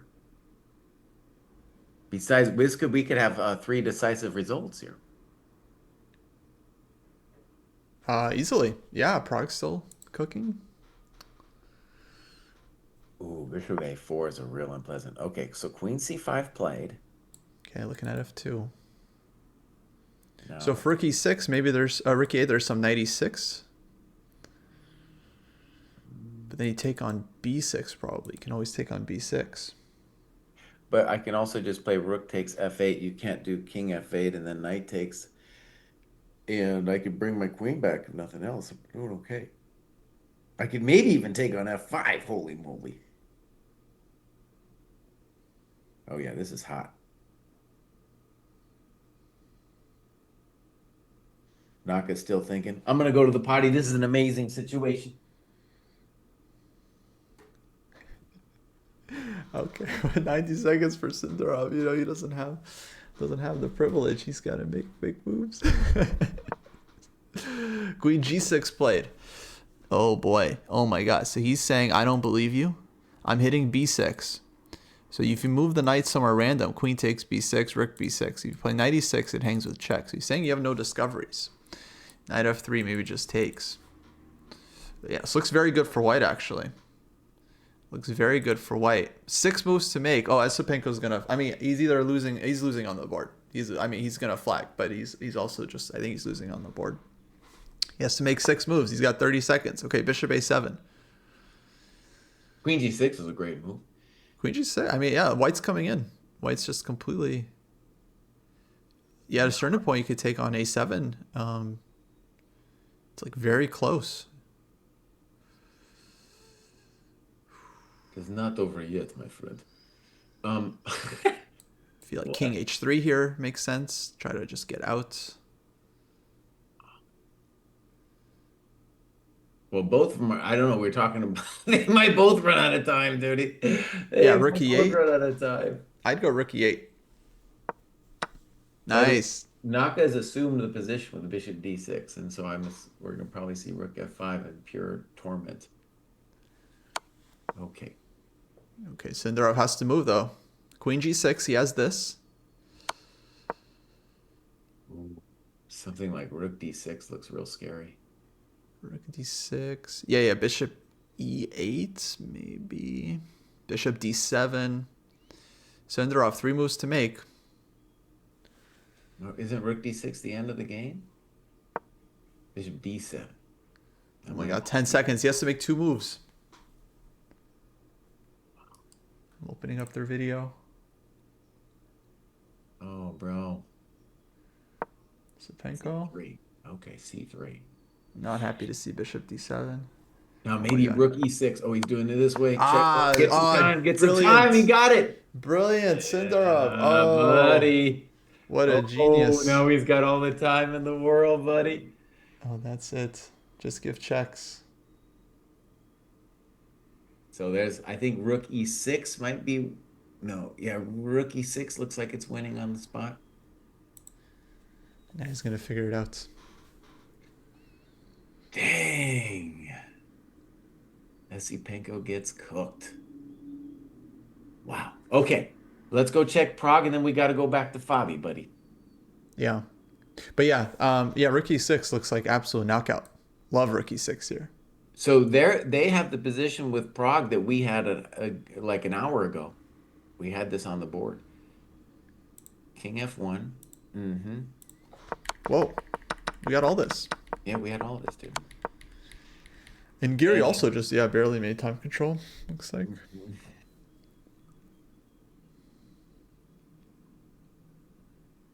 And I guess what we can say about this is there's thoughts of a draw, but it looks like pure suffering, and it might just be purely over. So the one we were looking at was knight e1, king e1, rook g2, rook f4. The rook seems like it must go behind the passed pawn with rook h2, and then white has rook f6. And the bummer for black is there's no moves. No puedo mover. Well, you got b5. But I'll take rook takes a6. I don't think you got b5. Wait, but ba4?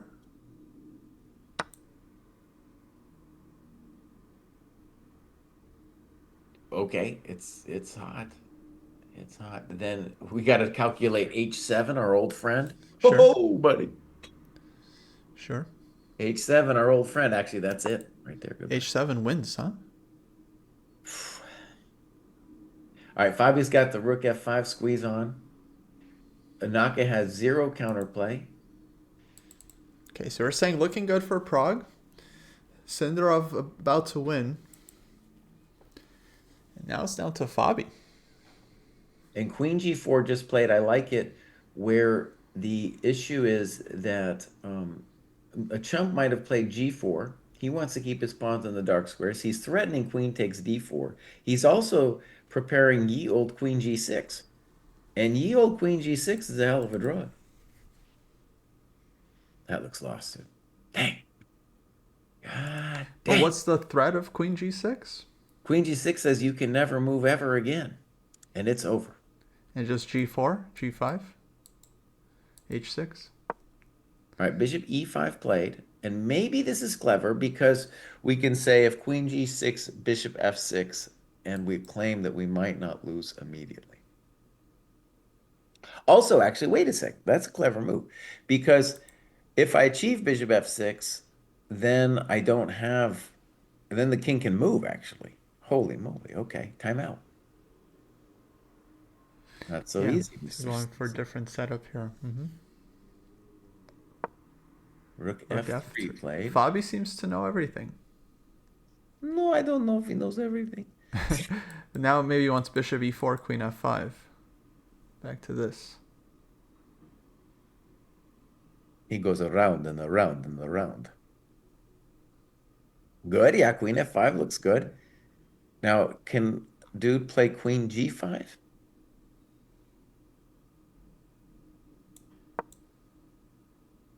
Maybe queen, yeah, queen g5 might be a move here. Hold on. Hold up. On queen g5, I might have rook takes f7. That could be a hell of a thing.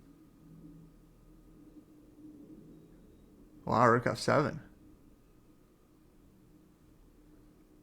Fabi's still in his prep. He's still in his prep. These It all people worked out. love to say that, dude. That's their favorite. And Sweet Blue says that he found rook e6, crushing Oh, him and to beat him resigns. today. All resigns. They're already discussing the game. Wow, man. Huge Yeah. games today. Sindarov is leading, as everyone expected. Yeah. And Chances have gone up. wins. And they're really discussing the game. Probably they're friends. They're probably similar age group.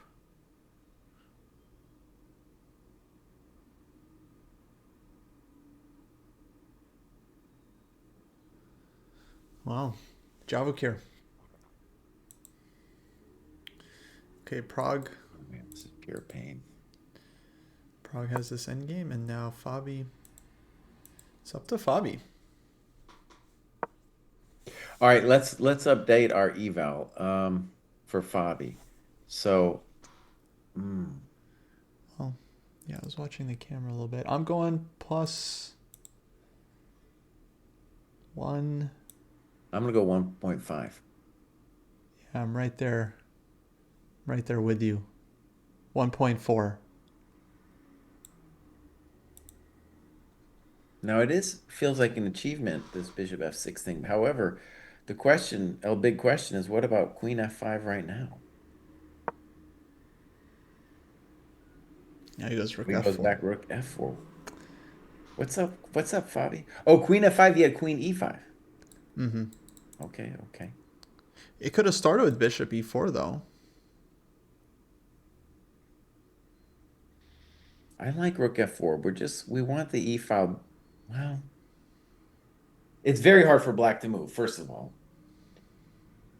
First point, it is very hard to move. Yeah.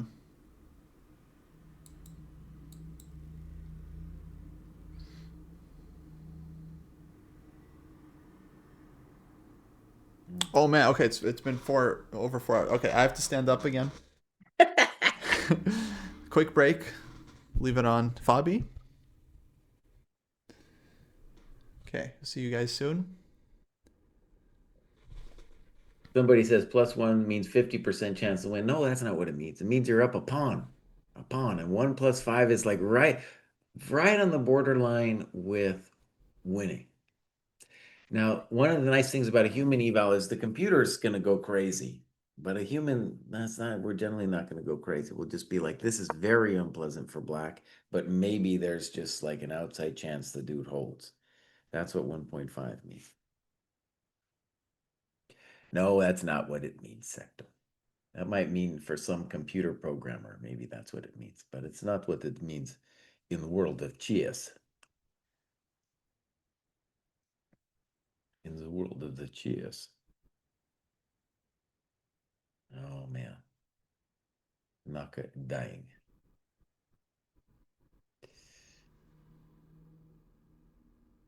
Okay, so we have this beautiful thing. I want to just report uh, Prague is thinking forever on king takes e1, but maybe I think what's actually happening is he probably took a break. He probably went to the potty, just like Kostya. He's been sitting too long. So I think he's just, he's taking a little break. Um, and I'm going to call that winning for Prague, but it's not completely, there's still some chances. And now with this knockout game, Queen D8 played on the board.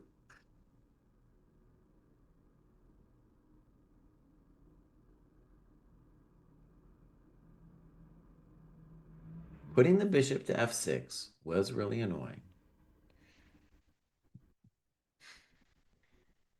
If queen f5, I'm assuming he wants queen c8.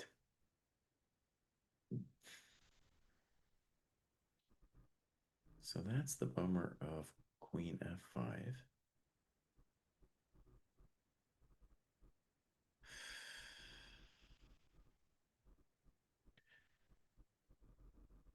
If rook e4, I'd be concerned with rook e8. We could now play queen g6. The weird thing about queen g6 is we're not really threatening anything.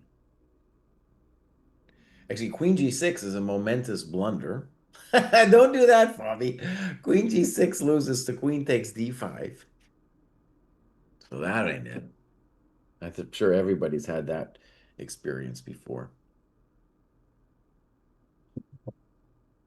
It's happened to the best of us.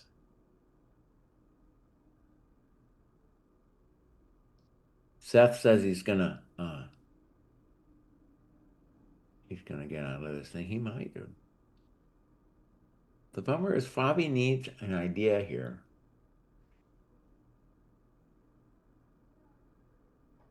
And it's especially not clear how we involve Mr. Rook into our equations.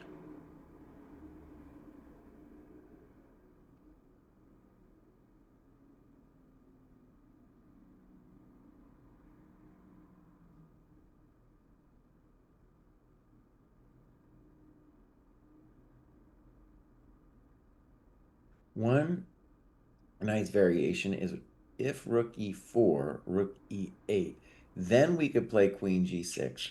And maybe it's nothing because he just plays rook f8. Here we go, bishop e4. So the threat is very clear. Queen f5 is the threat. And Chump GM says that queen c8 is called for here.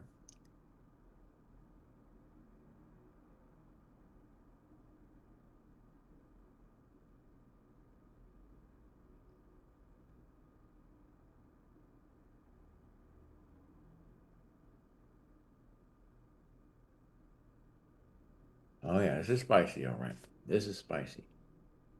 By the way, at some point, an idea I'm seeing for white is we could play c5, get bc rook c5 or something, and then talk to the a pawn.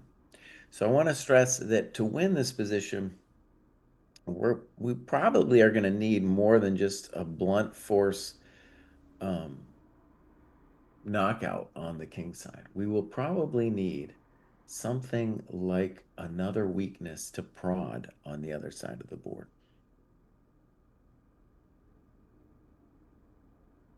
I'm really not seeing another move. You could actually, black could consider rook e8, intending queen f5 and just saying, you know what, you're not doing nothing to me. I'm just going to walk out. So, okay, there's that idea too.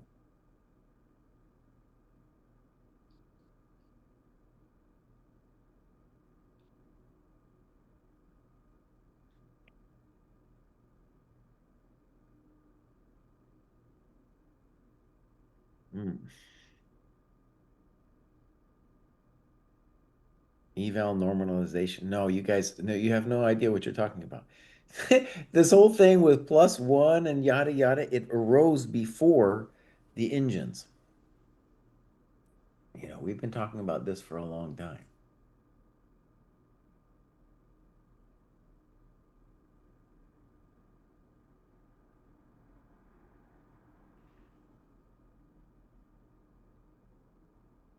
We can get Kostya's take on it, I guess. He's younger. He might share you guys' misconception of what +1 means.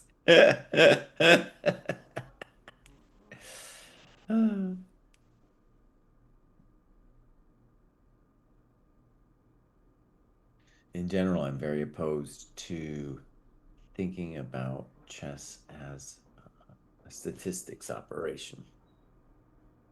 All right, I want to just see if I understand this though. So we've kind of been maneuvering around. I'm trying to imagine just if I was Fabi, like, what is my plan here? Obviously, I'd love some kind of queen f5. One argument is maybe to say about bishop e4 that I kind of want to put my rook on f5. And then from f5, I can talk to the b6 pawn and might also be able to do a c5 break later too. And arguably that's what Naka's dealing with when he's thinking about it. Because I think most human players here would play queen c8 and just be like, well, I have to stop queen f5. But again, there's rook e8. And going into h7 isn't the end of the world for black. Okay.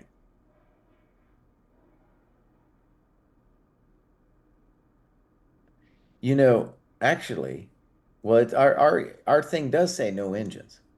It does say no engines on our business, so we do have that going for us. So rook e8 and queen c8, I guess, are the main moves. One of the weird things though about this bishop e4 is it's not clear, even if it was white's move, it's not clear we're winning or anything, right? Like, let's say it's white's move, queen f5, rook e8. How do you, get at me? No, it's not immediate. I guess I have a way. I think I have a way. Even then, yeah, it's not obvious to me.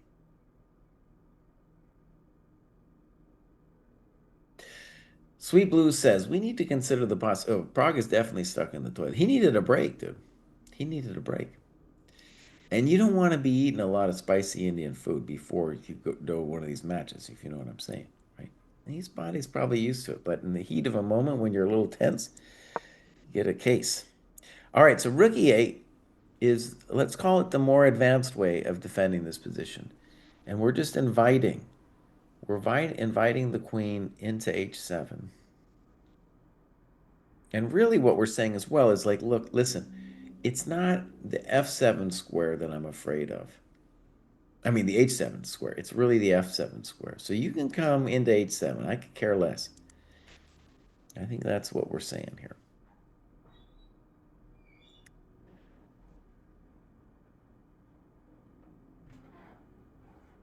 So for example, queen f5, maybe just rook e5. Queen h7, king f8, and you say, what? What? What do you want, buddy? No, I think you may be nothing here. Yeah, okay. All So, right. What I miss? well, we have a controversy that you're going to have to weigh in on. Oh. And we're beginning to see like maybe the inability of Fabi to find the right idea. So we got bishop e4, and I kind of sort of called this, though I framed it as a debate between queen c8 and rook e8. And rook e8, I call it the advanced method. We're saying h7 isn't your actual target square. F7 is your target square. And the other thing I have to say that's hopefully insightful is the idea of Fabi's before this with bishop e4 was to play rook f5 to maybe get in c5 to make the a pawn a weakness. However, now on rook f5, that's getting met by rook e5. So I think rook e8 was the next glam move.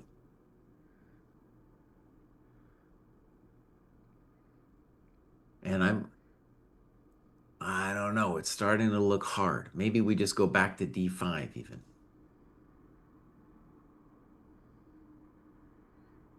We go back to d5. Yeah. Yeah, I mean, earlier people were saying this game's over. Jumps. switch to FIDE game. He's winning. But Uh-huh. I mean, it was never like over, was it? It was just like he's squeezing. Hmm. He's putting pressure. Bishop d5, maybe black can go ahead and play rook e5 as an example. I don't know. All right, Kostya, we have a question for you. We have some computer people in the chat, Ooh. and they claim with great vehemence that they know what they're talking about, and I don't. So for them, +1 does not mean white is ahead of pawn. It means white has a 50% chance to win. What say you on this great controversy? Yeah, I mean, I know that like that's how the engines now kind of see it, or like computer experts. Hmm. Um, that's how like yeah, the new like AI like neural net engines are kind of not like programmed, but that's kind of how they see it. In fact, there was a whole thing in ChessSpace where when you downloaded like Stockfish 12 or 13, the one that came with the neural net, it would show the win draw loss percentages Uh-huh. instead of the traditional eval. Right. And then there was like 1,000 tweets from people asking, "How do I switch it back to the human eval?" Uh-huh. Because Uh-huh. because no one can understand like the WDL stat. So like for me, like I get that that's how Stockfish is now programmed. That +1 means it thinks it has a 50% chance to win. But okay, I'm not a computer expert, and for me personally, I don't really know what that means for Hmm. the engines. Like it's hard to imagine, and then it's hard. Yeah, I just don't quite. Yeah, I'm with the old school. I'm with the old school. Like for me, +1 is you're up a pawn, healthy pawn up. That's +1. Um, Where it is interesting now that I've noticed it with the Dojo computer too, like we're running 18, Stockfish 18, is, it'll get to a position and it will really explode the evaluation. It'll in positions where I would say, that's like 1.5, it'll be like, well, +4. And I'm like, oh shit, what happened? Yeah, but bring it back, dial it back. Yeah. yeah, no, I mean it has gotten weird where it's like positions that before, if you're up a pawn with a healthy position, the engine, yeah, would say +1. And now it says like +3 on the same position. Mm. And it's like, okay, I get that for you, Stockfish, you can calculate it out to like a +3 advantage from here. But it's like, yeah, for humans, it's like you're just up a pawn and you have winning chances. And I guess I was talking a little bit about this at the top of the show. Like for me, a position is either slightly better for someone or much better or winning, but I don't have like a clear difference in my head between like point 0.2 and point 0.3. Like what that really, I just know like, okay, someone is slightly better, they're putting pressure, they have a chance to get a bigger advantage and it's more pleasant to play their position. It's, I don't know. So I always just take the practical human approach. Um, I have a friend, shout out to Alex King. I used to study with him back in the day, and he will vehemently argue with anyone that any position in chess is either winning or drawing, and that there's no in between. So That's he'll dumb. argue that like there's no such thing as slightly better. Either it's a win or a draw. And for me, that's like the opposite of my chess view. It's like no, it's like okay, clearly it's still a game between two sides, and when I'm playing personally, I do think about it in terms of like chances, like, okay, maybe I can win this, maybe not. But it's not like, yeah, in my head, I'm still thinking about more of a evaluation than a percentage.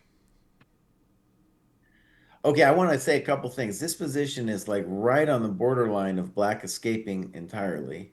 One thing I'm noticing is on Queen D7, I think Fabi wants Rook E5 with the intention that if Queen A4, I shut you out with Rook B5.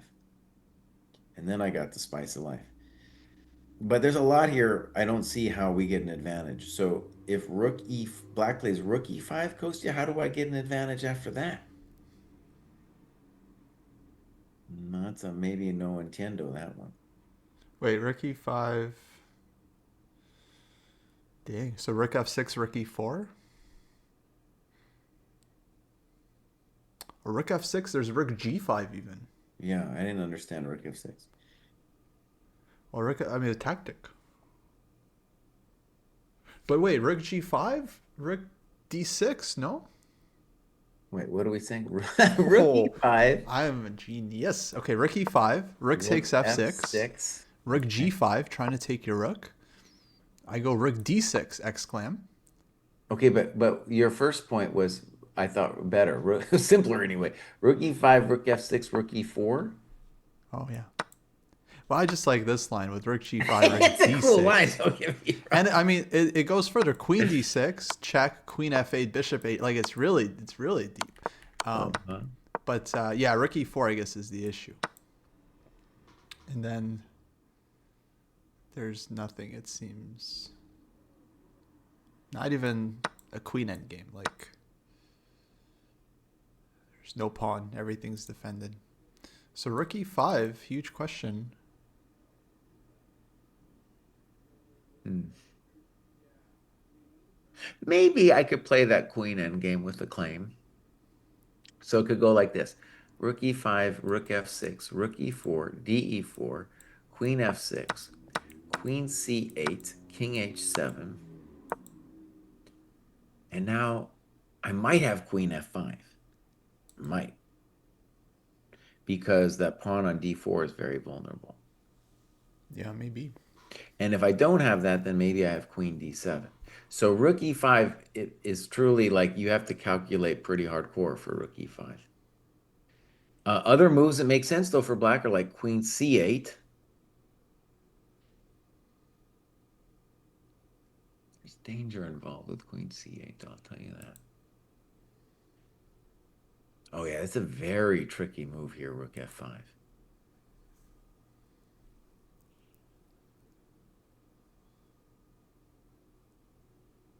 Wow, okay.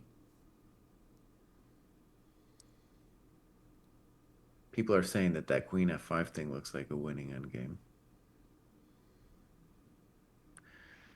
Whew. Yeah, that pawn endgame. Yeah, I think that was likely winning.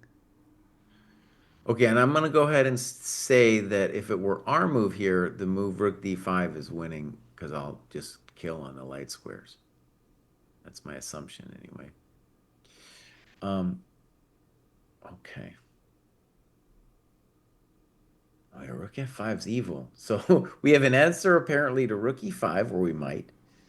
We believe we have queen d7, rook e5, exclam. That the show might go on from there, but we have that as our basic question. And then on queen c8, I'm thinking on queen c8, if nothing else, I can just play queen f4, and it looks pretty solid for me. Oh yeah, that's evil. Yeah, queen f4 looks nice. Then queen e6. But see, then I am starting to develop a lot of the ideas I had with rook f5, such as c5 right away, right? And I'm playing on both sides of the board real well. Mm-hmm.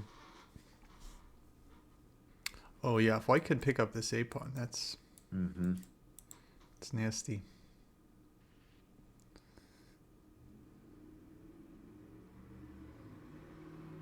Well, one of the things that's interesting about this engine switch, so for like people who are newer to the game, it seems obvious to them this 50% thing. Am from my sensibility of when you think of it that way, that's like in that Alpha Zero documentary, right? It started looking at percentages, right?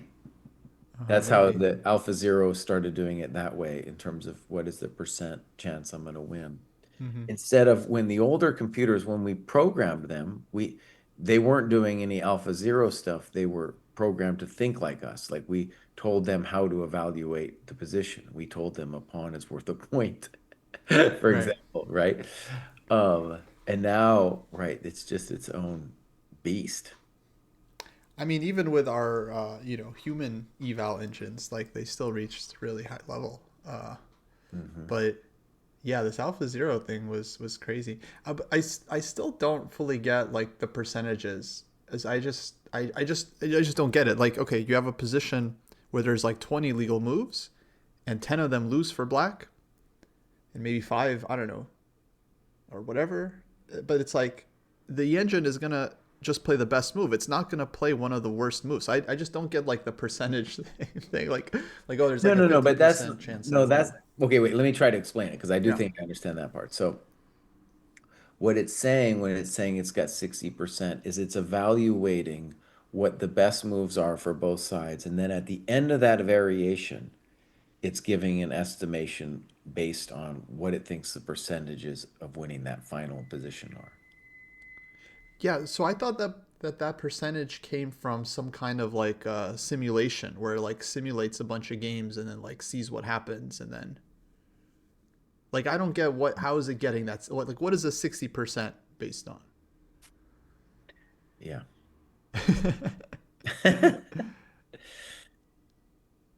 So well Apparently actually okay I mean it's we have a stockfish dev in here, so yeah we yeah I mean I'm hoping the chat can maybe help.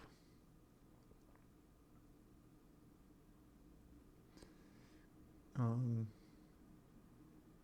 by the way, we have our position. The Prague game is exactly the thing that we looked at. yeah, it's this Ricken game And where we yeah at first I was like maybe black can hold, but the problem is black needs counterplay pronto because if I get king f1 g1 in, well, you forget about it. Yeah. And all this b5 stuff is just met with rook a6 and h7. All right, so rook h3 played. It does not inspire confidence. releasing the king. So king e2 would be the, blitz move and be like, what? Oh, maybe he wants, okay, maybe an attempt here, Kostya, is to say, if you come up, I can check you to death. I don't believe that for a second. Just not for a second, because my king goes and wanders to the pawn. Yeah. So I mean I don't know like what black could do because okay we earlier we looked at I think this was like such an important line b5 would be counterplay but takes on a6 and then h7 is just game over. Is black just doesn't have a good move with the king and then we're ready to Okay, take on Kostya, we have a a4. move on the board here with queen f4.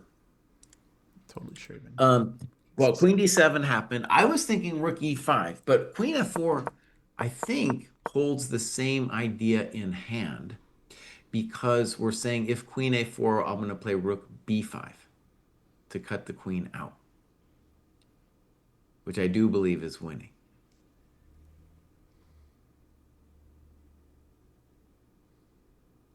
If I have a, and then right, if you play bishop g5, I can, if minimum, I can play queen f3, and I've dealt now with the rook e5 stuff.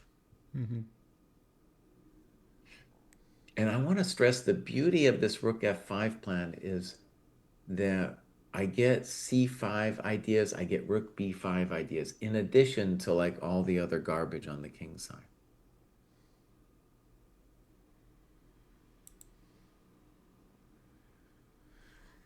Yeah, and now okay, wait. So do they? So now they have 30-second increment, but do they get any more time, or it's that? That's it. Well, It's they just already 30. got their 30 minutes. So that's it. Yeah, that's it. Oh. Okay, but now at least they're back in their comfort zone. They can play on increment All right, all bishop day long. g5 played, Mm-hmm. and to me, queen f3 looks basic. And those is talking about queen a4, but queen a4, rook b5, and let's forget about it. Queen f3, queen c7. Okay, so black would like to dream about getting rook e5 in. All right, Yeah. this looks very sus for black. Yeah. There's no rook f7 though, because takes bishop d5, rook e6. To me, rook d5 looks very, I don't know, rook d5 looks like the end. Be, well, be careful, Kraai, be careful. No, I take it back. On rook d5, the guy could maybe play rook d8. That's probably, but then I can do one on you again there because I could go rook d5, rook d8, rook b5. Yeah. Now, hold on. Again, one of the things I want to stress is these variations where we get our queen to H7, they're not the end of the world. So, for example, rook D5. mm, Any of these positions, right, where I get the queen to F5, he can just walk out of it. Like rook D5, bishop F6, queen F5, rook D8, as an example. Just be like, what? What do you want? Wait. Queen G4? I missed something? And what position are you talking about? So rook takes F7 right now. Oh, right now. Yeah, Queen F7, Bishop D5, Rook E6, Queen G4. Uh-oh. This is just one pawn. Like Black doesn't have to lose everything. Hmm. It's a big pawn, though. It's a very big pawn.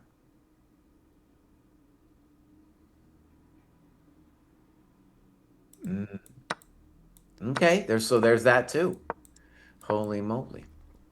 Yeah, I feel like light scores for Black are still going to be a problem. I don't know, King F8, Bishop E6, and then you're still suffering with the queens on the board. However, the claim there is like it was maybe worth a pawn. It might have been worth a pawn Yeah, to to at get least rid of it. simplify and yeah, free yourself up a But bit. but let's think about this actually. Is there a way?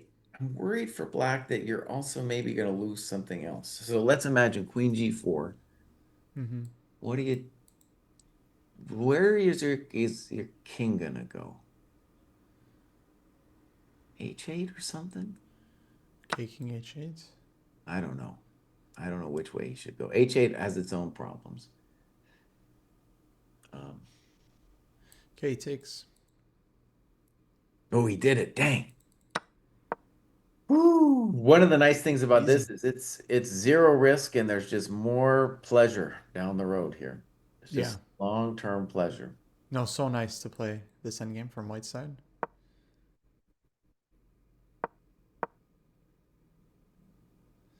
And can we just get a Naka check? Like, is he was expecting this or Okay, so he played King F8 and now Queen E8. All right. Naka seems like he's still in the game. Like he's like, okay, I can hold this. So one bummer is you're never really threatening to take. So if I played like Bishop D5, I don't think you're playing Queen A4 because of Queen E6. But maybe Bishop D5, Bishop F6, and we say, nah, it's not so easy, buddy.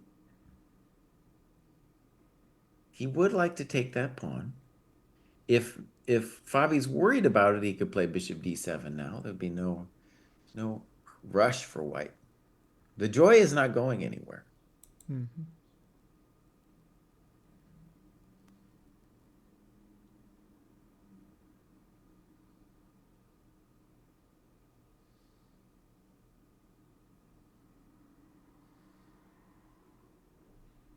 So I was right, at least in terms of what Anisha's plan was. He's giving him some checks here.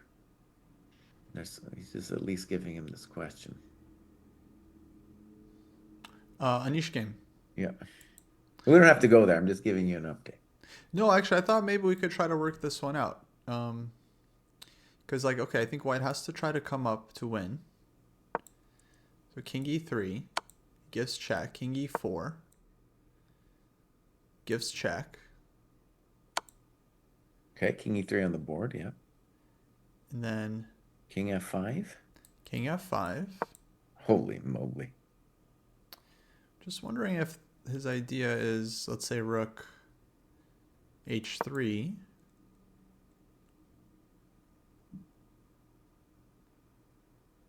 I think he's trying to just pick up as many pawns as he can on the queen side, and then give the rook for the H pawn. So it's just a concrete situation, Mhm. whether he's really in But time or imagine not. here, Rook F7, Mm-hmm. So King C6. and then just the brutalistic H7. H7. The rook is stuck. It seems like GG. King just walks in. Rook G3, rook G7. Like built-in Lucina. So Prague. I think Prague's looking good. Yeah, Brock's looking good, buddy.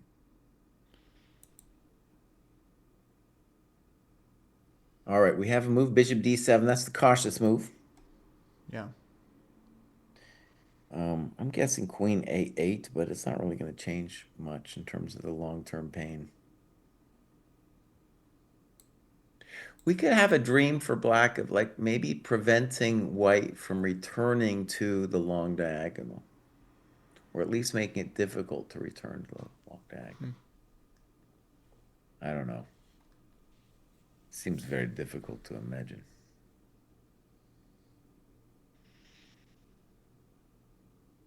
So yeah, let's talk about it. So zero counterplay, still ideas of playing c5, but notice that when we when we imagine pressing with f4 and g4 and that kind of stuff, then we are opening our kimono, right? We're going to open the kimono when we do Yeah. that. So it'll get a little dicey at least. Queen a8 played.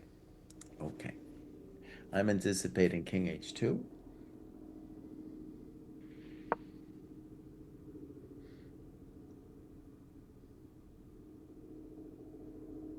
Okay, King G1.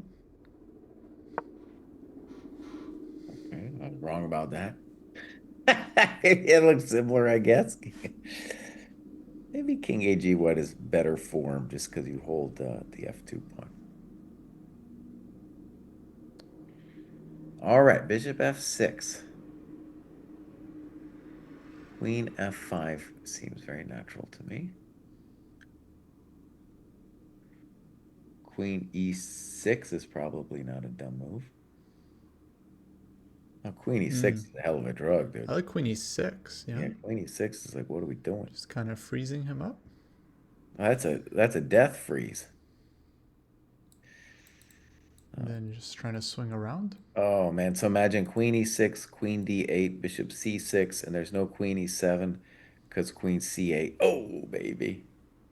Oh yeah, he's in the death vice right there, my friend. That's the death vice right there.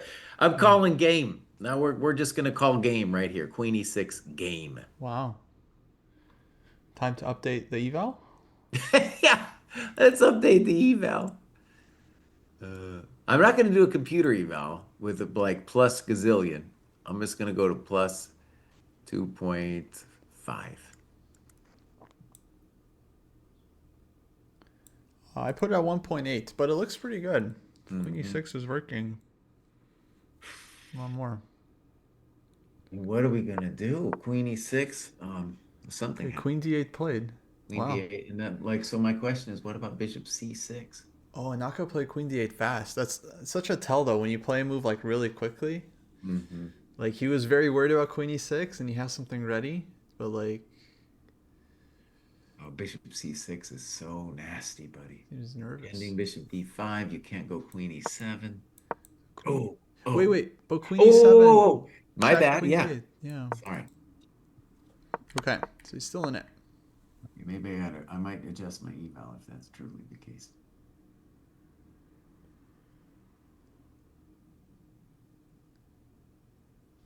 One cold move.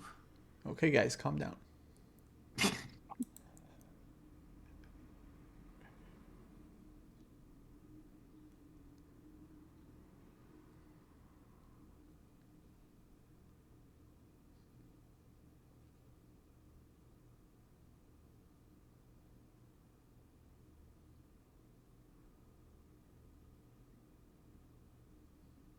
So a basic thing could be bishop c6, queen e7, queen c8, queen d8, and now queen b7.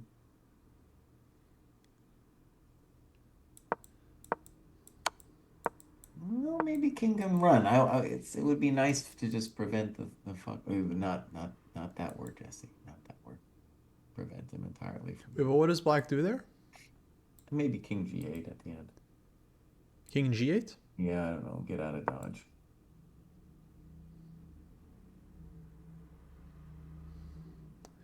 Still though, you Oh have no, it's check, definitely king h8. it's definitely still Kostya. Yeah, you're just like so Yeah, you so put your tied queen, you down. go put your queen on G6 now, right? And then say I'm gonna play Bishop B4 someday. Ah, it's just nasty. Yeah.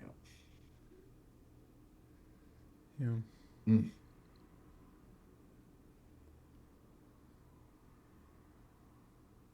And maybe the Bishop D5 decision was a little bit from playing too much blitz, because you'd be like in a blitz game, be like, I can hold this. But it was just unnecessary to give Fabi the chance of a chance. And even then it was totally drawing. But then I'm gonna go ahead and say he got complacent, you know, complacent. That's what happens when you haven't been playing for a long time. A little Yeah, it peak. definitely seemed like that was just a bailout because he was up on the clock. Felt like he No, was he the had such one. a nice position, played a nice B6 move, dude. Oh, he probably had a great game. What about c5 suggestion? Um, yes. So c5 takes bishop b5. Queen I thought it e7, we was give that. check. Take on c5. Oh yeah, that's pretty good too. And kind of stretching black out a bit. Hmm.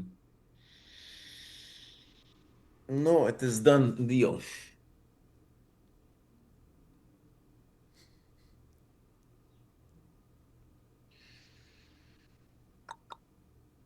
Oh, look at this. Stream Element says the dojo is launching 2 new live class tiers, group classes and game and profile review. There we go. And look at that, Kosi. It's calling them group classes instead of lectures. Maybe that's what we got to call it. What do Sure. you I think it's a good name. Group classes? I like. I have a couple other names, but yeah, we've been at this for 5 hours, Kostya. Damn. Well, it's just starting. Just starting, yeah. Candidates whirlwind. I guess it should also be said that our friend David Pruess, he would love to be here, but it's mostly like worry. He's got some concerns about marital strife, amongst other things. You do this thing too much, and your wife is like, "Nah, buddy, nah, buddy, I think we got a problem." So he's gonna hopefully join us later, but he's got like kids on spring break and stuff. Yeah, spring break's a problem. I got spring break too. I might take a couple days off. I want to take some week off. Give me a break.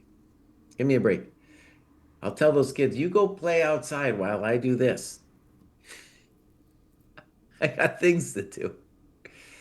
All right, Fabi, you need to move and finish this off. I don't know if it's dire. It's just a typical thing when uh, you can take care of some kids. David has more kids than I do too, man.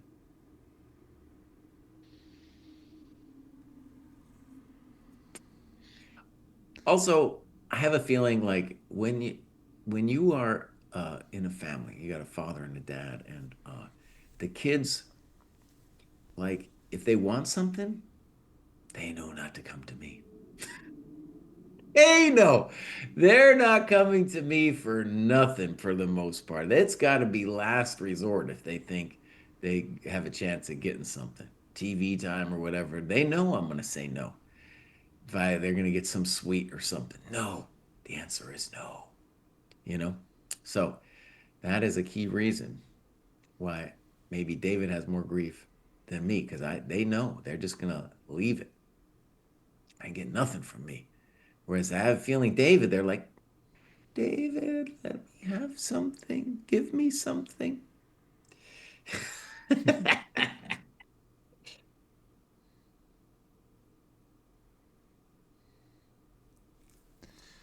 Yes.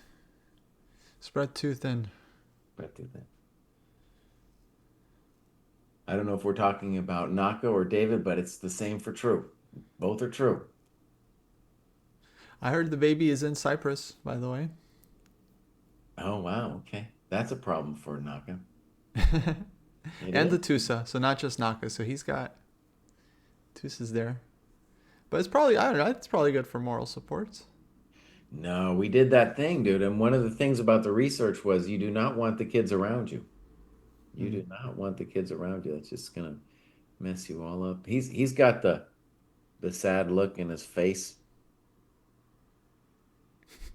It's amazing the way just this one game affects how this whole tournament, like if you're making odds or whatever. But yeah, this is a decisive victory where Naka did not have to lose this game, dude. Not at all. If anything, he was the one pressing. But now it's going to turn out this way, and it's going to look like kind of like the odds makers, i.e., me, were right. I.e. me. Some fools even gave Naka like the second percentage chance of winning this thing after Fabi. Give me a break. Come on. Come on now. All Yeah, right. we'll see. I mean, Yeah. if he wins this one, that's a huge result. Bishop c6, queen c8, queen d8, queen b7. Somebody had an interesting c5 idea. However, I'm a GM today because this is what I called. Very simple. You are going to have to give me the b7, b6 pawn, or let me play bishop d5. And black, the poor bastard, just zero counterplay. Oh, yeah. No, there hasn't been any counterplay in this town since 1942. Just going. Ooh, Giri played c4. Okay, can we look at this? Okay. So this is this big try. Because we were thinking this one is just over. Oh, well, it's definitely over. So, okay, what does he want? Takes. Rook c3. Then just h7. I guess maybe takes and comes back. Hold on. Maybe just king d4. White's still very much in It's control. at least an idea. Mm-hmm.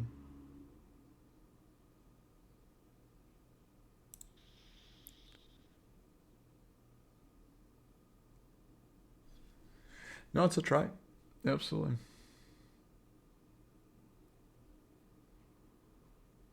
That's one of the things about playing a strong player, man. They're gonna kick. Personally, what I don't see is like pawn takes, rook takes, king d4. Let's say you go back to h3. And then let's say I play like king c5. What are you doing? I'm gonna come in. I'm gonna talk to your nuts. Who's nuts? No, Like, I mean you know who's nuts. looks over. All Looks right, over. so we have this beautiful thing going on here with Fabi. Bishop e5 played, bishop d5. Okay, So he threatens mate. he's trying to what, play bishop c7? What is his idea I here? think queen c7, no? Well, queen c7, I go check, and then queen b8, queen c6. Yeah, let's say, okay, just try to follow. Queen d6, Queen c8. queen c8. And the white comes in. Queen g8 at the end, maybe. It's like, it does feel like black can survive on the dark squares, but f4 at some point, yeah, it could be a problem. So I was thinking bishop. Oh, he does play queen c7. I was thinking maybe bishop c7 was his idea. Queen a8. Fabi playing quickly now.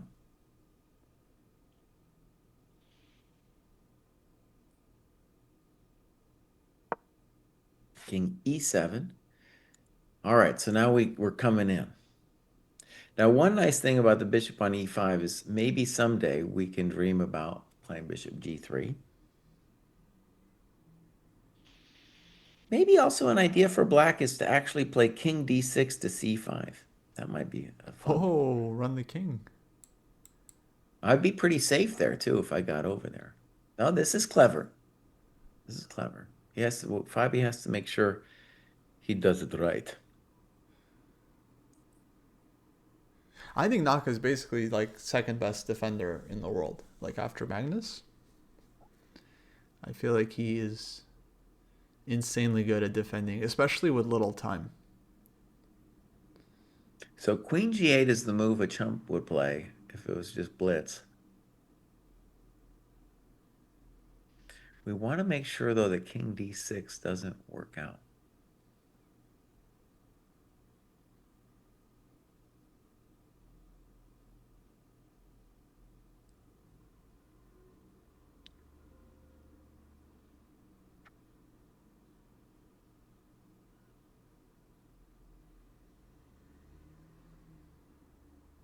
Oh, yeah, queen g8, king d6 is really kind of annoying.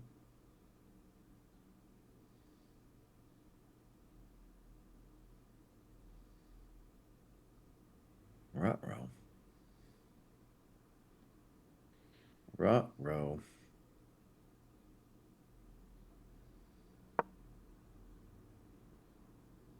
Not so easy.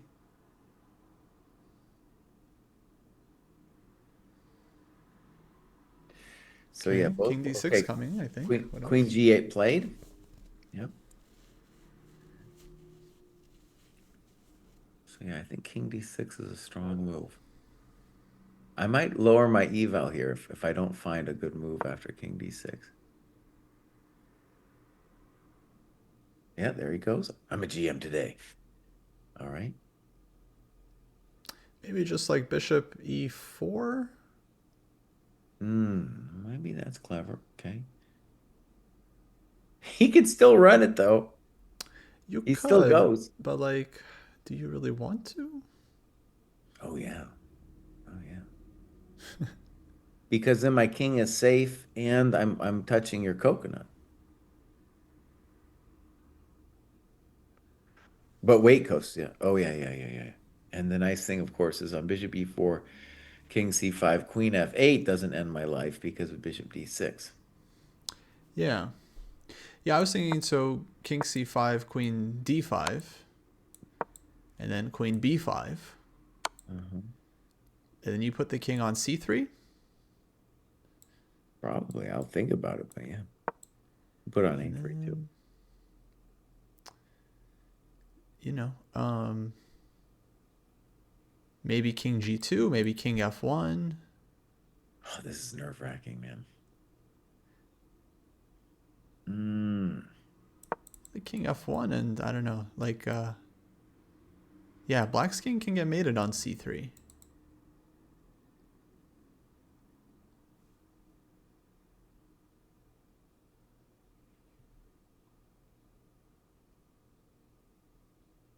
Okay, one crazy idea here is c5, and you must take with the king, I think.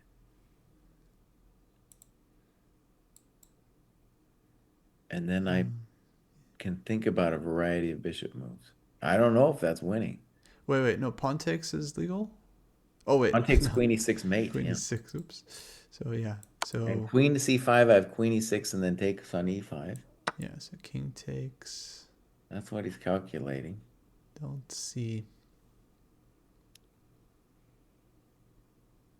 If I play bishop a2, how would you get out of it, Kostya?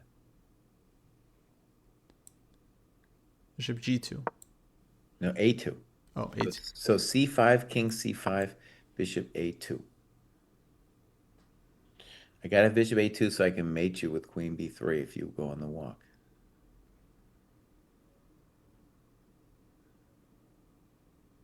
c5 might be the only move. If he gets king c5 in, I don't know.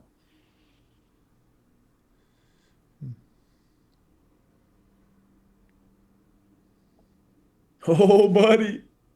Ooh, buddy, that's a problemito position. It's a fun position, yeah. Maybe queen, c5, king c5, bishop a2. It's looking kind of forcing, maybe queen c6? but then I play queen c4, king d6, queen e6, and I'm going to pick up your bishop. Oh, yeah. Yeah, it's so annoying. All But these that's the kind checks. of thing you better make sure, buddy. You better make sure. Okay, wait. Bishop e4 played. Oh, that might have been a mischance. So does he have an idea after king c5 though? I don't know.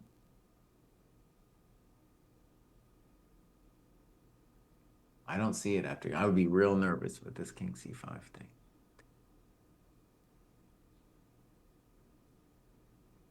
Wait. Wait, I got it, Kostya. It's simpler than all that. If king c5 now, white plays queen e8. It's still Oh, not over. We kind of looked at that though. Like but you game keep four, you running, can yeah. win. That's what I was saying. Sorry, sorry. Mm-hmm. Um, does it make a difference if I check you first, then play queen e8? Maybe.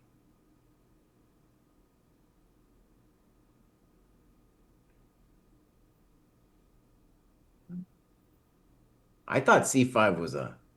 I thought it was a good move. Maybe there was something wrong with it. I don't know.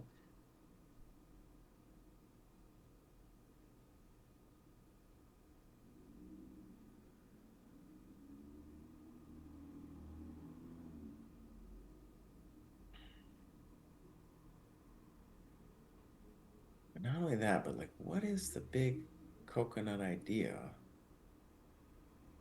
F8.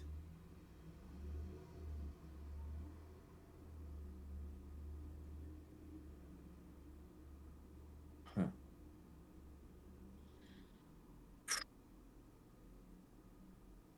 Well, Naka, king c5, bro. It's time to do it. It's time to play king c5, Mr. Man. Yeah, why not? This is your only chance, buddy. Run, run, Forrest, run.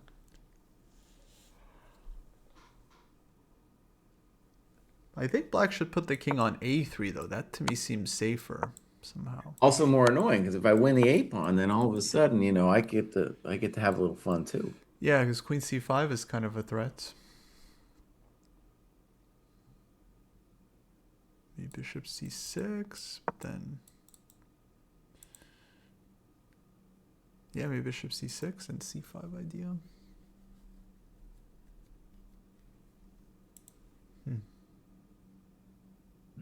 Hmm. So looking at bishop g3, I just have hard time. Okay, can't do it now, but I have a hard time believing in bishop g3 Yeah. because as long as black can't also win the d pawn, because then white's just too solid. Like you don't get any real passers. I don't know what he's thinking about, honestly, because I mean, king c5.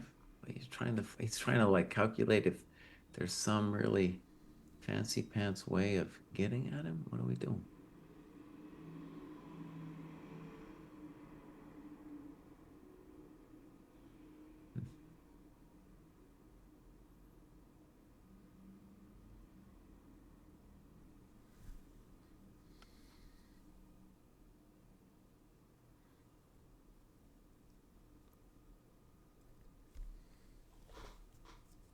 Oh, Bobby, buddy, what have you done to me?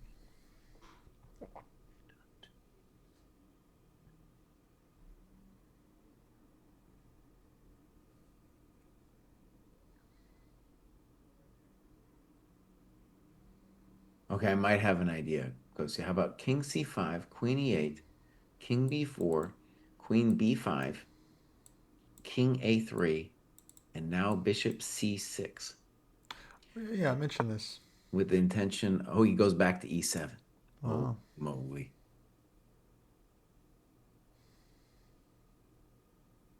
Mm. But yeah, I thought bishop c6 there was annoying. C5 ideas. This one's going to be annoying, though. I'll tell you that much, buddy. Like f4 is a pretty standard move here. F4 is a pretty brutalistic. For Bishop brutalistic, of g6. course. Wow, fast. Bishop g6. Bobby's finally got the lead in time back. You want some checks. Whatever happens this game, there have been so many predictions in chat, and like, mark my words, there better be like 20 people who apologize at the end for getting it wrong. I don't remember who predicted what, but I know that half the chat predicted one thing and half predicted the other. So I know half is going to be wrong at the end. So those people better come up. I want to admit, I don't. Do I understand Bishop g6? I mean, he's clearly like you can do anything, but is there a big time threat here?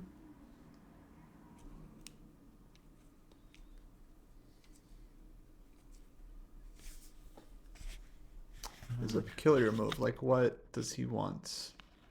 Like queen f7, king d6, and then what do you, yeah, what do you want then?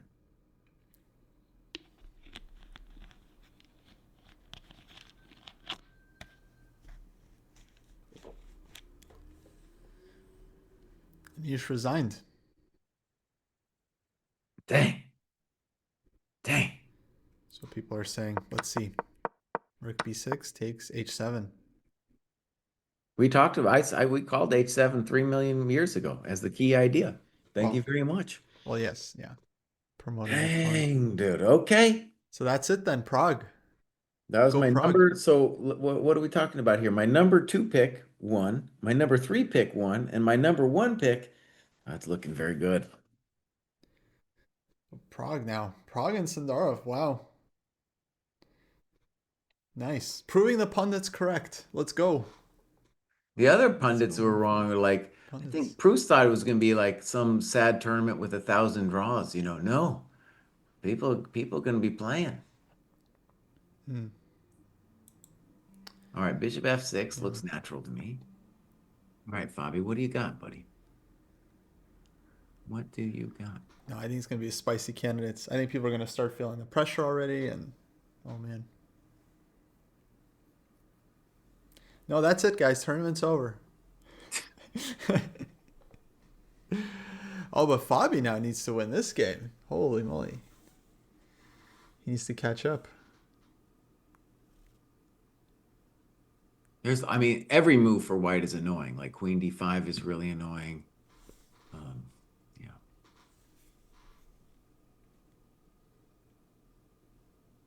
I like queen d5. But you can do it with tempo. You can play queen f7 and then queen d5. Mm-hmm. Mm-hmm. Well, I was kind of banking on the just after queen d5. I was like, well, where does he go? That was kind of where I was at with that. But yeah, I could do it that way too.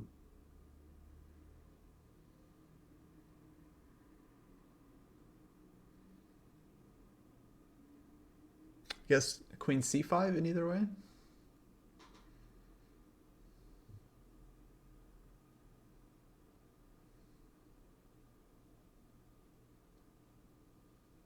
Maybe king e7 was very resilient. Maybe they're like, I thought my c5 was amazing. I thought my c5 was amazing. Oh shit.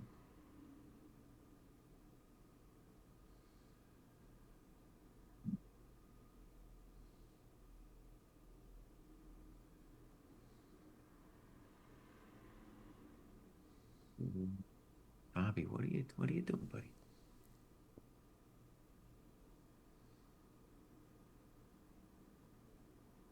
It's not easy. I mean, how is white supposed to win this? Because it's like you have an extra pawn, but you have no targets really.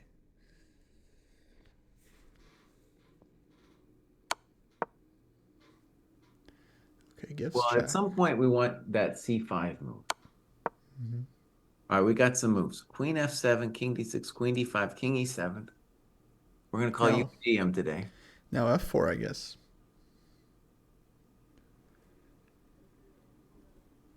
And this one, my friends, this game could actually go for hours from here. We have maybe hours in front of us. Yeah, with the 30-second increment.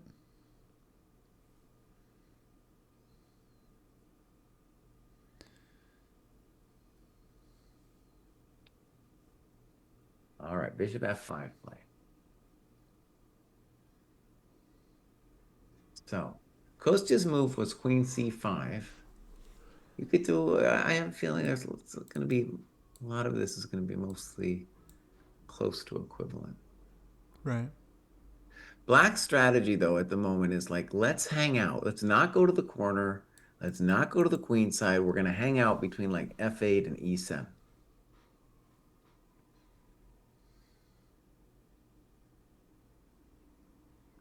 That's very painful here. No, it makes sense because I mean, you don't get mated if you're on e7, d6.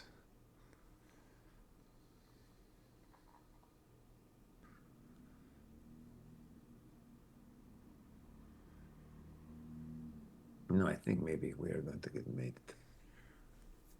It's a strategy. It's a plan. It's a plan. I think right now Queen E6 looks pretty hard to deal with. Notice we could transpose back to our other position with, like, let's say as whites move Queen E6, King F8, Bishop G6, Queen E7. That would transpose back to what we had before. Oh, man, oh. Um, I have a question for you. So, Hmm. if for normal chess players, if there's a three-move repetition, we are the ones who have to claim it. But if they're following along here, can the tournament organizer claim it? It's a 3-time draw. I think it's on 5-time. Then On the five arbiter. time. Yeah, it's like the Okay. arbiter has a duty to stop the game after 75 moves of no progress and after a 5-time repetition. Huh, interesting. I never even heard that, But you know, Jesse, I recently saw like a 12-time repetition man.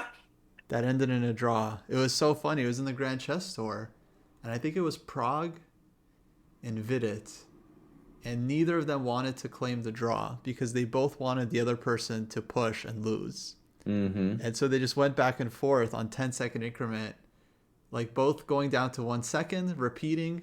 Then the other player goes down, and they both were like trying to play on and then repeating, and then eventually they drew out. But it was like 12 times they moved back and forth. It was crazy.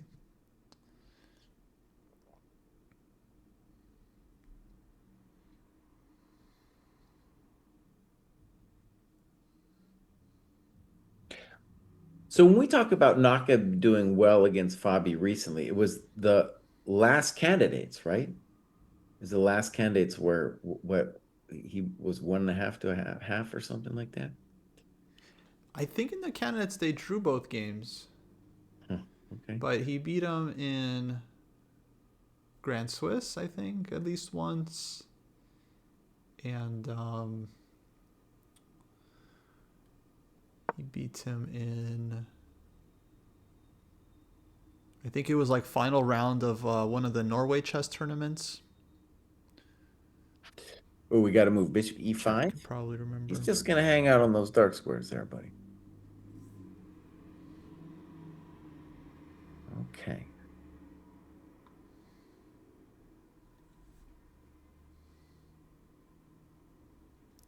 Yeah, probably he did win against Fabi and some candidates too.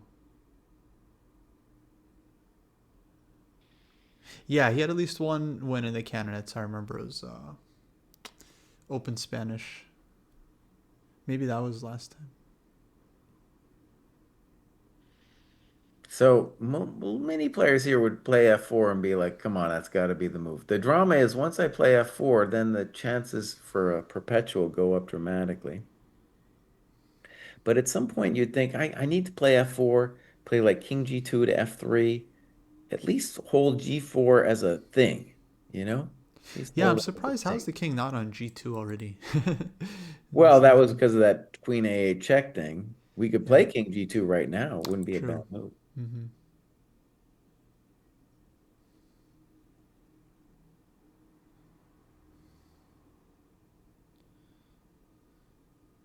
I'd probably play King G2 because I'm a chump GM. I'd be like, let's go. King G2. Yeah, just normal. I mean, F4 makes sense to me here. I feel like you're not. Yeah, you're not worried about taking. So kind of So Queen D6. I mean, I don't know. Unless we're gonna do F4, King F3, though, it's not really clear what I'm doing with the Mr. King. mhm. Maybe Mr. King also wants to just come up to like F5 at some point. Say, what? Here I am. Yeah, king needs to get involved. I think to win. Okay, F4. Pushy push. Pushy push.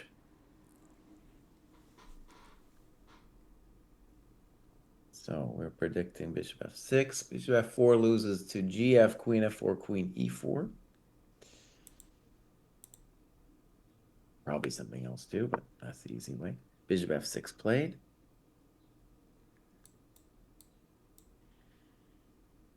Now maybe King if we're gonna bring the king in, maybe f2. He goes g2. So the standard GM way is to just put on the same color as your bishop, so it makes sense. We might put our king on h3 too. It's not the dumbest thing to put on h3. Mm-hmm.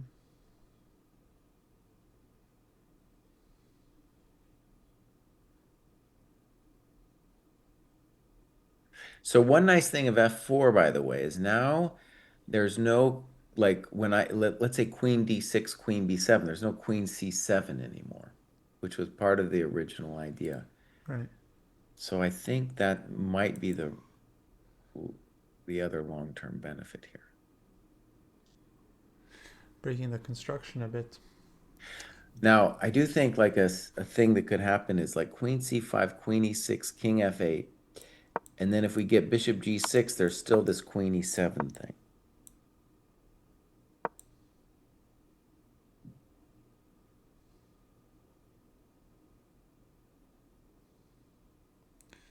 Check and queen b7.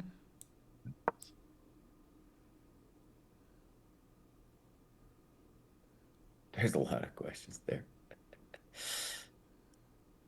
All right, queen d6 played. Check to the miserable king. King f8 played. All right. So lots of candidate moves here. Like even king h3 just looks real pleasant. Sure.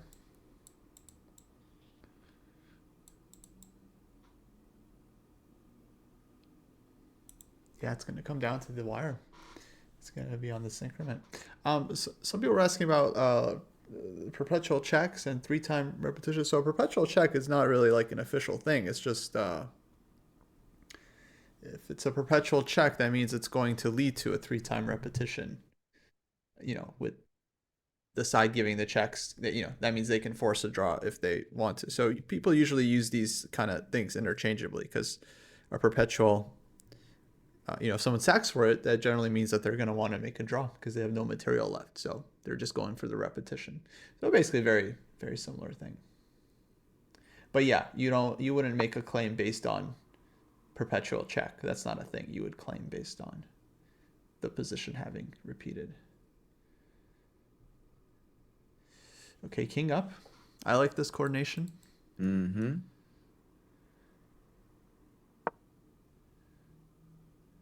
Does allow queen e7. Then we're anticipating queen b8, I think.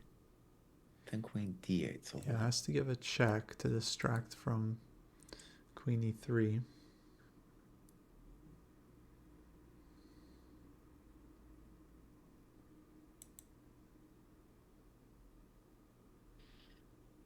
hmm.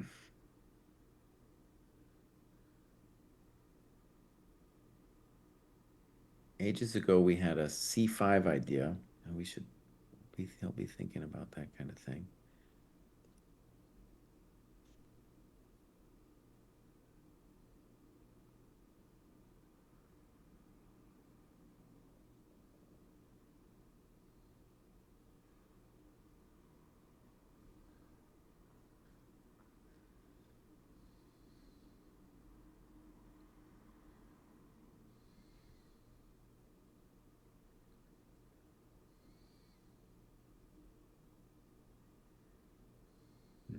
Okay.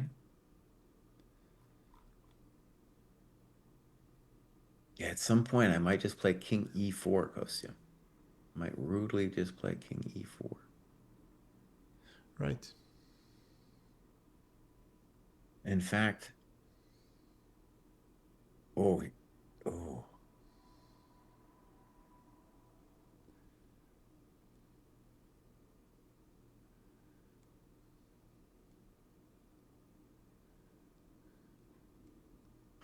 okay. Woo, it's hot. There's even some positions I was looking at where it was almost a win with the queens off once I get the king in there. It's close. Yeah, I think right Close. now it's like the bishop gets to c5, right? And so that's a dead draw. I think white can't do anything there. But if you can trade queens and like black's king is forced to take and you get king e4, king d5, then that starts to look very, very Hmm. unpleasant.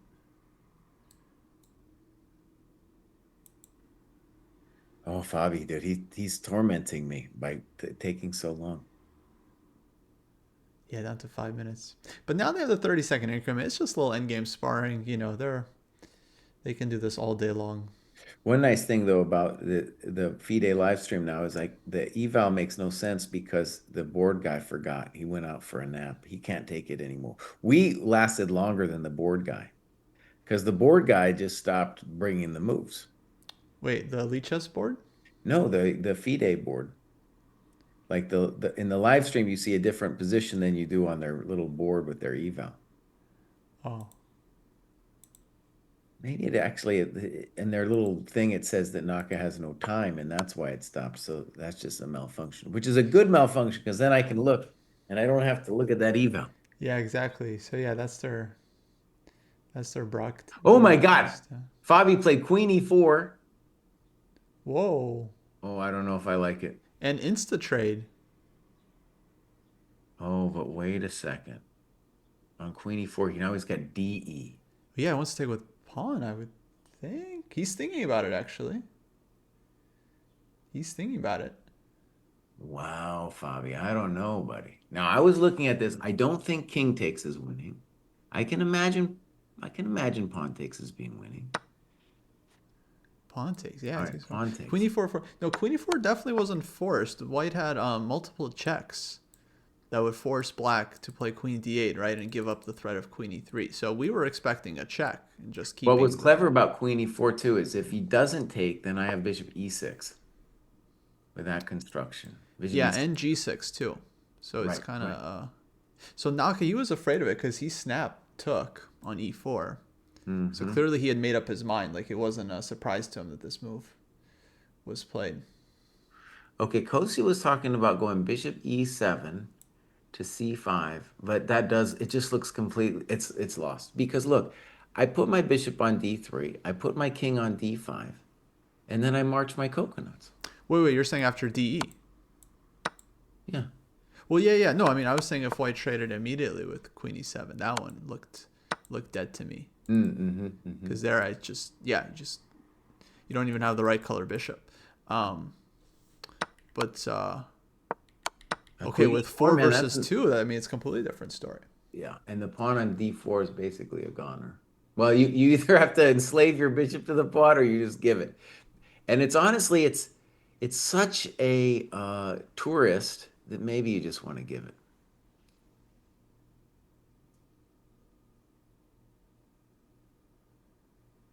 Hmm. Oh, really nice play by the Fobs, dude. Dang, Fabi's so strong.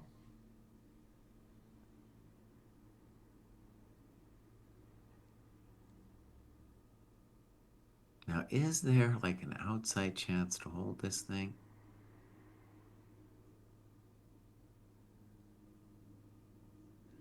Not gonna know happy. Not gonna know.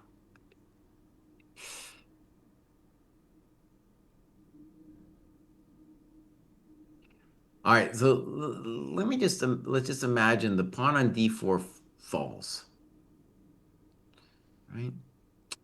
Uh, if black keeps the bishop on E7, it's not totally simple to crack the structure there. So I'm just like intuitively, I believe it has to be winning for white, but there's still some technical difficulties here. Yeah, no, I mean with bishops, it's always a question, but it looks huge, and Naka won't have any time to find some kind of like precise. I mean, he's just gonna have to play this on instinct basically. So Yeah. Okay, so he's going to try to hold on to the pawn, oh, and our maybe pawn he moves. shouldn't. But here he goes.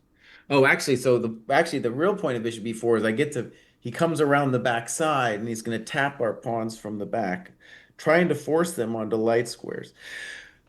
Very good. Okay, how are you talking? Mm-hmm. So that's nice. It'll be very difficult to advance them. Might be very hard to actually snip that pawn on d4. So yeah, he's saying bishop e1. Oh, dude, he might hold on to this.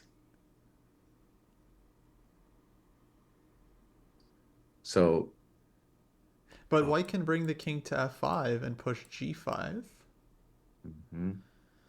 and then take with a pawn. Try to spread it out. Good. I think that's a critical point. And I don't, at the moment, I don't see a way to stop that.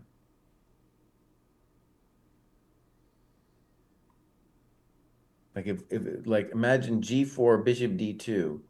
If black had two moves and was able to get the king to E6, wait a second. G4, Bishop D2, King E4. Yeah, if he had two moves and could put the king on E6, then maybe there's a little bit more hope. But as of now, I get the king to F5.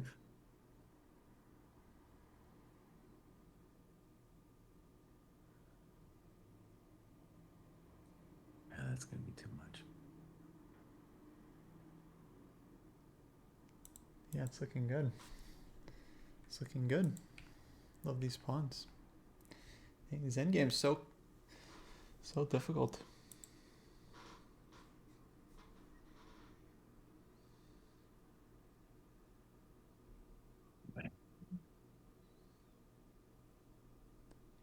Now, we've been going a long time here, bud.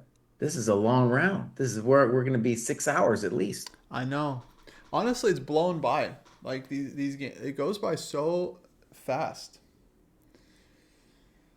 And sometimes I hear from people like, "Oh, the games are so boring," and it's because honestly, guys, because you're watching with the engine, and then it just spoils the answer in the first 2 seconds, and then it's like, yeah, it's like not interesting once you know what the evil is. Like, what to say? Okay, All King right. E4. Bobby's playing quickly here. Bishop G3. And we're anticipating Kostya's King F5 here. And it looks real evil. Real evil, King F5. 5 G5. Take. Well, say hello to my little friend. H6.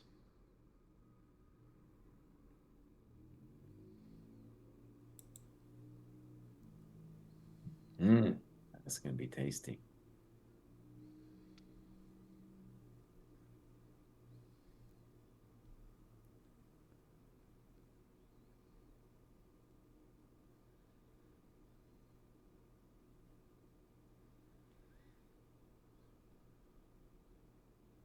It's gonna be tasty.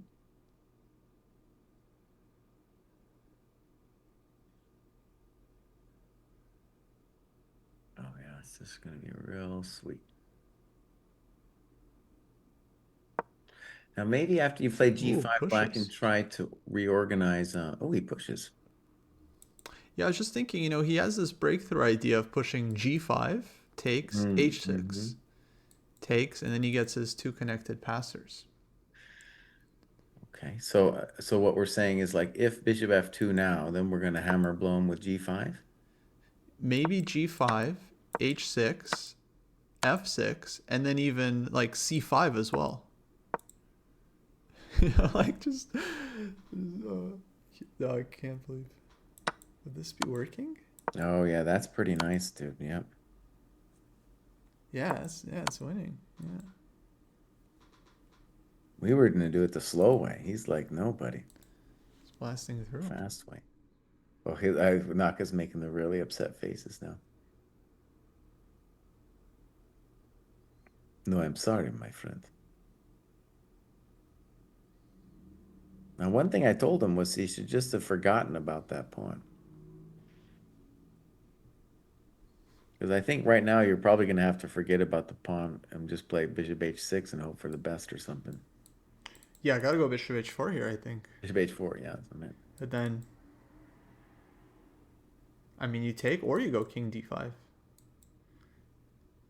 Just run to C6. Okay, yeah. Now I feel confident enough to update my eval to like really. All right, King D7. That isn't going to help you, buddy. Or Just take plus the 4. pawn. Just take the pawn, Fabi. What we got here? I'm at 2.5. I mean, to me, 2.5 is winning, but I'll put it at 3.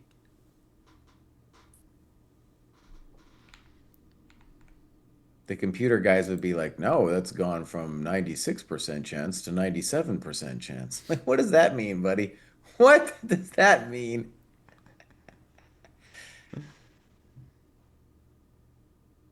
No, it is time for resign, my friend. Naka went to the chess bra. He did the chess bras habits, where they tell you to never resign. Oof.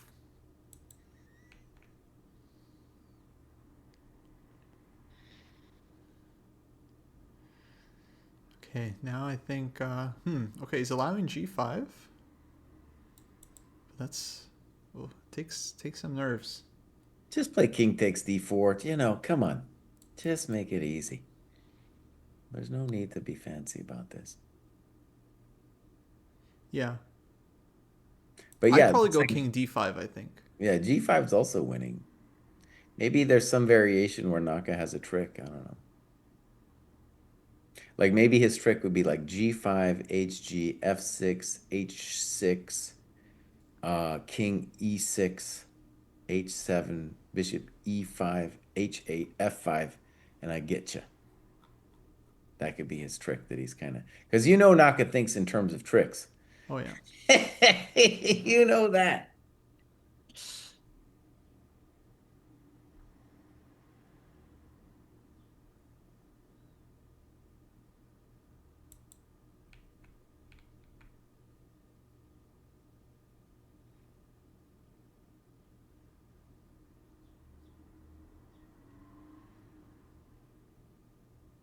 Did you do any protesting yesterday, Kostya? Um. No, I wasn't aware there was a. You weren't even aware? Wasn't even aware there was. Was there a protest yesterday? You kidding me, bud? Yeah, it was a huge protest yesterday. Nationwide? Yeah.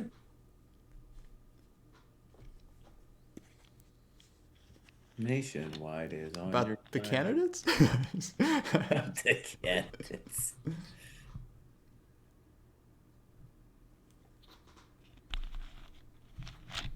Oh, Fabi, you're overthinking this, buddy. Just take the pawn.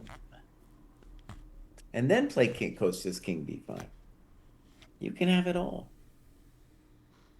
Yeah, I hate when they do this. They try to like win and just like the most Well, maybe actually nice he's one. concerned that if King D5 or King F D4, that it's just like, well, then Black plays Bishop F4. That could be a little concern. And then if he gets Bishop G5 in, I don't know. Though, of course, Black could have played Bishop H4 last move too. So there's that.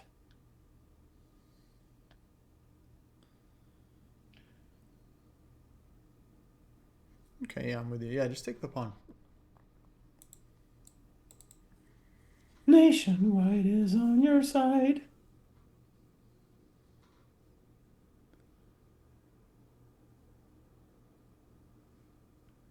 No, I'm not getting kind of ready to resign.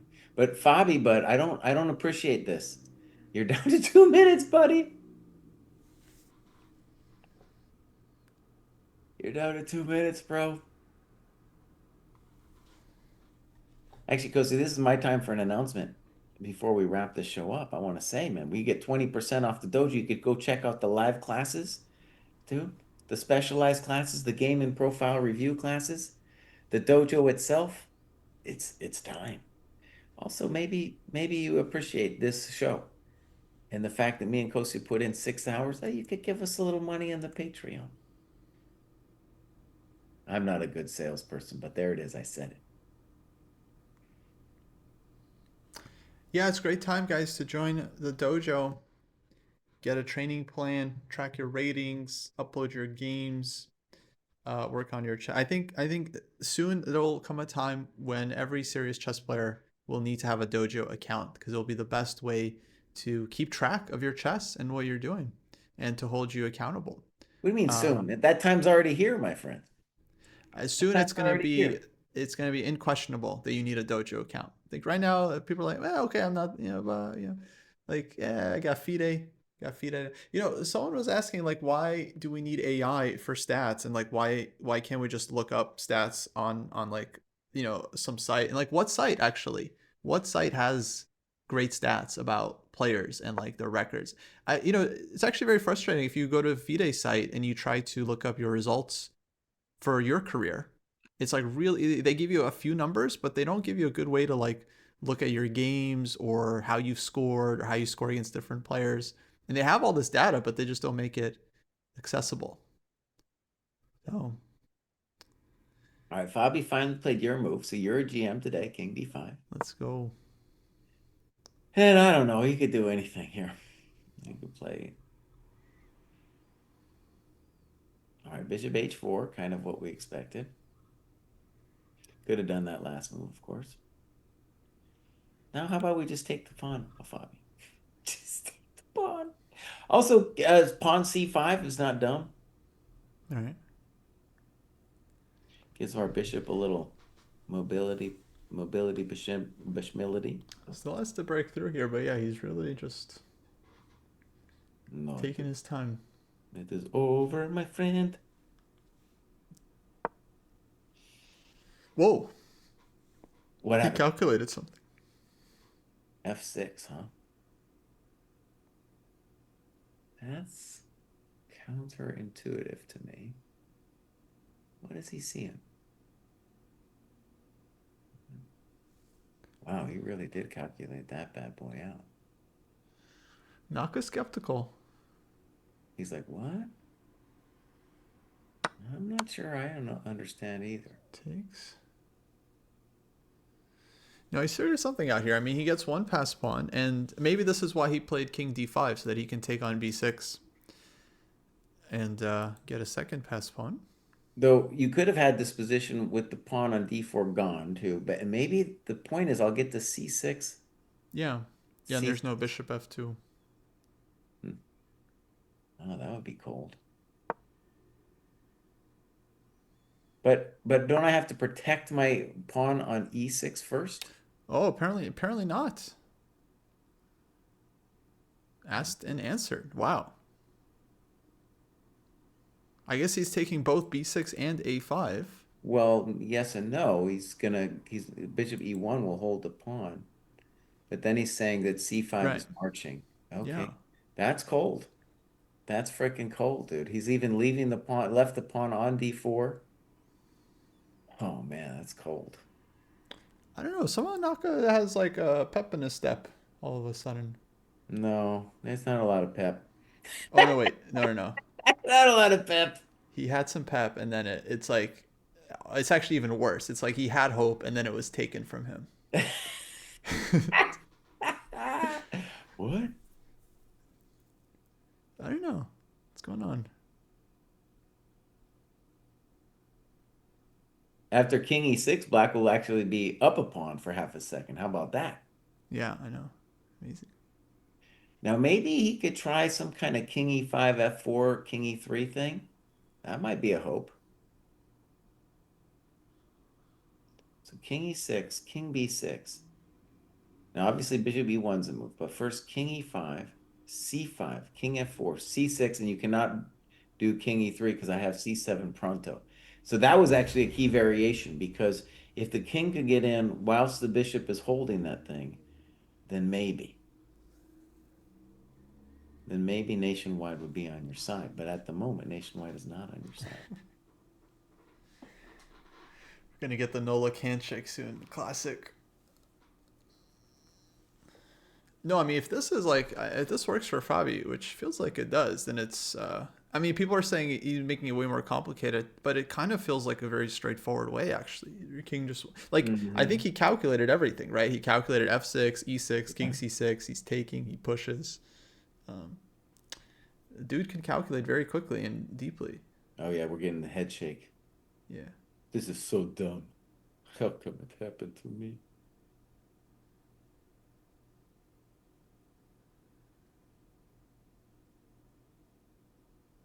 Nah, Naka, this is gonna be a long tournament for you, buddy.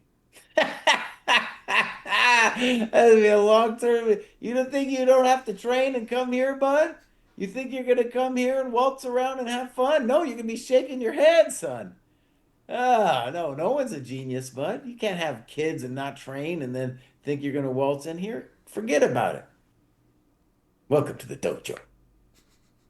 Dang. Made the people wait almost 6 hours for the rant, but it did not disappoint.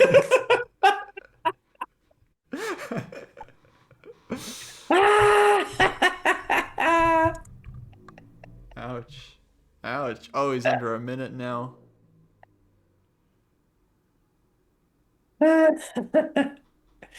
So we're reading the Irving Chernev book in the live classes, and Yeah. he's got some great quotes, but my favorite so far is in chess, it is allowed to hit your opponent when he is down.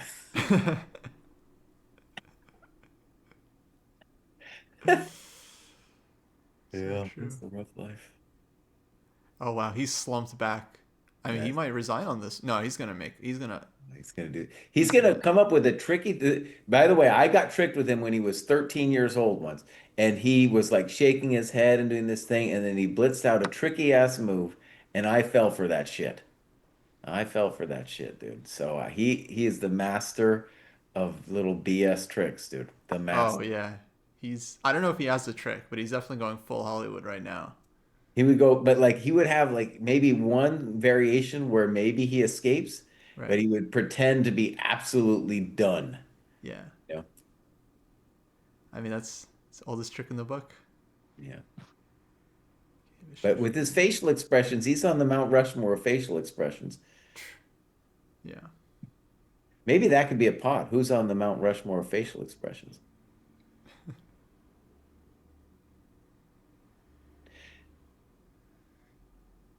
Think about Nepos. You mentioned Nepo. Like Nepos, they're not as entertaining as like Korshnoy's and Kasparov's are. Hmm. Bishop Yeah, E1 played. I didn't know about Korchnoi actually. I don't think I've Oh, dude, ever Korshnoy's amazing, bro. Amazing. You really didn't know about Korshnoy? just there's not many photos of him making the faces, so it's not as prevalent. Oh, you know what you should do? Look up Korchnoi milk ad. This sounds familiar. That's amazing. And because they knew about the faces and they just had him do it. Amazing. That's one of the All right, best guys, chess experiences you'll ever have. that's your homework. Korchnoi milk ad. Somebody says there it is. They say Oh, he it's resigned dang. after C5. Wow. Oh, and they're talking a little bit.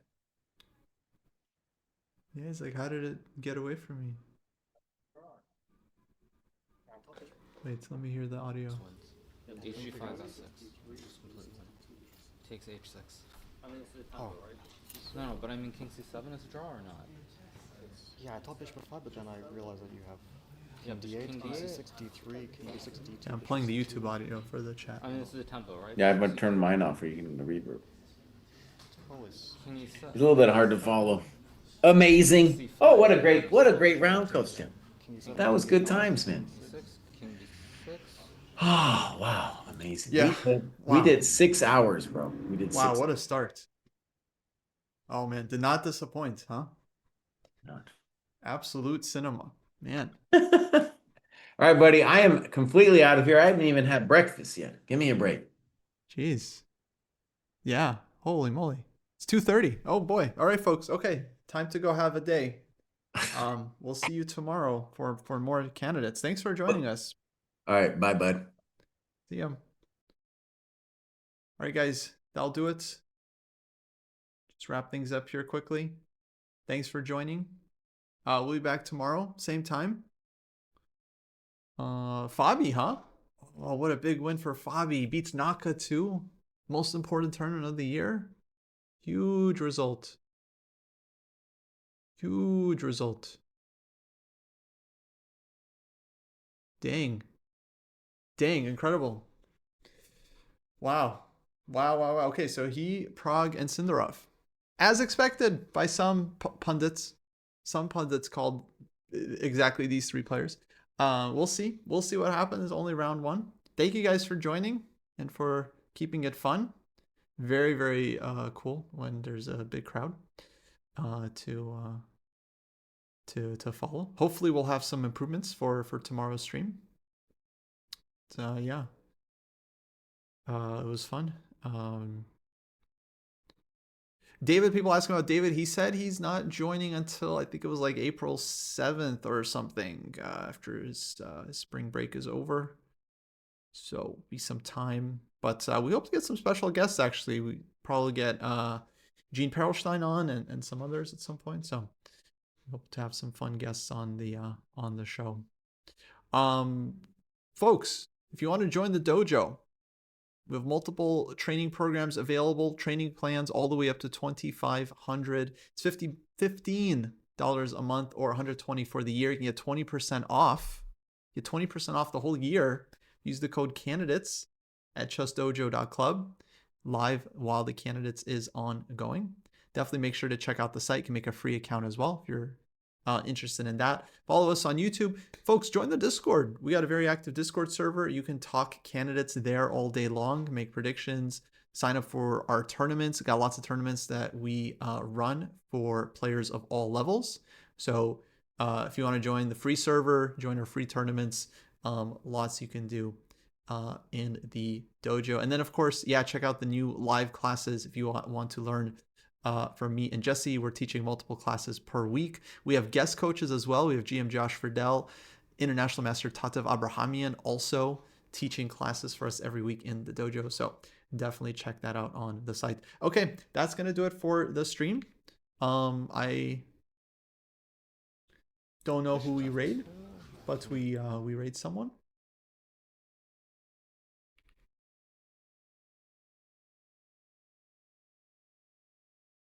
And hopefully see you guys all tomorrow. Okay, let's see. St. Louis, they're probably wrapping it up.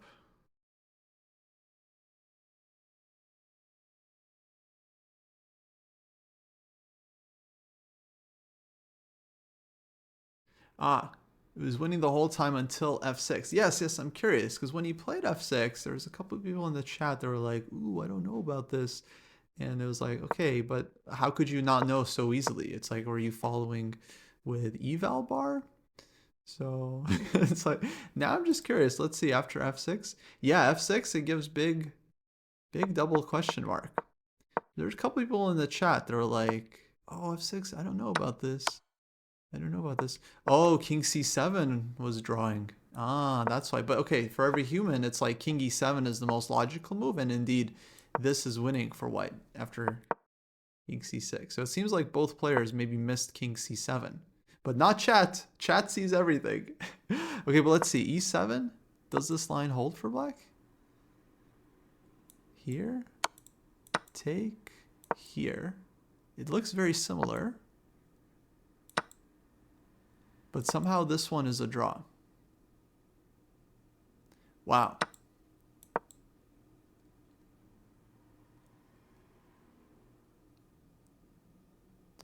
Wow.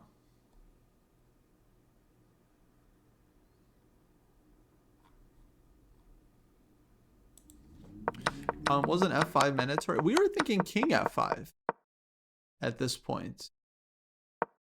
With idea to go g5. Which seems to be winning. Could have played the immediate g5 as well. In fact, this one might have been easier because this feels like you're creating more pass pawns. Yeah, very tough endgame to play on 30-second increment. I mean, basically impossible to play this one perfectly. Basically impossible.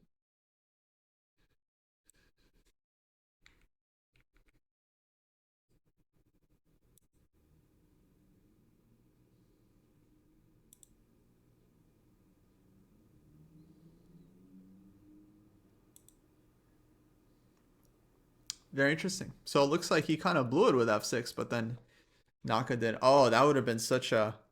Oh man, if Naka had found the defense here with king c7. But this is such an insane move to, like... I think you need a long time in this position to figure out that king c7 is is holding. You know, it's just pure computer stuff. But had he held it, then that would have been huge drama.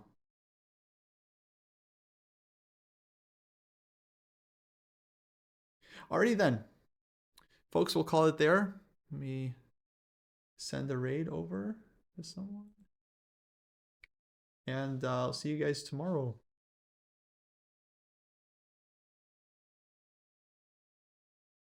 When we raid our friend Phoebe.